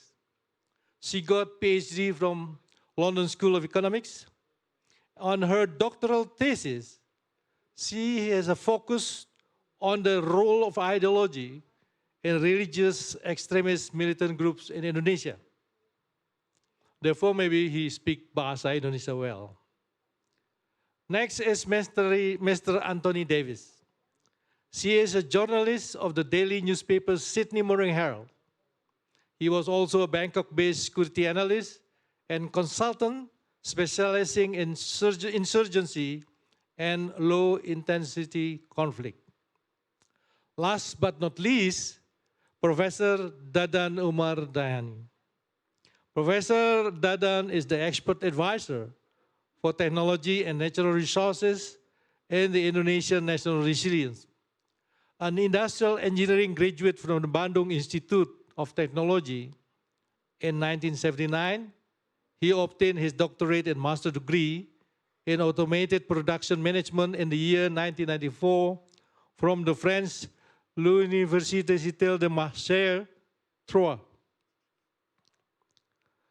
Now I invite Mr. Mark Wilson. I understand that he is to speak on how to fight the COVID-19 pandemic and mitigate its impact. Mr. Mark Wilson, you have the floor. Terima kasih banyak, Ambassador, and thank you very much for the introduction, and thank you too to the conference organisers, Lemhannas, for inviting me and for the opportunity, of course, to speak at this important event. Now, in this briefing, and I could ask if you could put the slides on the screen, that would be fantastic. Thank you. Please, slide. Thank you very much, Ambassador. In this briefing, I'm going to give a broad overview of extremism and militancy in Southeast Asia during the COVID-19 pandemic, and maybe we can discuss this in a little bit more detail in the Q&A. So thank you for your attention, and now could I ask for the next slide? Actually, I can see you've already put the next slide up, so thank you very much for that. Okay, so first, what we're going to do in terms of an overview of this briefing, first we'll look at some of the on-the-ground activities of militant groups in Southeast Asia. And we'll look at how some of those groups have actually declared ceasefires or so-called cessations of hostilities, while on the other hand, they've actually continued to carry out attacks and indeed have continued to be attacked by state forces. And then in the second half of the presentation, what we're going to do is look at the online dimension of this situation. And we're going to ask ourselves the question, how have militants tried to use the internet and social media platforms in particular to try to take advantage of the COVID-19 environment? Next slide, please. Okay, so at Jane's, we have one of our teams is called the Terrorism Insurgency Centre.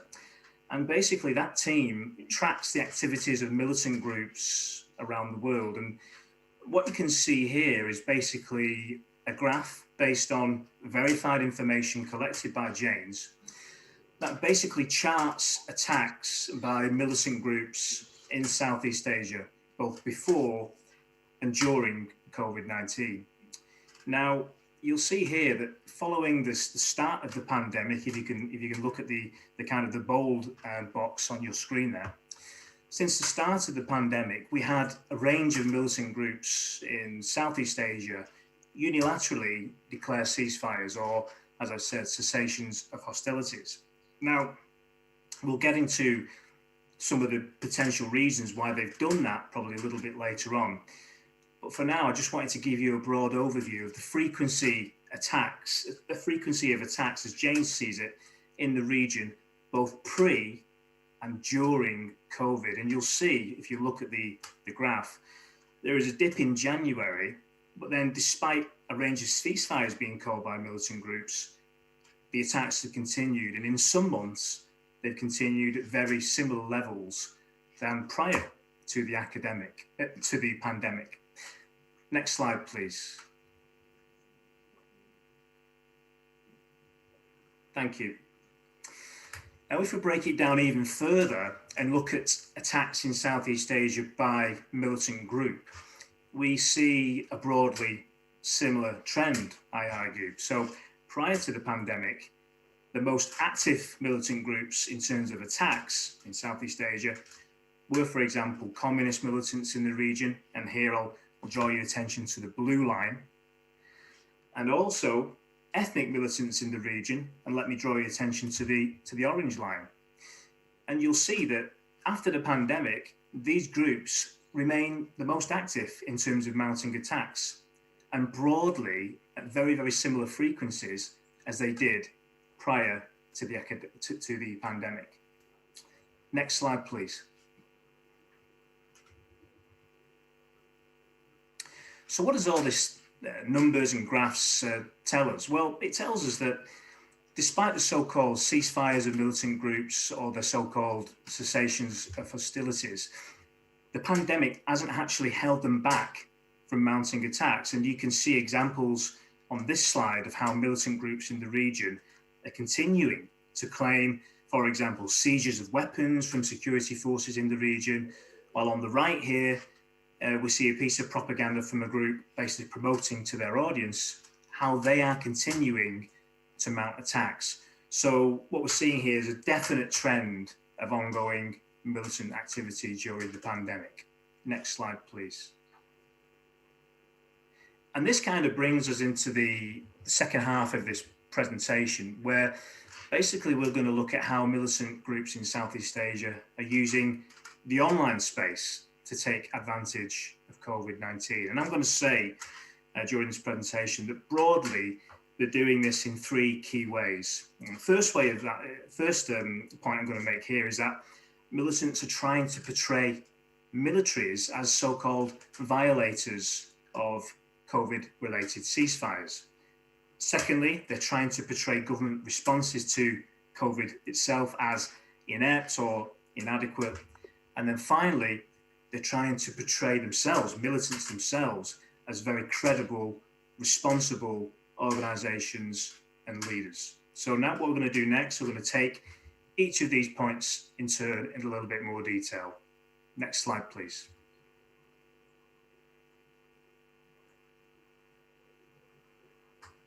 Thank you very much.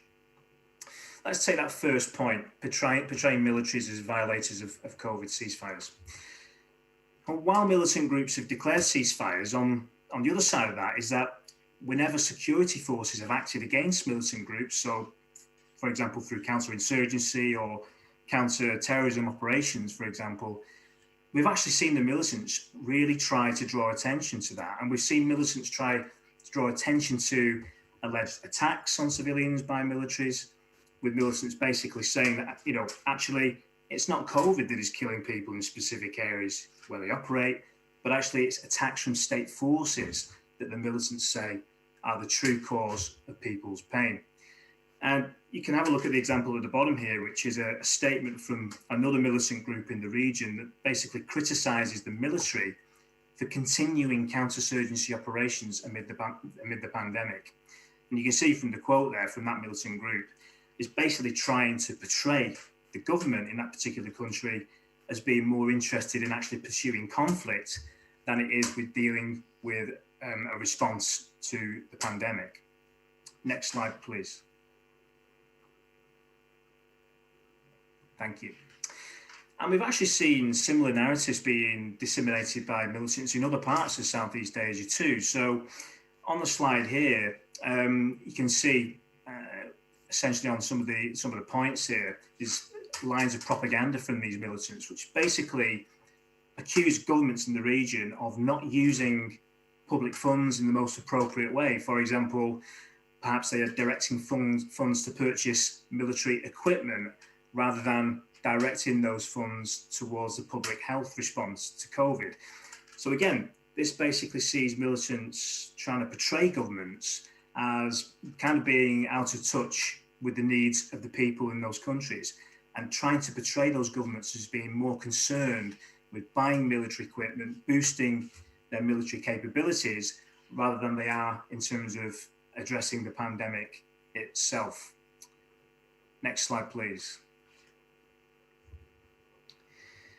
Now, even where governments have actually responded to the pandemic, militants have still tried to take the opportunity to criticize governments. And we saw very prominent leaders of militant groups in Southeast Asia talk about how government lockdowns in certain countries have gone too far, so the militants say, to the point of preventing treatment for the sick or disrupting the movement of goods around the country, which these militants have claimed have actually left millions in hunger in certain parts of Southeast Asia. Now, the overall objective of militants in recent months has been to try and portray the government as the real problem, not COVID-19. And this has really manifested itself in militant propaganda.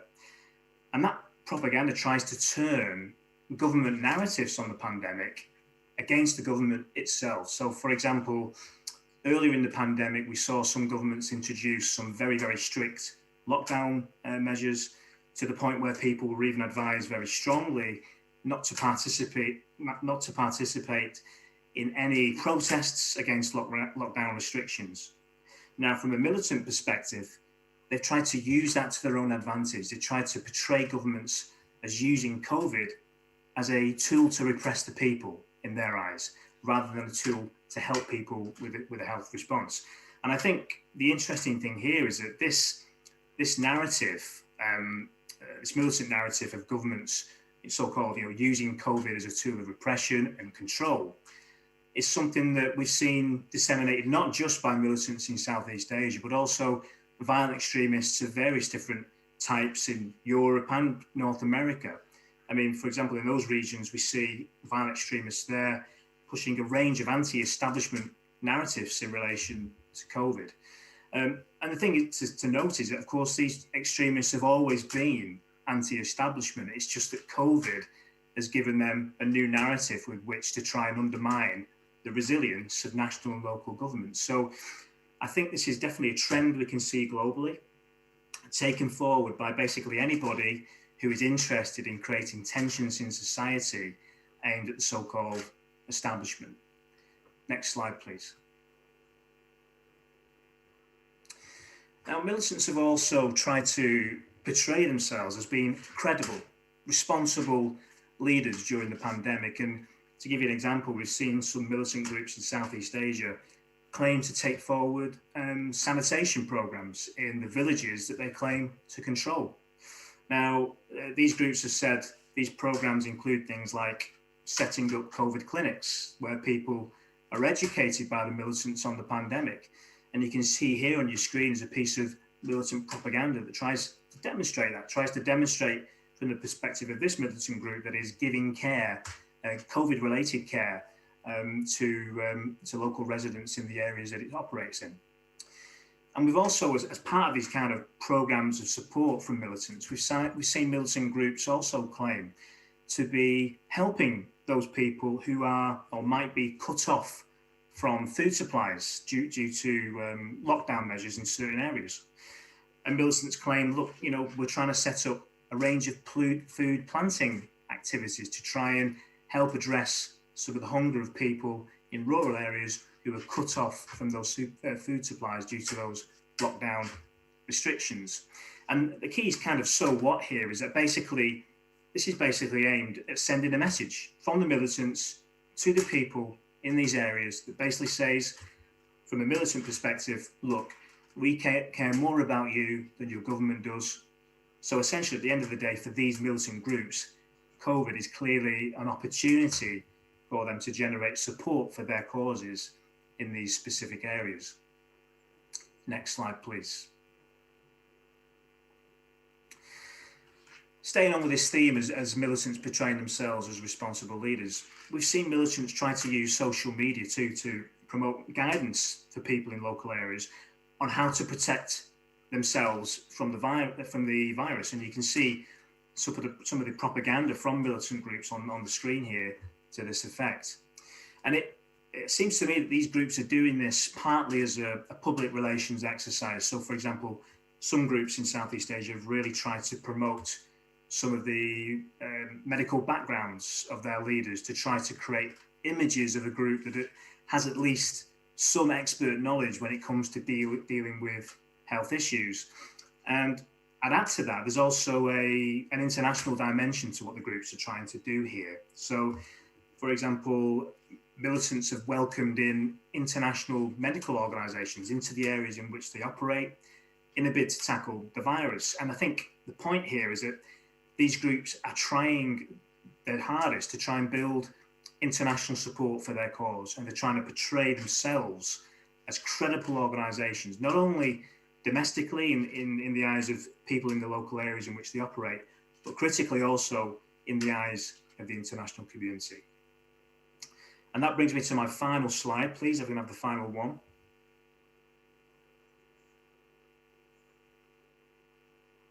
Thank you very much. Brings me really to discuss, what I see in terms of militant activity in Southeast Asia going forward. And broadly speaking, I think we'll continue to see three broad militant responses to the pandemic. And I think number one is that, yes, definitely attacks will continue. I think perhaps some groups, as I think has been mentioned on other presentations earlier today, some groups will see opportunities here in terms of maybe governments that are very focused on pandemic responses. Militants will see that and they'll want to try to test state resilience. And that goes for the situation right now and for the months ahead. As long as the pandemic is with us, I think that threat exists. And number two, I think militants will continue to try and highlight shortcomings that they believe are shortcomings in the government responses to COVID-19. And of course, their objective with that is basically they are trying to use any issue they can to try and increase public mistrust in the ability of governments to govern effectively. So that's not changed in terms of militants. They're just using a new narrative now to try and achieve the same objective.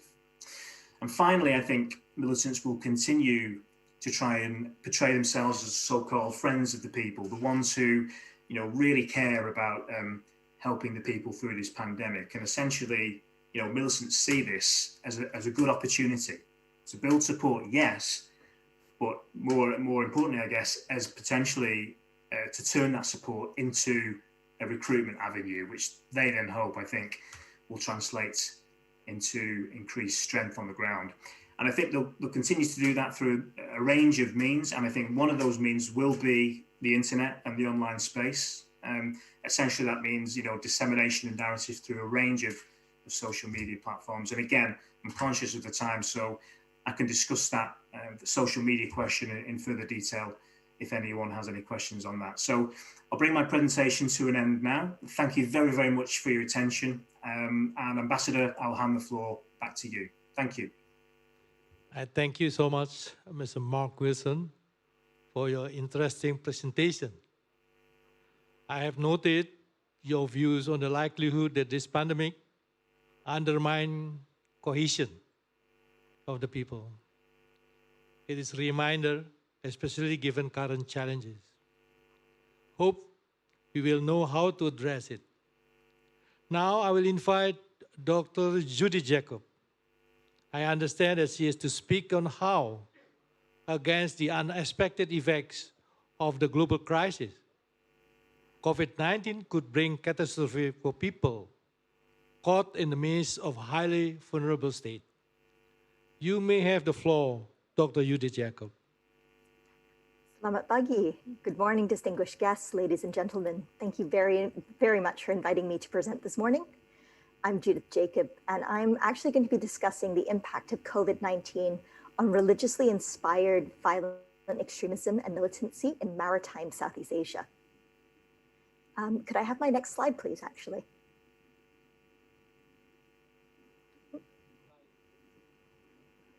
Great. I'm going to begin by giving you all some history and then a quick overview of the current capabilities of groups operating in maritime Southeast Asia. Then I'm going to go on to discuss some of the narratives put forward by these groups in responding to COVID-19, much like Mark did. And finally, I'm going to talk about how extremists and militants have capitalized on the opportunities presented by the pandemic. Could I have the next slide, please? So let's begin with some history. Since the May 2017 siege in Marawi, the center of gravity of militant activity has shifted from Indonesia, frankly, to the islands in the Sulu Sea and in the Mindanao region. While these issues persist, we can see here that there is a combination of push and pull factors that's led to Mindanao and the islands in the Sulu Sea being the center of gravity for this sort of activity now. And this is the result of effective counterterrorism policing in other nations, whereas the success in Marawi has given rise to the prominence of the militants operating there, and also its designation as a wilayah or province by the Islamic State has given credibility and status to the extremists who operate there. So there's a push and a pull factor in that regard. So it shows here the importance of holding territory in order to gain that status and that credibility, not just from bigger organizations like the Islamic State, but amongst violent extremists operating in the region itself. They are willing to travel and stay in the area. They are willing to donate money and resources to that cause rather than going further overseas. But holding territory has its limits. The siege itself in Marawi was crushed on October 23rd, so we're almost 3 years to the date out of that. And remember, it's not just militants in maritime Southeast Asia who've suffered setbacks since 2017. Islamic State itself has lost its core territorial stronghold in the Middle East, Mosul in 2017 in July, and Raqqa in October again in 2017. So groups both abroad and in maritime Southeast Asia have had a difficult time reconsolidating themselves and holding areas as large as Marawi since. Could I have the next slide, please?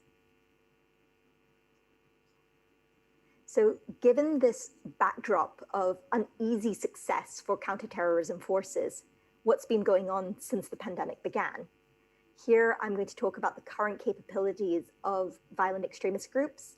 I'm going to talk about the narratives, such as the development of one specifically about the end of days, and about confirmation bias, how the pandemic has played into that as well. And finally, I'm going to talk about the opportunities seized by the militants as presented by the pandemic, and specifically the issue of prisoner releases here. Have the next slide, please.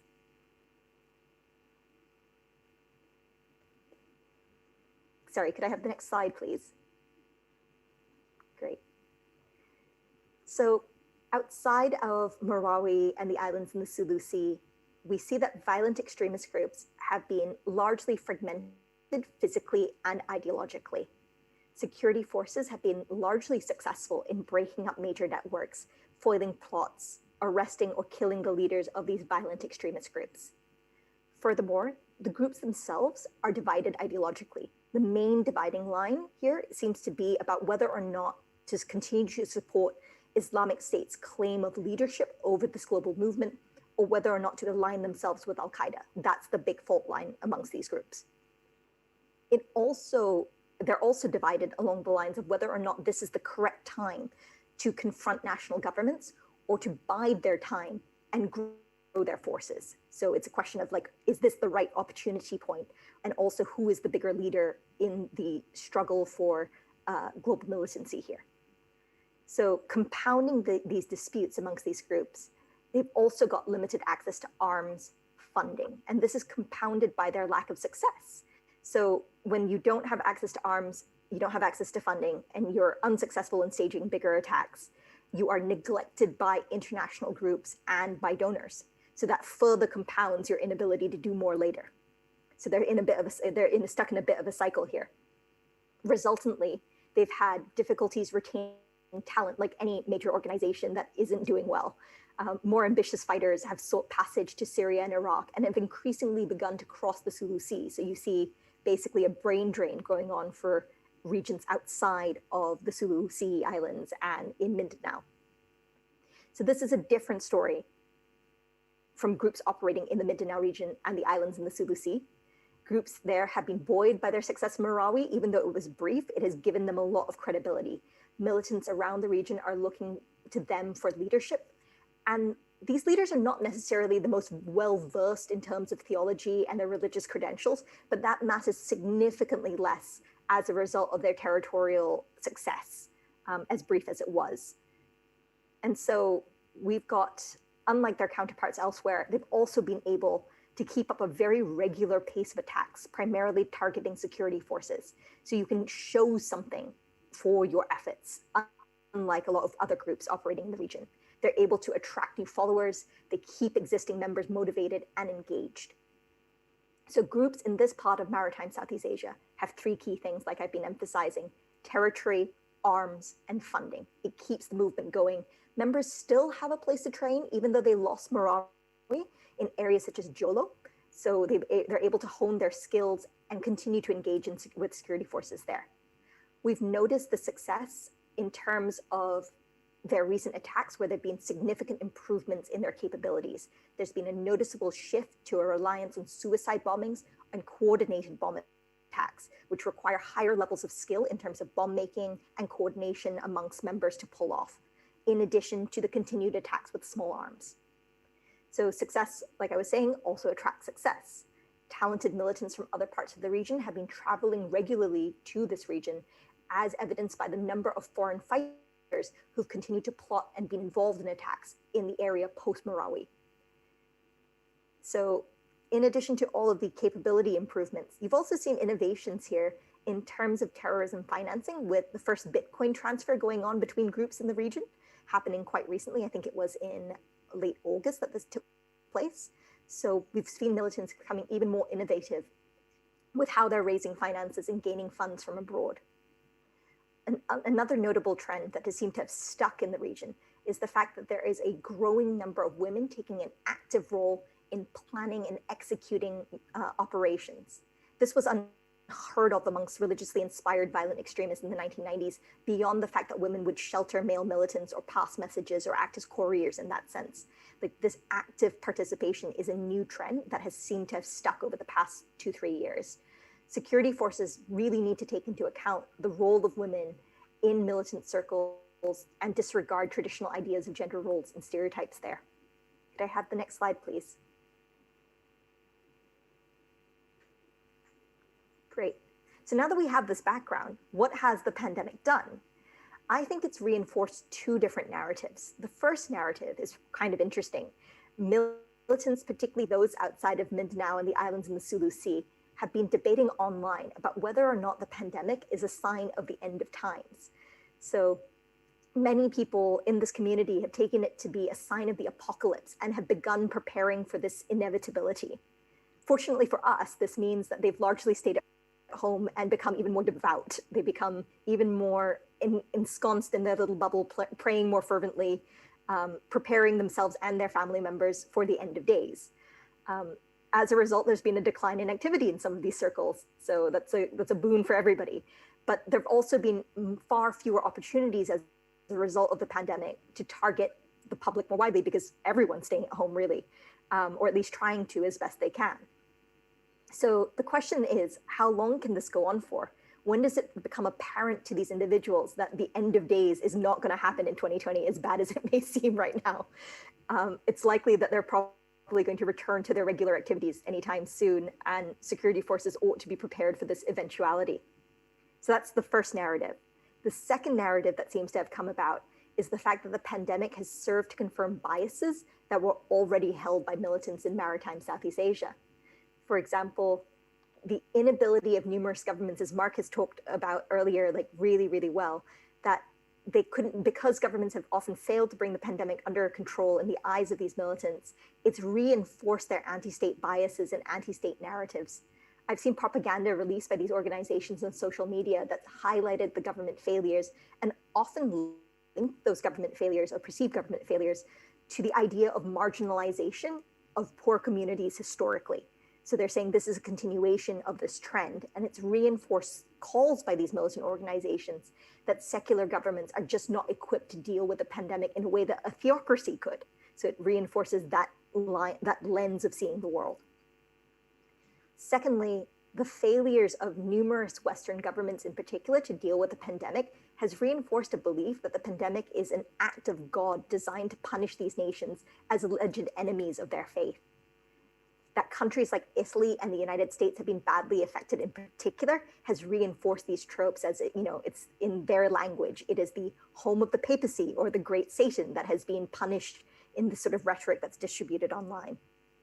Finally, it's also reinforced a lot of anti-Chinese rhetoric amongst these communities. And this is like a more nuanced and a newer spin to the old hat narratives that we've heard so many times before.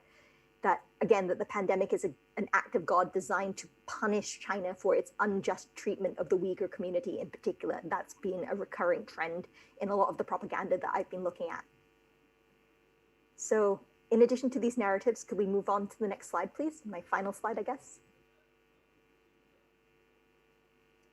That these are the narratives that these militants have constructed. So what are they then doing to capitalize on these narratives and bring them to light? It's given militants the opportunity to pursue their agenda, despite the fact that they're in a weakened state. We can't forget that. It's not like these militants are actively posing a huge threat at the moment in the way that they were in like the late 1990s and early 2000s. This is a fragmented movement, to put it mildly. So in lieu of physical attacks, the pandemic has given them an opportunity to shift their focus without looking too weak to their followers. So in lieu of physical attacks, many groups have focused on teaching and outreach programs, cultivating a supporter base on university campuses in their local neighborhoods even. Sometimes militants have been running school or childcare facilities in areas where those have been shut down as a result of the pandemic. Secondly, it's allowed some groups to focus on training programs, which are now like largely undisturbed by military personnel who have been deployed elsewhere to deal with pandemic responses. So it's given some space to recover in that sense and to train. Thirdly, groups have engaged in pretty significant fundraising efforts for their own communities. They've been dispersing money to those who are out of work, who've lost their jobs. They've been running charitable drives, providing food. In some instances, they claim to be filling the gaps where state provisions have been seen to be inadequate. So in that sense, they've managed to find a niche for themselves and embed themselves more deeply into their communities. Next, violent extremists have been able to attempt maritime crossings in particular in greater numbers due to the difficulties at the best of times in patrolling the porous borders between our nations. And as a result, security forces are overstretched, like I was saying, because they've been deployed to do various things with regards to pandemic responses and haven't been monitoring these areas as closely as they normally do. And so the final point I want to make here is that the pandemic has meant that many governments have also released prisoners who've been tried and convicted on terrorism charges early, often without proper risk assessments from jails across the region. And this was done, with a noble effort of trying to stop overcrowding these prisons and stopping the spread of the violence. However, without significant monitoring, the potential for many of those who've been convicted on charges of militancy and terrorism could return to their former groups once released. It's notable amongst violent extremists, particularly those in their 20s still. Rates of recidivism tend to decline with age, but amongst men in their 20s particularly, recidivism rates stay very high. And as a result, if you tend to release them in large numbers, they tend to go back to their groups because they have few options outside of prison. So they're returning to their former networks is understandable, it's appealing, it's a form of a social safety net and a form of getting aid and help and housing and whatnot once released from prison, and then you get drawn back into that circle quite easily. So that's another way that militant groups have been able to regroup and reconsolidate themselves with the opportunities that the ongoing pandemic presents. I'm happy to go into any of these points in greater detail in the Q&A, but thank you so much for your time. It was a pleasure to speak to you all. Thank you. I'll hand the time back to the ambassador. Thank you, Dr. Judith Jacob, for your illuminating presentation. Based on your expertise, you highlighted that it is often beyond the government capacity, given limited resources to control the effects of the COVID-19, such as domestic security problem, as well as health crisis and economic turbulence. So controlling the implication, of the impact of the COVID-19 is a key towards strengthening national resilience, which is the institutional pillar for mitigating this pandemic. I thank you so much. I thanks also for your Bahasa Indonesia. So I would like to give the floor to Mr. Anthony Davis as a discussion. You have the floor, Mr. Anthony Davis. Ambassador, thank you very much. Let me, first of all, extend my thanks to the Institute for the honor of speaking to you today. And I look forward to making a rather more general, but in some ways more specific presentation than my colleagues.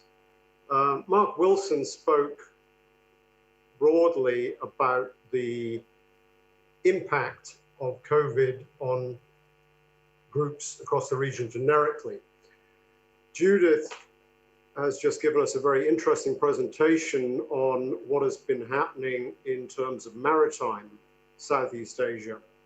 What I would like to do, without having a PowerPoint, is to look more at mainland Southeast Asia in a way that perhaps will be rather more specific. Yeah. Excuse me. Yeah. It's better you distancing yourself because your face will clearly. Okay. Is that better? Good. Very good. Okay. Yep. Okay. I'm with you. So what I would like to do is to look at mainland Southeast Asia in a rather more specific sense. Before I do that, though, let me make a few overarching comments about how I see the security landscape right now. And I think if we look back over the past 2 decades, we can see a very significant change in the security landscape across the region. If we go back to the late 90s, and then obviously in the post 9/11 period, the focus was undoubtedly on religious extremism and the potential and actual impact of international jihadism around the region. That today has not disappeared, and what Judith was just saying indicates that it remains a problem in some parts of the region. However, what I would argue is that the situation today is very different insofar as security and intelligence services across the region are far more focused on this specific threat and have been able to mitigate its impact in a very impressive manner. The key issue today, security-wise, for the region, as I see it, is twofold. One is the rising danger of great power contestation. And this is something which in the first series of presentations we heard quite a lot about. Clearly, the dangers of great power contestation are growing in the context of what has been termed, probably not inaccurately, as a new Cold War. That's the international framework. Domestically, what I'm looking at is a situation in which ethno-nationalism or sub-nationalism has become much more of a danger than it has been in the past. And I think there is also a danger which we need to be looking at in a rather more focused manner of the way in which great power contestation may, in the coming years, impact on subnationalism, extremism in the region at a national level. So you have the two problems potentially coming together. In Mark's presentation, he made a reference to a quote from a militant organization, essentially saying that the government was responsible for continuing its raids, its suppression of the people, so on and so forth. That organization was in southern Thailand, and the organization was BRN, Barisan Revolusi Nasional, which, interestingly, when it first emerged, appeared to many people to be an organization focused on a religious agenda. Clearly, it's a Muslim organization, and it was possible at that time, in the early 2000s, to see it as a religious organization more than anything else. And what we see now, essentially 2 decades further on, is an organization which very, very clearly is a subnational organization, and it is pushing an ethno-nationalist agenda with a degree of success. And in the specific COVID context, it is quite striking the way that this organization instituted the first ceasefire that it is ever publicly declared, and ensured that that ceasefire lasted for a full 3 months. So that covered April, May, and June. And only in July did BRN return to a level of conflict. The other important area that we need to be looking at in mainland Southeast Asia, and arguably in Southeast Asia as a whole, is what is happening in Rakhine State in Myanmar. And specifically, I'd like to discuss the Arakan Army, which I'm sure most of you, if not all of you, are broadly familiar with. Now, the Arakan Army operates in Arakan or Rakhine State in Western Myanmar, but it reflects an ethno-nationalist problem which besets the country as a whole in many other areas. But I would argue that the situation in Rakhine, both in terms of COVID, but also more generally, warrants our attention in a more specific way. The COVID crisis that has been rising in Myanmar since the middle of August started in Rakhine and spread essentially from there. So we have a situation in which COVID has been a real problem in that state, but at the same time, as Mark Wilson indicated, has made essentially no difference in terms of the levels of attack and the general military situation. What I think is worth highlighting with regard to Rakhine is the severity of the conflict. Now, what we've heard so far has been references to militancy and extremism in a very general sense, but I think it's easy, looking at the Rakhine situation, to dismiss it or downplay it as simply another instance of low-level militancy in the region. The fact is, it is not, and we need to be aware of that. The Rakhine issue, and specifically the conflict involving the Arakan Army, has been downplayed for two reasons.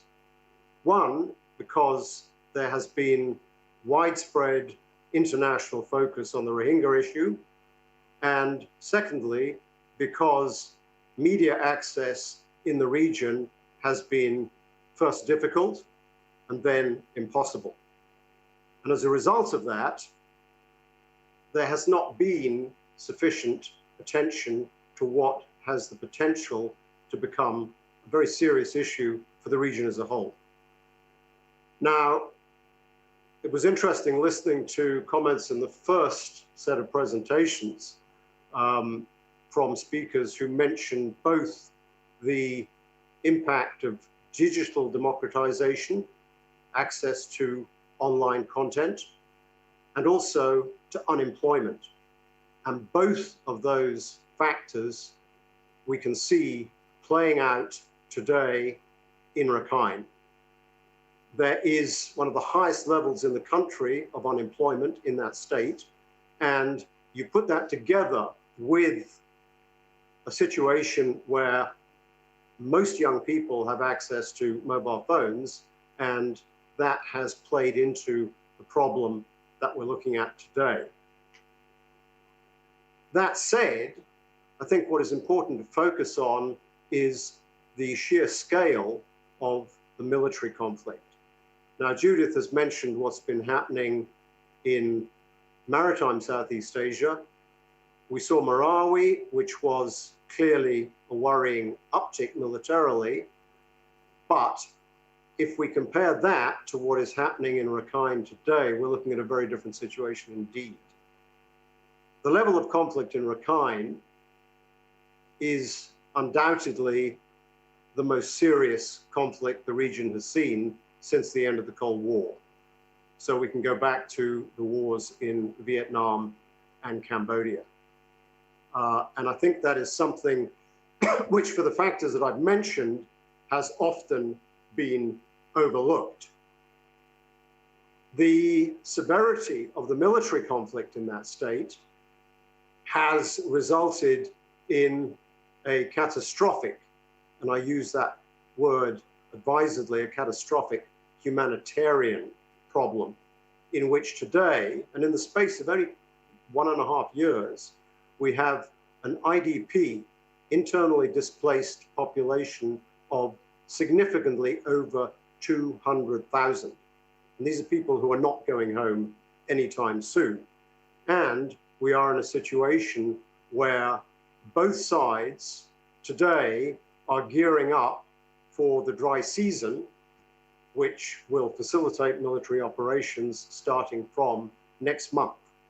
So in 6 months' time, an IDP population in Rakhine State alone is likely to be in the region of 300,000. That's not an exaggerated speculation. That is a probability. So this is a problem which is not only impacting the country as a whole, but it's also having significant international implications.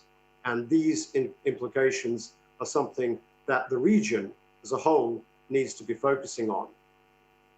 One of these spillover effects— You have 2 minutes more. I'll do my best to wrap up quickly. One of them has been Rohingya boat people, which have impacted Thailand, Malaysia, and Indonesia, and is a concern to Australia further afield. And the other international impact has been what I would refer to as the growing tension on the border between Myanmar and Bangladesh. And this is something which, again, has not been given much attention and which arguably deserves more attention. So I'll do my best to wrap up. My conclusion is that in an earlier presentation, there was reference to predicting the future and scenario planning. And I think that the challenge for the region as a whole today, in the age of COVID, is less predicting the future and scenario planning, and much more catching up with and dealing with problems which confront the region immediately today. And I think that will impose significant strains on the diplomatic framework that the region has been accustomed to in recent decades. And how the response to that unfolds will be something definitely worth watching. So thank you very much for your time. Thanks, Mr. Anthony Davis, for your comment. You mentioned several important points. Among others, there is a great power contestation. But also you observe that there is sub-nationalism, moving, And you also mentioned about the ethnic nationalist agenda, that already is good reminder for us, because in the process of addressing the pandemic COVID-19, there is a need to be alert on the problems of possible conflict on it. So now I will invite Professor Dadan Umar Dahani for his comment on the presentation, but I'm looking forward also for his further view on the ways to address the problems of COVID-19 pandemic. So you have the floor, sir.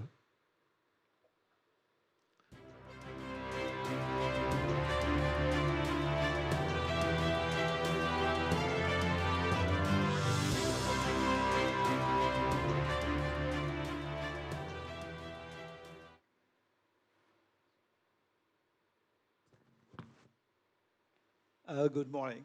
Thank you, Moderator, His Excellency Ambassador Makarim Wibisono, and also Pak Gubernur. Thank you very much for this opportunity.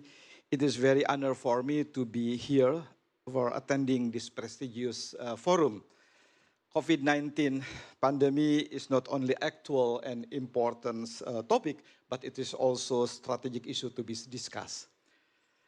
Mr. Mark Wilson and Ms. Judith, thank you for your interesting and excellent presentation. Talking about the terrorism, extremism is always interesting, but I'm sorry, maybe I cannot give the comment more detail because I am not in expertise of the terrorists, but I would like to take the relationship or highlighting with this pandemic COVID. As you mentioned, during pandemic COVID-19, the militant group or the violent extremism loosened his operation. They declare the ceasefire, but in other side, they intensify their movement by using social media. That's I would like to say. Your slides show also clearly that at the beginning of the outbreak, the militant group movement decreased but increased again. For me, hoax and black campaign by using the cyber media for delegitimizing the government keep running progressively. In my opinion, such action is dangerous as bombing. Because the fake news and hoax will influence crowd brain directly, which will make the people more dangerous and more militant. So dear speaker, in my point of view, COVID-19 should be considered as a humanitarian issue. But we see that the militant group or the violent extremism use these issues for their political interests and take an advantage for their objective. In my opinion, this movement provokes social unrest and will weaken national resilience. That I think I would like to address how we strengthening the national resilience faced in the outbreak. As we know, the outbreak is still going on. All nations face the same challenge on how to stop the attack of this virus. Unfortunately, until now, international cooperation to combat this has not taken shape. Each nation fight its own war against this global pandemic. Even WHO as global health body is deemed failed to protect this planet from the attack of unseen microscopic agent that spread rapidly. That is my view. I think we have to be very wise if we can create the collaboration instead of fight each other. Faced to the situation, in my perspective, bilateral, multilateral, and global collaboration should be strengthened. As in the morning we discussed about it, and humanitarian issues must be prioritized over issues of politics and power. So, Mr. Mark Wilson and Ms. Judith Jacob and Anthony Davis, I think other issues interesting to raise for today is we have to learn from the COVID-19 that human beings depend on each other where they are, But however, political strategies taken so far are more focused on individual domestic problem, which make it seem that the nation political interest is put above humanity. All countries seem very selfish for me. Considering that fact, what do we have to do to handle it? And what is the appropriate strategy for strengthening the national resilience, but we still promote and respect the humanitarian aspect? Mr. Moderator, if we have still time, I would like to share with my presentation in my vision how we can strengthening and face to the natural disasters. Please do, Professor. Okay, thank you very much. Please, I would like to speak about the geopolitical policy implication of COVID in the context of the nationalism. Please, next, I think it is just only introduction. I try to be a good storyteller. So I would like to tell the story and touching our feeling face this COVID. I am sure usually we all celebrating the New Year's with full of joy. But we have gathering, party with a family and the best friend. But this year, our New Year was very cloudy and full of worry, especially in Wuhan. According to the Chinese tradition, if I don't mistaken, every year or a year has a symbol of animal. What we called in Indonesia is sio. The animal symbol of year 2020 is red. What is the character of the red? The character of reds are often smart, successful, resourceful, and resilient. They are curious and thoughtful, and like tidiness. They have a strong ability to adapt to environment and possess acute observation. But ladies and gentlemen and their participants, this year is far from expectation. Our year is full of surprises. It is very cloudy, full of worry and vulnerable. We can see, next slide. We can see, before the New Year's, the virus hit Wuhan, but it's just only 1 month. They comes to Thailand and to Europe, Middle East, USA, Brazil, South Africa, Indonesia, of course, and Australia. The virus is spreading out over the world. Next slide.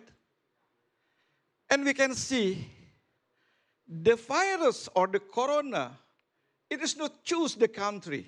Every people in the world, in this planet, can touch by virus. The big country, modern country, small country, the half country, all of the country touched by this virus. We can see the top 10 continuous infected. I took this data in 6 October. USA, India, Brazil, Russia, Colombia, South Africa. It is the top 10 of infected people by virus. Indonesia, meanwhile, is the 33rd rank with the more than 300,000 infected of this virus. This is for us a very big problem for all over the world. It's not just only one country. Next slide, please.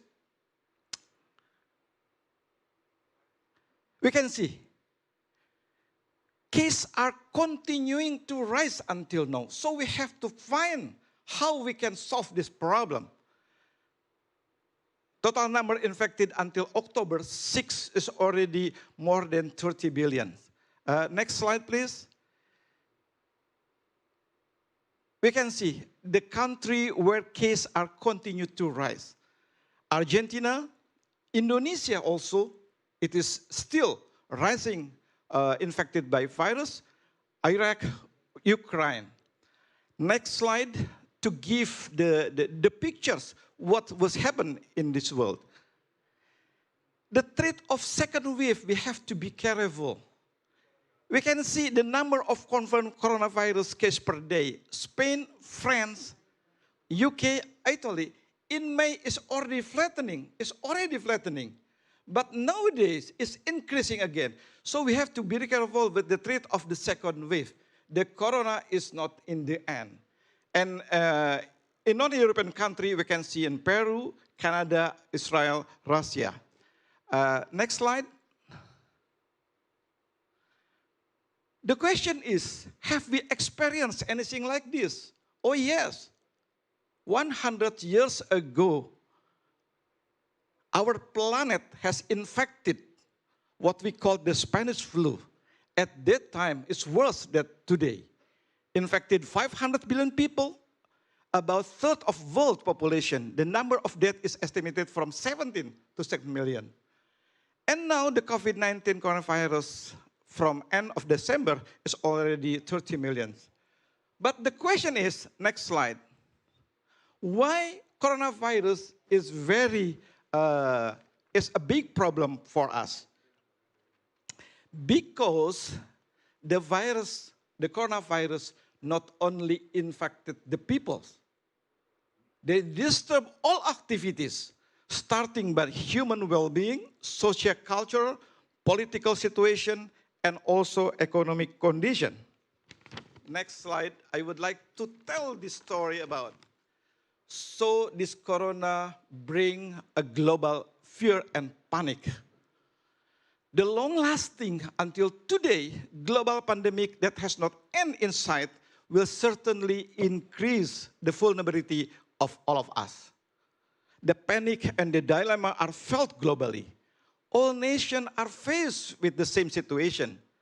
The mobility restriction, including social distancing, any policy that they apply will all result in economic crisis. So we will face with the economic problem. This is dilemma. On one side, we have to stop many activities in order to break the chain of infection. On the other side, we have to provide what our people need, such as decent healthcare, food, and also energy, which are highly needed in this time of pandemic. Meanwhile, economic growth slowed down and income dropped significantly. That's the problematic that we have to take to find the solution. Next slide, please.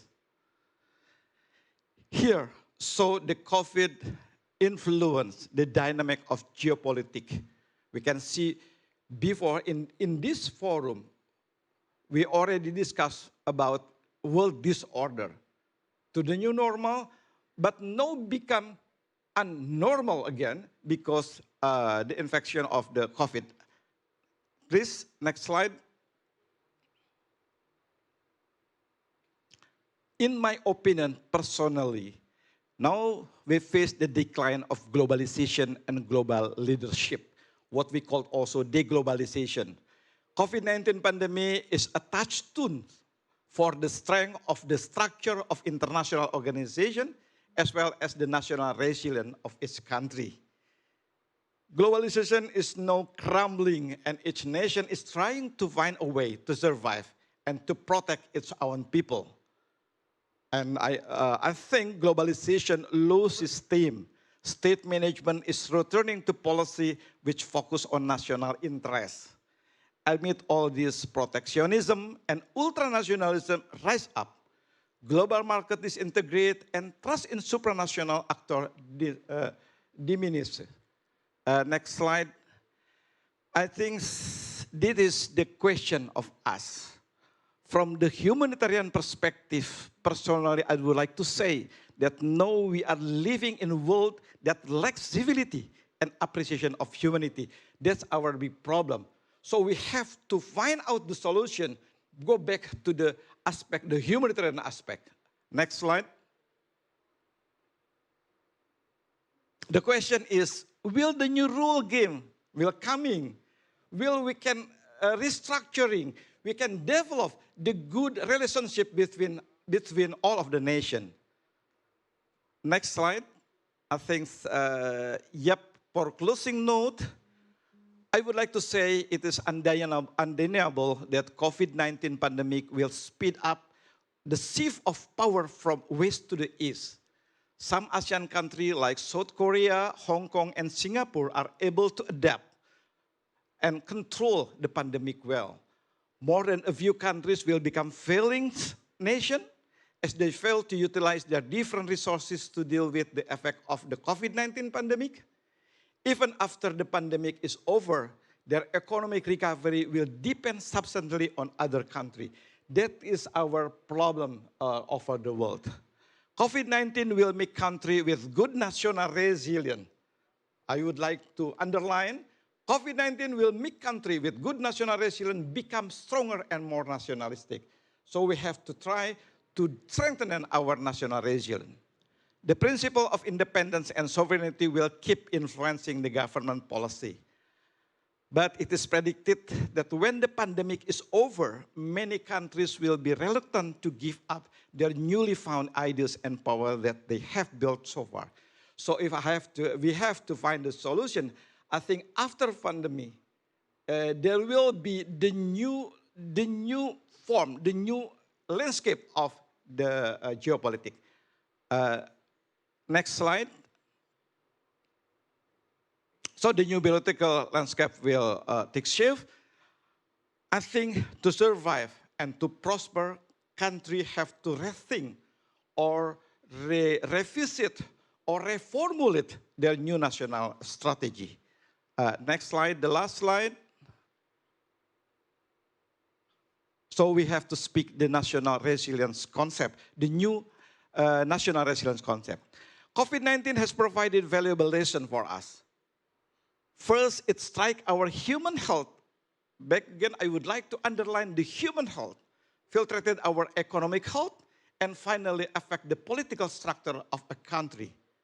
So toward a COVID-19 cooperation between, I would like to underline, cooperation between countries must be further strengthened.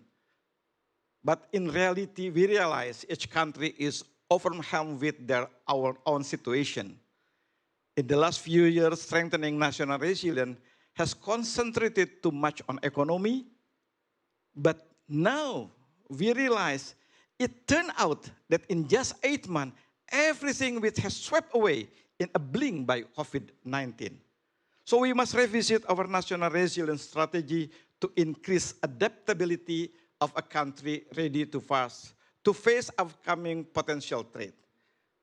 In my opinion, national resilience based on human resilience as a philosophical base may be needed to be considered for the futures. Thank you very much. This is our vision about how we can solve our problem. It is the problem of over the world, the humanitarian issues rather than political issues. Thank you very much, Mr. Moderator. Merci beaucoup, Monsieur. We have already heard a very interesting point made by Professor about not only about the comment with regard to the presentation, but also he mentioned about the concept underlying the point that has been discussed earlier.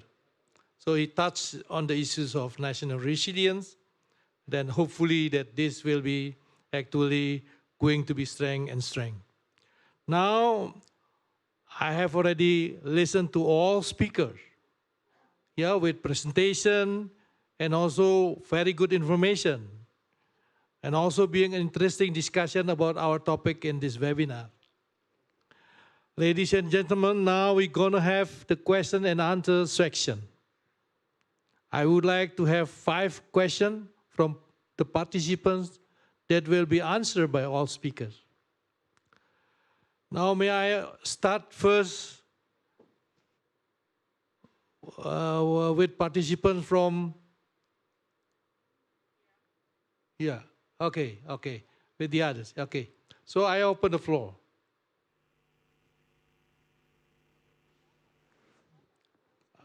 No, I think I open also the floor for the viewer, the viewer from outside. Yes, okay. You have the floor, sir. Yes. Please identify yourself. Let me introduce myself. My name is M. Alfiki Hernawan. I'm from Sriwijaya University student. I have a question here for all the speakers. This is my question. Is how significant the violence extremism affect the post-COVID-19 geopolitics?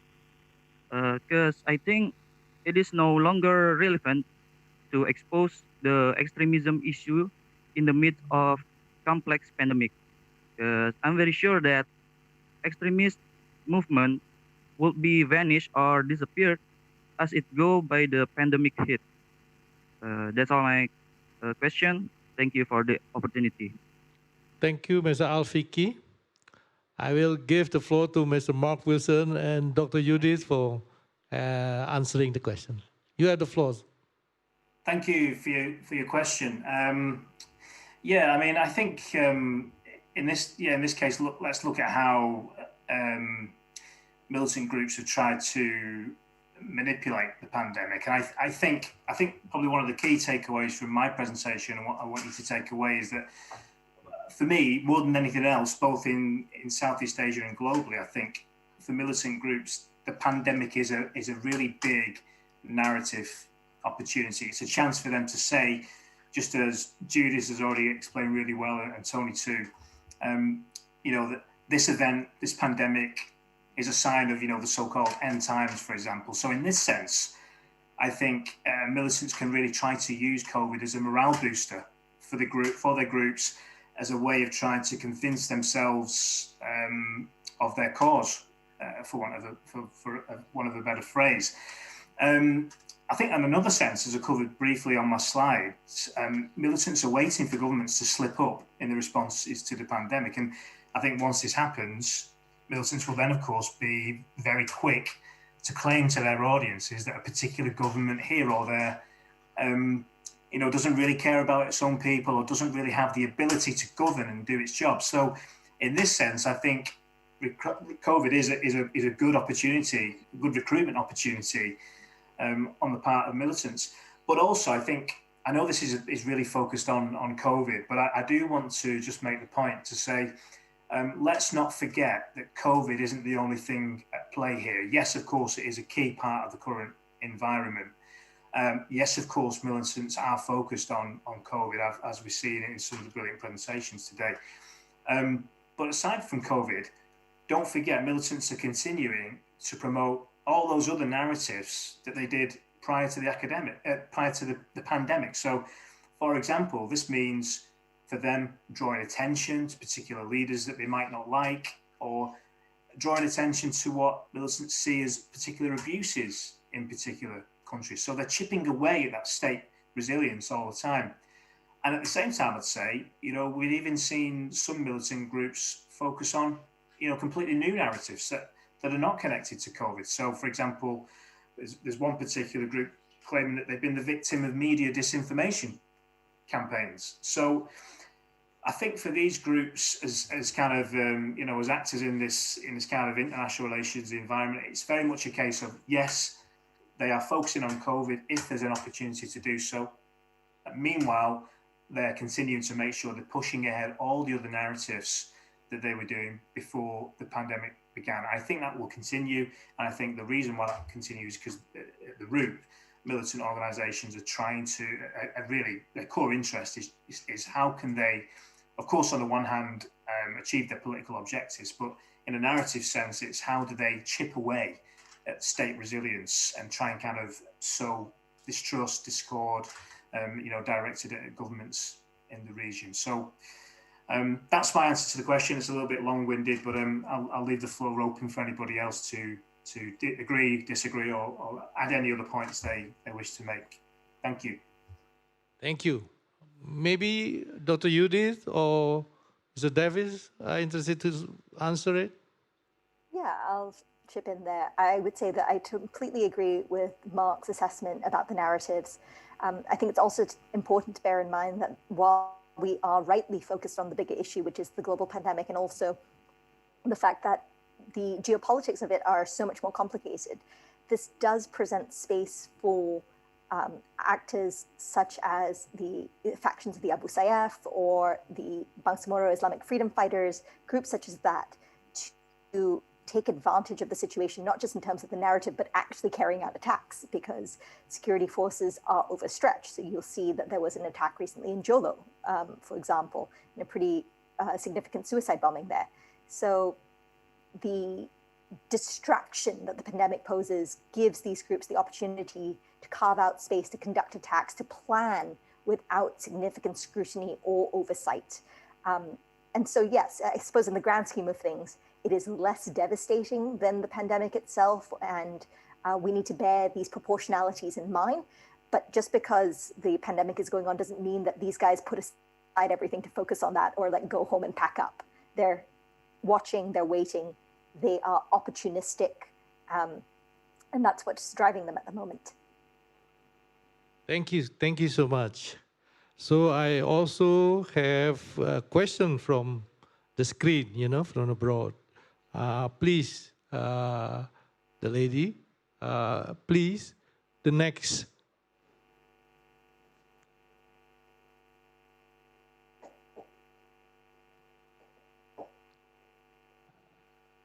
I'm told that there is a question from, all right, okay. Please identify yourself and then please address the question. Assalamualaikum warahmatullahi wabarakatuh.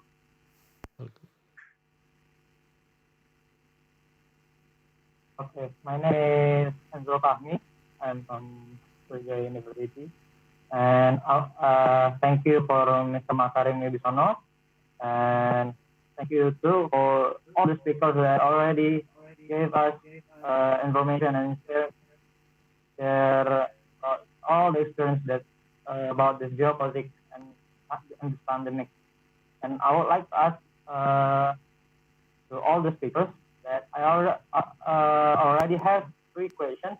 I'm sorry, your voice is not clear enough. Yes, and now better. Okay, thank you. Okay, thank you. First, I think ideological war will be getting harder. Sinicized new ideology dominated in the world. What do you think of it? What do you think of it? And my second question is, how do you see if the world can be created in a balance between the US and China? Will it be possible? Will it be possible? And my last question is, violent extremism and are a kind of rivalry. So I'm so sorry, ma'am, because the question is not clear. So your word is not so clear. So maybe your speaker laptop put it off. Yeah, so it will help you to speak clearly. Now it's difficult for the public to listen to your point. Can you put off the laptop in front of you, and then you can speak fluently on it. Matikan laptopnya. Okay. So I repeat this question.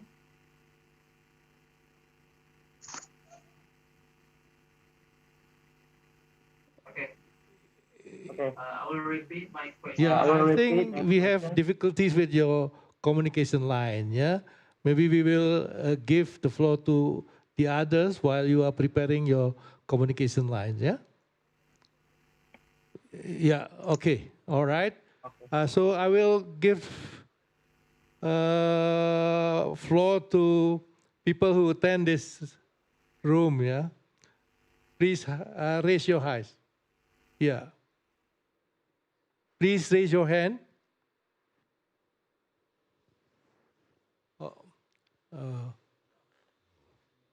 Okay. Ya, oh itu enggak bisa kelihatan. Okay. There are questions that I will read it for you that I received from Miss Dian May from Indonesia Defense University.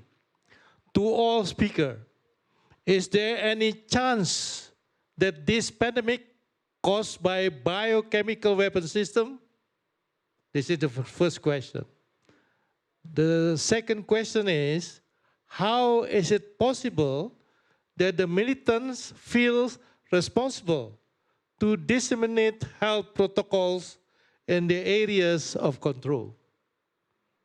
This is actually the stand for all of the speakers. So I start with Mr. Mark Wilson. You have the floor. Okay, thank you, Mr. Ambassador. Yeah, I mean, if I understand the first question there correctly, is there any chance that this pandemic caused by biochemical weapon system? I mean, in my opinion, you know, I wouldn't say that I'm a health professional. I'd say I'm more of a security analyst. I personally, that's not my view. I don't think it was caused by any kind of biological weapon. I think probably the causes were more natural, but I think there's a range of theories out there on that. And I think even that question you can link to violent extremism, you know, because maybe not so much talking about Southeast Asia, but talking about violent extremists in other parts of the world, particularly, you know, I'm thinking in terms of those who might espouse extreme right wing or white supremacist ideologies. There's certainly a lot of COVID has given rise to a lot of conspiracy thinking around COVID and what caused COVID. And within that conspiracy thinking are narratives like you see here. You know, it's a weapon used by a specific government to target another government or to target the world in order to gain some kind of, you know, political advantage or whatever. And you know, and the conspiracies just keep on running and running. So I think, you know, obviously conspiracy theories are nothing new, but I feel at the time we're living in, amongst kind of the extremists that I look at also in different parts of the world, I think this is COVID is helping these types of you know, theories and views you know, take shape essentially, and we see some of that actually making its way into the mainstream media in certain countries as well. So I think that's my answer to the first question. In order to the second question, how is it possible that militants feel responsible to disseminate health protocols in their areas of control? Well, yeah, I mean, the short answer to that is I think, you know, their portrayal of themselves doing that, their portrayal of themselves as, you know, these organisations that are going into areas and providing, you know, sanitation services or COVID education related programmes, that's them. That's their view of themselves as governing in those areas. And I think for a lot of these organisations, you know, that ultimately is their end objective, right? They want ultimately political power. It's just that their means for trying to achieve that is more often than not violent. Of course, they're continuing attacks, but alongside that, they are, you know, they're trying to use any opportunity they can to demonstrate that, look, we can take care of these people in the areas in which we operate. And obviously what they're trying to do is juxtapose that with what they see as responses of the government to say, look, we're providing these services to you in these areas, we're helping you get over this pandemic. Look at what the government is doing. The government doesn't care about you. It's not sent any funding to these areas. It doesn't even have a presence in these areas. So again, this is about a militant narrative. You know, sometimes irrespective of what they're actually doing on the ground, I think sometimes more important is their propaganda and how they disseminate that online. And I think, yeah, this particular case here I gave in my presentation is a good example of how they're trying to use that pandemic to try and show themselves as these kind of credible organisations that can govern. So I'll stop there for now, and if I'll let anyone else add any details to that question. Thank you. Thank you, Mark. I will give the floor to Dr. Judith. Yeah, so I think that, again, I haven't read anything or seen anything about this being a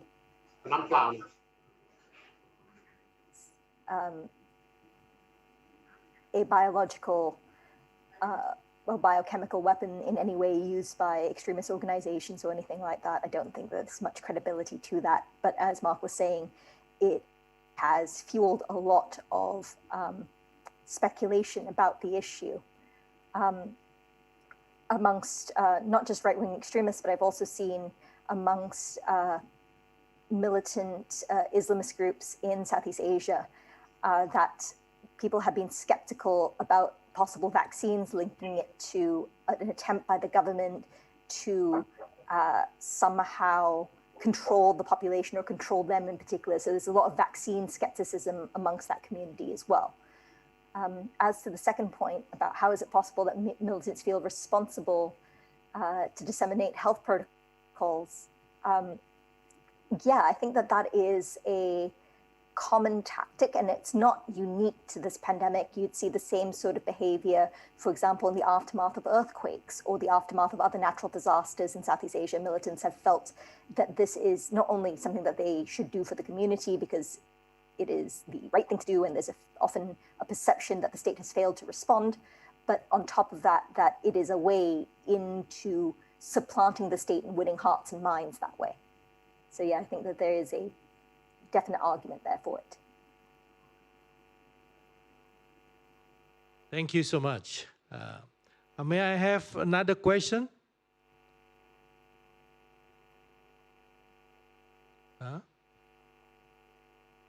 Yes. Next question is come from Dr. Margareta Hanita, Master of Science from the University of Indonesia. This is addressed specifically to Dr. Judith Jacob. According to your explanation, we could see that militants use the unpassion of society in facing pandemic COVID-19 to get opportunity to against the government, which could not reduce the impact of the pandemic. What do you think the best strategy to encounter these issues in institutional reform as part of geopolitics element? Dr. Jacob, you have the floor. So that's a very big question. I'm going to try and answer it as best I can. I think that the one thing that a state could do when faced with militants trying to exploit this opportunity is really to make sure that their response is on the basics. So ensuring that there is adequate provision of basic necessities, adequate provision of social safety nets in terms of making sure that people have access to healthcare that they need, and making sure that people have access to some sort of income support if need be, prevents people from buying into the narratives that the militants are proposing. And that's one way of stemming the tide. But if people fail to do so, or sorry, if governments fail to do so, and if people don't perceive their governments to be acting, or at least the government needs to explain why there may be delays, it prevents those narratives from taking control, taking root in those communities. So I think that just delivering the basics is probably the best thing a government can do in this situation. I hope that answers your question. Thank you, Dr. Judith Jacob. I have another question here.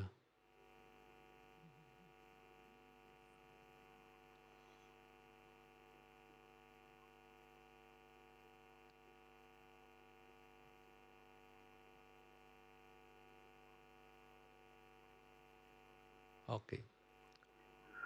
Okay, this is maybe the final question that I have from entrepreneur of Indonesia, Mr. Adi Mujoyono.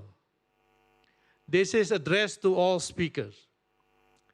The question, the COVID pandemic has brought a sense of chaos to the whole world, but it will be an opportunity for Asian countries to lead the world transformation. Do you think COVID-19 could accelerate the Asian century or vice versa? I start with Mark Wilson. You have the floor. Okay. Thank you, Mr. Ambassador. Okay, yeah, another really great, far-reaching question. I'll try and address it, and I'll try and link it back to what we were all discussing on our panel, if I can. Short answer is, yeah, I certainly think there's going to be opportunities for the Asian region to demonstrate, if you like, international leadership qualities. Now, whether or not that leads to the acceleration of the so-called Asian century, I think that very much depends upon whether those opportunities to demonstrate leadership are actually taken, or whether perhaps more traditional routes to resolving issues are pursued. So, for example, let's get it back to that topic of militancy and violent extremism in the region. Since the pandemic began, I think there's been a range of new opportunities to try and pursue peace and to try and bring some of the conflicts in the region, if not to a close, and to try and edge them further to some kind of negotiations and resolution. Now, of course, you've had declarations of ceasefires on the part of militant groups. To me, whether or not these declarations contain real substance, or whether they are, partly contain part substance, or whether in fact they're just ploys to buy time or whatever else, in the end, I still think they are declarations. I think declarations like that produce opportunities for actors in the region to begin, or maybe restart, boost, or strengthen negotiations or peace talks. So for me, in terms of militancy in the region and beyond, that's a big opportunity. That's a chance to perhaps use a kind of a groundbreaking event, a world-shaking event like COVID, to break through some of those more traditional notions of conflicts that have kept those conflicts going for decades, rigidly going for decades, and then trying to use the kind of the new environment we find ourselves in to try and come at these conflicts, come at the conflict resolution and from a different direction. So, I mean, in terms of those who might be interested in accelerating the so-called Asian century, I mean, I think perhaps for them, I'd say it's about, trying to demonstrate leadership through seizing opportunities to resolve some of those long conflicts, that could actually, I wouldn't say kind of lead to world transformation, but I think could lead to regional transformation in Southeast Asia, first and foremost. So I think, yes, short answer, yes, definite opportunities for Asian countries to take the lead in this respect. And I'll open it out to anybody else if anyone's got any other comments. Thank you. Thank you, Mark Wilson, for the explanation. May I have Dr. Judith Jacob? You have the floor. Yeah, again, trying to bring this back to my area of expertise on militancy, because it's far too big a question, I think, for me to address that things outside of that. I think that in terms of issues pertaining to de-radicalization of prisoners, that is one area where you can see that Asian countries could be leading the way in a post-pandemic world, particularly with dealing with prisoner releases more effectively, and having implemented monitoring programs of the individuals that they release more effectively than, let's say, Western European countries or North American countries. That's one area I can see there being a room for Asian countries to take the lead. I think Mark had a good point about there being scope for negotiations to really shine in this regard if people put in the effort, but that's a big if. I think right now, it seems from my understanding that governments are really too swamped with dealing with the everyday difficulties of managing the pandemic to really be thinking even about leadership in the wider global sense of that term. It may be accidental, I think, that if they come up with good responses in managing their militant and extremist threat, that they end up as global leaders, but not necessarily a goal in and of itself, if that makes sense. Thank you, Dr. Jacob, for the answer. And allow me to ask the speakers or the discussion or any other person who are interested to introduce alternative perspective on the issues. If not, I will try to make such kind of like conclusions on the session. Ladies and gentlemen, now we are at the end of our today's seminar. Before we close, I would like to take the conclusion from what the speaker have presented. First, COVID-19 is unprecedented to all of us. It brought impact to all aspects of life. So there are also facts that this also influence on the aspect of the social as well as security aspect. Therefore, we have to support any good idea to consolidate it and cooperation among countries in Southeast Asia as well as Asia to work together to address the problem of COVID-19. The pandemic disease need a cooperation between countries. The virus does not have passport or visa. The virus can go anywhere without visa. So therefore, it is a must for us to work together to address the problem, including also be alert of the possible militant groups that will utilize the opportunity given by this pandemic that should be also addressed by all of us. So by saying all of the points that has been raised, allow me to express my deep appreciation to Mr. Mark Wilson, Dr. Judith Jacob, Mr. Anthony Davis, Professor Dadan Dailani, for your valuable contribution to this discussion today. I hope we will be continuing to discuss this, and I hope that the problem of COVID-19 will disappear soon, and then we'll enjoy a normal life, normal discussion, and maybe we can organize the next discussion, including you, in a better opportunity. So I would like to give the floor back to Ms. Dasuki, the Master of Ceremony of our. Thank you, Mr. Makarim Wibisono. Thank you, Prof. Dadan, and thank you for all the speakers and discussant for sharing the knowledge. Hope it will be beneficial for all of us. And I would like to ask to all the speakers and discussant not to go anywhere. Please stay online because we'll have a little chat about the Jakarta Geopolitical Forum 2020. And I would like to ask Professor Dadan first. Professor Dadan, what is your impression during your taking part in the Jakarta Geopolitical Forum? My impression is I think we have to discuss about something important for us, and we can learn a lot from others, expertise from Europe and American, etc. So it is very beneficial for us, for Lemhannas, etc. And hopefully our tradition, Lemhannas, to conduct the Geopolitical Forum will be continued, and we will find the actual and strategic issues to be solved in our problem.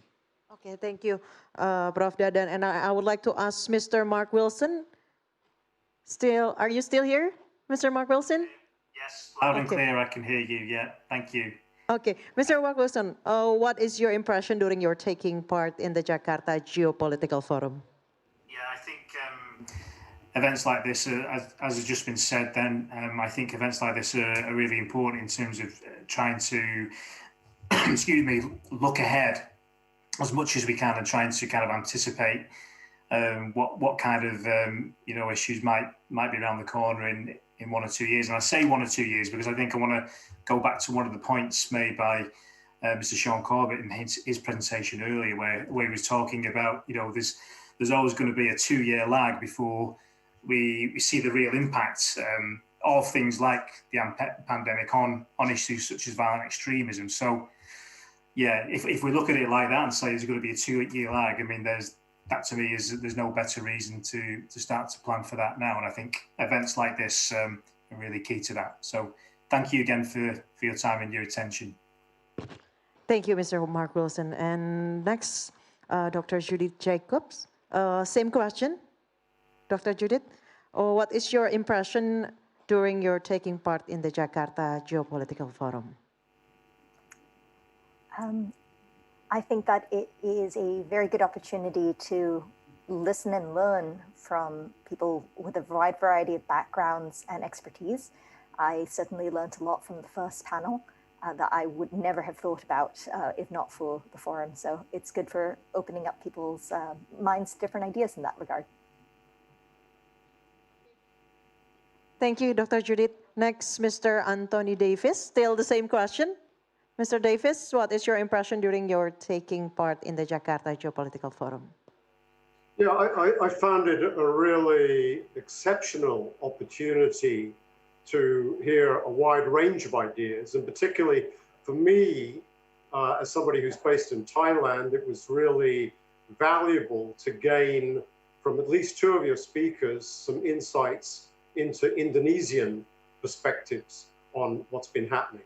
So I think for me, that was the biggest takeaway, was learning more about how an Indonesian forum and Indonesian participants and speakers view the problem more generally. So thank you again for making this opportunity possible. And I look forward to perhaps participating again in the future. Okay, thank you, Mr. Davis. And Ambassador Makarim Wibisono, we have so many strategies, so many ideas which we share today in this discussion. Still the same question. What is your impression during your taking part in the Jakarta Geopolitical Forum? Will it be the solution for the pandemic COVID-19? I thank you for the question. Yeah. First of all, I would like to express my appreciations to the organizing committee, because the participant of this meeting composed of several figures or actors that come from a different background. Yeah, there are entrepreneurs and former ministers. There are also people who are dealing with the issues, and also the expert in, for example, on the militants or terrorist group. Yeah, so we discuss something important. Yeah, from a different angle. It will enrich us to understand better what should we do together in order to address the problem of the pandemic. Because pandemic right now is different with the pandemic 100 years ago. The impact of pandemic right now is very fast and spread at a very fast also. Yeah. So we still remember 2 months ago, we got the issues from Wuhan. Yeah. But now it's already spread all over the world. More than 100 countries all over the world already suffer with the COVID-19. So therefore, this opportunity organized by Lemhannas is really very useful, not only for the student of Lemhannas, but for all nations who listens to our discussion today. Because this touches not only from the perspective of the business, also from the academician, but it is the perspective of all aided nation. So thank you so much. Okay, thank you, Ambassador Makarim Wibisono. And I would like to ask to the speakers and discussion online, Mr. Mark Wilson, what things that you know very well about Indonesia's COVID-19 prevention? Sorry, could you repeat the question? What things that you know very well about Indonesians' COVID-19 prevention? Not very well, I must admit. Maybe some of the other participants know better than me, and it's a better question for them, or maybe someone in the room there can educate me a little bit more on those COVID responses. I must admit, I wouldn't be able to answer that question. Apologies. Okay. And what things that you know very well about Indonesia at all terms? Have you been here, Mr. Mark Wilson? Yes, I have. Yeah, I used to live there for 4 years, quite a few years ago now. I was based in Jakarta, and yeah, the takeaways for me are great people, very rich culture. The cultures are unbelievable. When I compare it to my home country, the cultures in Indonesia seem that much more colourful and rich. And of course, when you combine it with the great food, you can't go wrong. So I think, yeah, it's a fantastic country, a country I miss very much. Okay, is there some memorable moments here when you're here? Well, I got married in the country. That's probably a little bit too personal for this conference, but I got married there in Sumatra. So very memorable moments, yeah. Okay, thank you, Mr. Mark Wilson. Next, Dr. Judith Jacob. Same question, what things that you know very well about Indonesia at all times? And I heard your bahasa is very well, Dr. Judith, thank you. Yeah. Yes, so I guess I know the country very well. I did my doctorate on Indonesia, and I lived there as a child for nearly a decade, actually. Wow. In the 1990s, in Jakarta itself, in South Jakarta. So you got used to the macet. What memorable moments you have here for a decade you lived here? Well, I remember being quite small and watching the demonstrations when the fall of Suharto happened. So that was something that stuck with me my entire life. Okay. What things that you miss about living here, Dr. Judith? I miss the food, which is fantastic. The food. Food is fantastic, and the people are really wonderful and really kind. Have you tried to cook Indonesian food there? I've tried to make rendang. Okay. So, how is it? Yeah, it needs some work. It needs some practice. Okay, you need hours to make it perfect. Okay, thank you, Dr. Judith. Next, Mr. Anthony Davis. Same questions. What things that you know very well about Indonesia at all times? Well, I have to confess, I know really very little. I've visited Jakarta on 3 or 4 occasions, but I live in Bangkok, and when you live in Bangkok, you know very well that Bangkok is not Thailand. So if I say I visited Jakarta and I know anything about Indonesia, you're going to laugh at me. So the fact is I know really very little, and that for me was one of the great positives about this exchange today, was hearing less from other Western talking heads and more from your participants and speakers from Indonesia itself. So that was a great opportunity. Thank you. And after COVID, I look forward to returning to Indonesia and getting out of Jakarta. Where do you want to go, Mr. Davis? If I say Bali, you're going to laugh. So I'm not going to say Bali. I'm going to say I'd like to go to Sumatra and travel up Sumatra and visit Aceh. Nice. Because working in southern Thailand, I've heard a lot about Aceh. So I'd like to see what's been happening there. So that would be my preferred destination, Sumatra and Aceh. Is there any specific destination you want to go to in Sumatra? In Sumatra, well, Medan, obviously. and then Loksamawe and Aceh itself. So, yeah. Do you want to see the culture or taste the food or see the sights? You know, what I would really like to do is cross to southern Sumatra and hire a motorbike. I'm a motorbike enthusiast. On a motorbike. Yeah, and then I would like to travel up Sumatra on a motorbike. That would be go up one coast and come back on the other coast. That would be my ideal Indonesian holiday. Okay, thank you, Mr. Mark Wilson, Ms. Judith Jacobs, and Mr. Anthony Davis. We're looking forward to meet you here in Indonesia.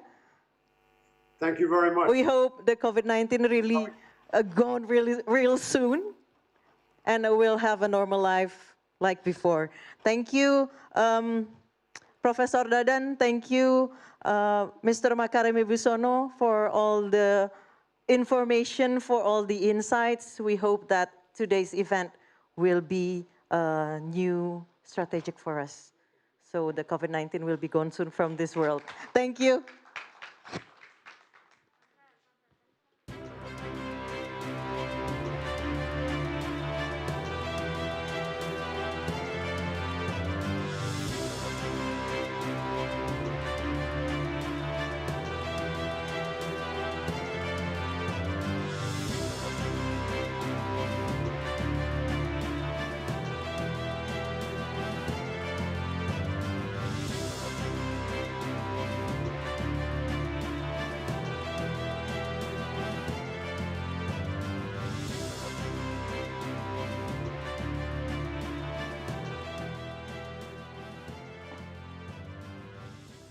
Ladies and gentlemen, thank you for joining us today. Since 8 a.m. until now, 1:25 p.m. We hope that today's event will bring something for us today. We will bring new information, will bring new insight about geopolitical landscape in the COVID-19 era. And ladies and gentlemen, before we end today's event, let us listen to the closing remarks from the Governor of the National Resilience Institute of Republic of Indonesia, Lieutenant General Retired Agus Wijoyo. To Lieutenant General Retired Agus Wijoyo, the floor is yours, Pak.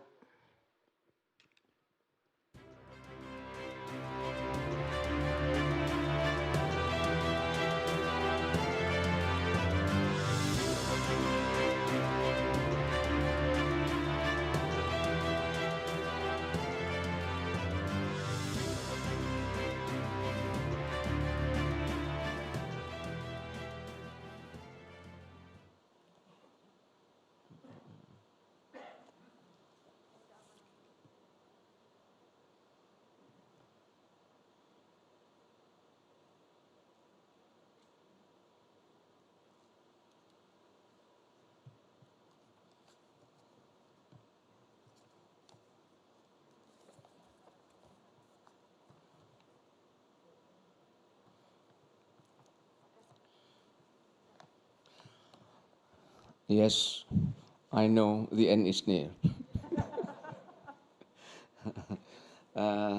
Distinguished speakers, discussants, moderators, and participants, ladies and gentlemen, allow me again and again to extend my sincere high appreciation to all of you, the speakers, discussants, moderators, and participants, for your continued commitment and resolve to stay awake and steady during this forum. This unusual 4th Jakarta Geopolitical Forum 2020 is arranged to be short because I do not want you, who are in the Big Labs time zone, to prolong your suffering of being awake at the time when you are supposed to be dreaming. But again, I have acknowledged that I am very pleased to see that you managed to keep your eyes open and your mind sharp. Hoping also not to keep your stomach hungry. I followed closely all the thought-provoking presentations by Professor Budiono, Minister Marsudi, as well as by the speakers with great enthusiasm.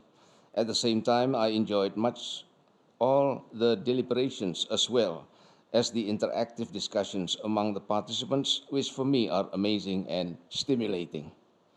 This institute is so fortunate to have you all actively participated and substantively contributed in this forum. For this, I must profoundly congratulate you all.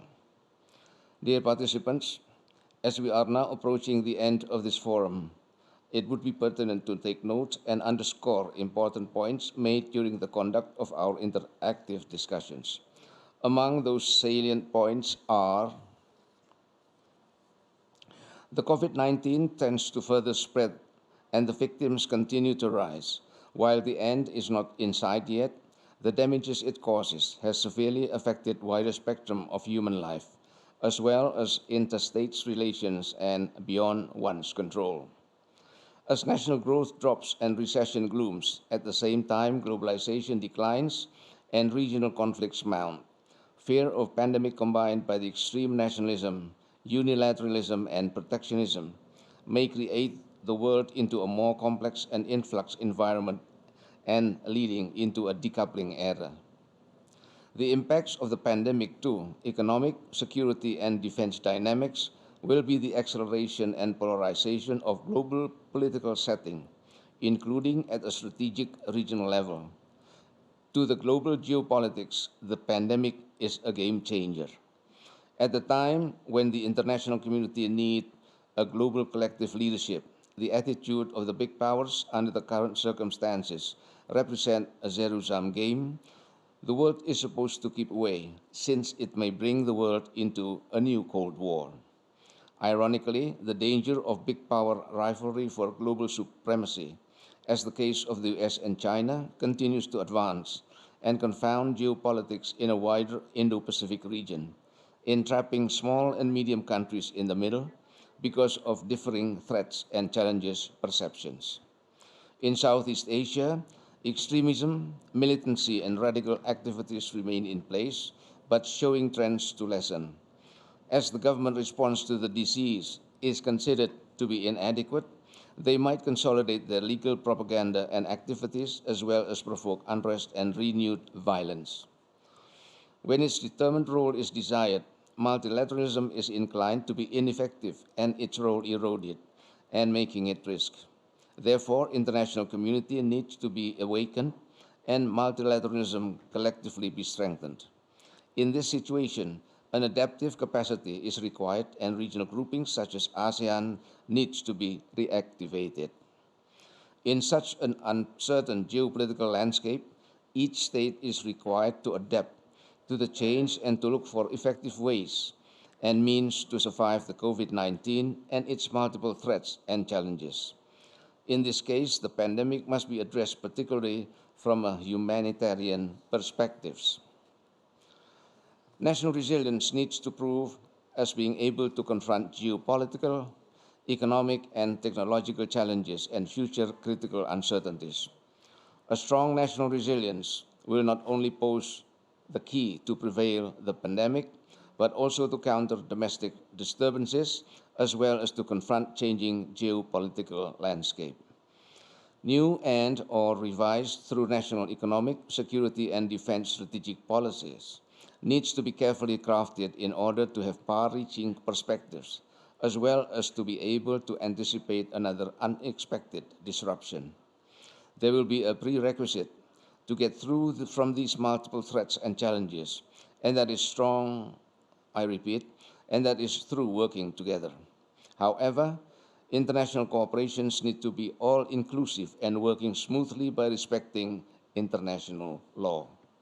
This pandemic experience teaches the world community a very priceless lesson, and that the world post-COVID-19 will be increasingly more complicated.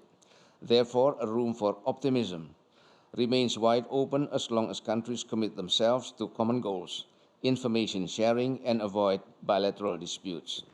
In short, to anticipate future global disruption, a stronger national resilience combined with a more collaborative, empowered multilateralism would need to be sustainably promoted.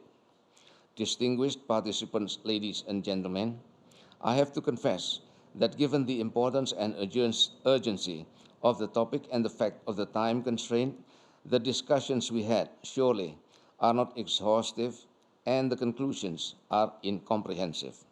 But I personally hope all the deliberations of the forum will give you different perspectives, ideas, and recommendations to consider in your respective capacities and future endeavors.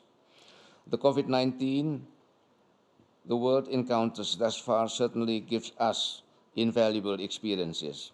Besides, based on what we have endured, we have learned to always stand ready to anticipate the recurrence in the future, although I will cross my fingers that this will not happen. I am confident that it is our hope, and surely the hope of this particular institute, that we should keep the dialogue open to learn and share more on issues of common interest in the next forum. Distinguished participants, finally, once again, I wish to extend my deepest gratitude to all of you, Honorable Professor Budiono, Her Excellency Minister Marsudi, the distinguished speakers, discussants, moderators, and participants for your participation on contributions to the success of the 4th Jakarta Geopolitical Forum. I will remiss myself if I do not take this opportunity to thank the Janes and the sponsors, particularly MNC and its excellent team, whose collaborations have made this event a big success. Finally, to the organizer, colleagues, as well as friends, I thank you all very much. Your hard working pays off. The success of this Jakarta Geopolitical Forum 2020 has been possible only by people like you all. With these words, permit me now to officially declare the 4th Jakarta Geopolitical Forum 2020 closed. Looking forward to seeing you and greeting you personally in the next 2021 forum in Jakarta in a much better ambience. Thank you. Thank you, Lieutenant General Retired Agus Wijoyo, for your closing remarks.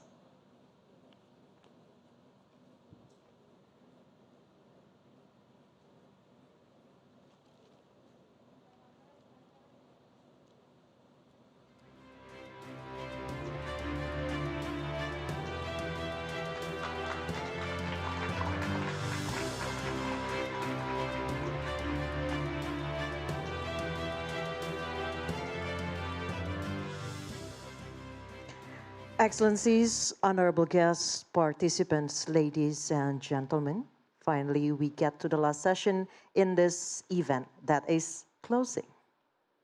We hope you have found the presentations on this forum are informative and helpful.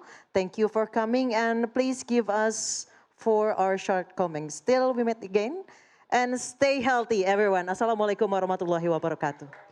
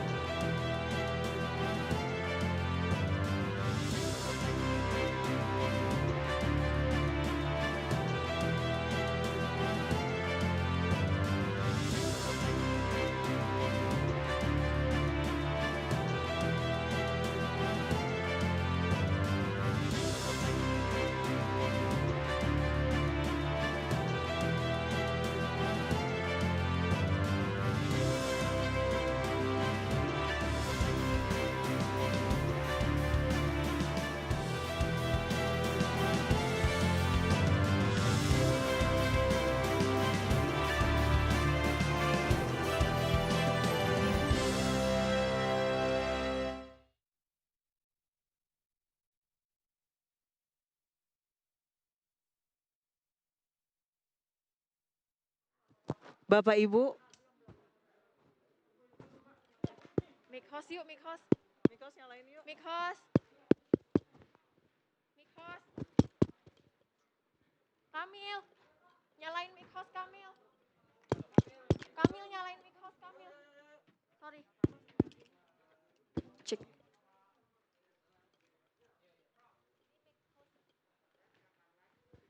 Teman-teman dari MNC semua yang ada di atas dan Bapak Ibu dari Lemhannas, kita maju semua ke atas panggung untuk foto bersama. Tim dari Lemhannas dan juga MNC, yuk kita naik ke atas panggung untuk foto bersama. Ikutan. Siap Pak.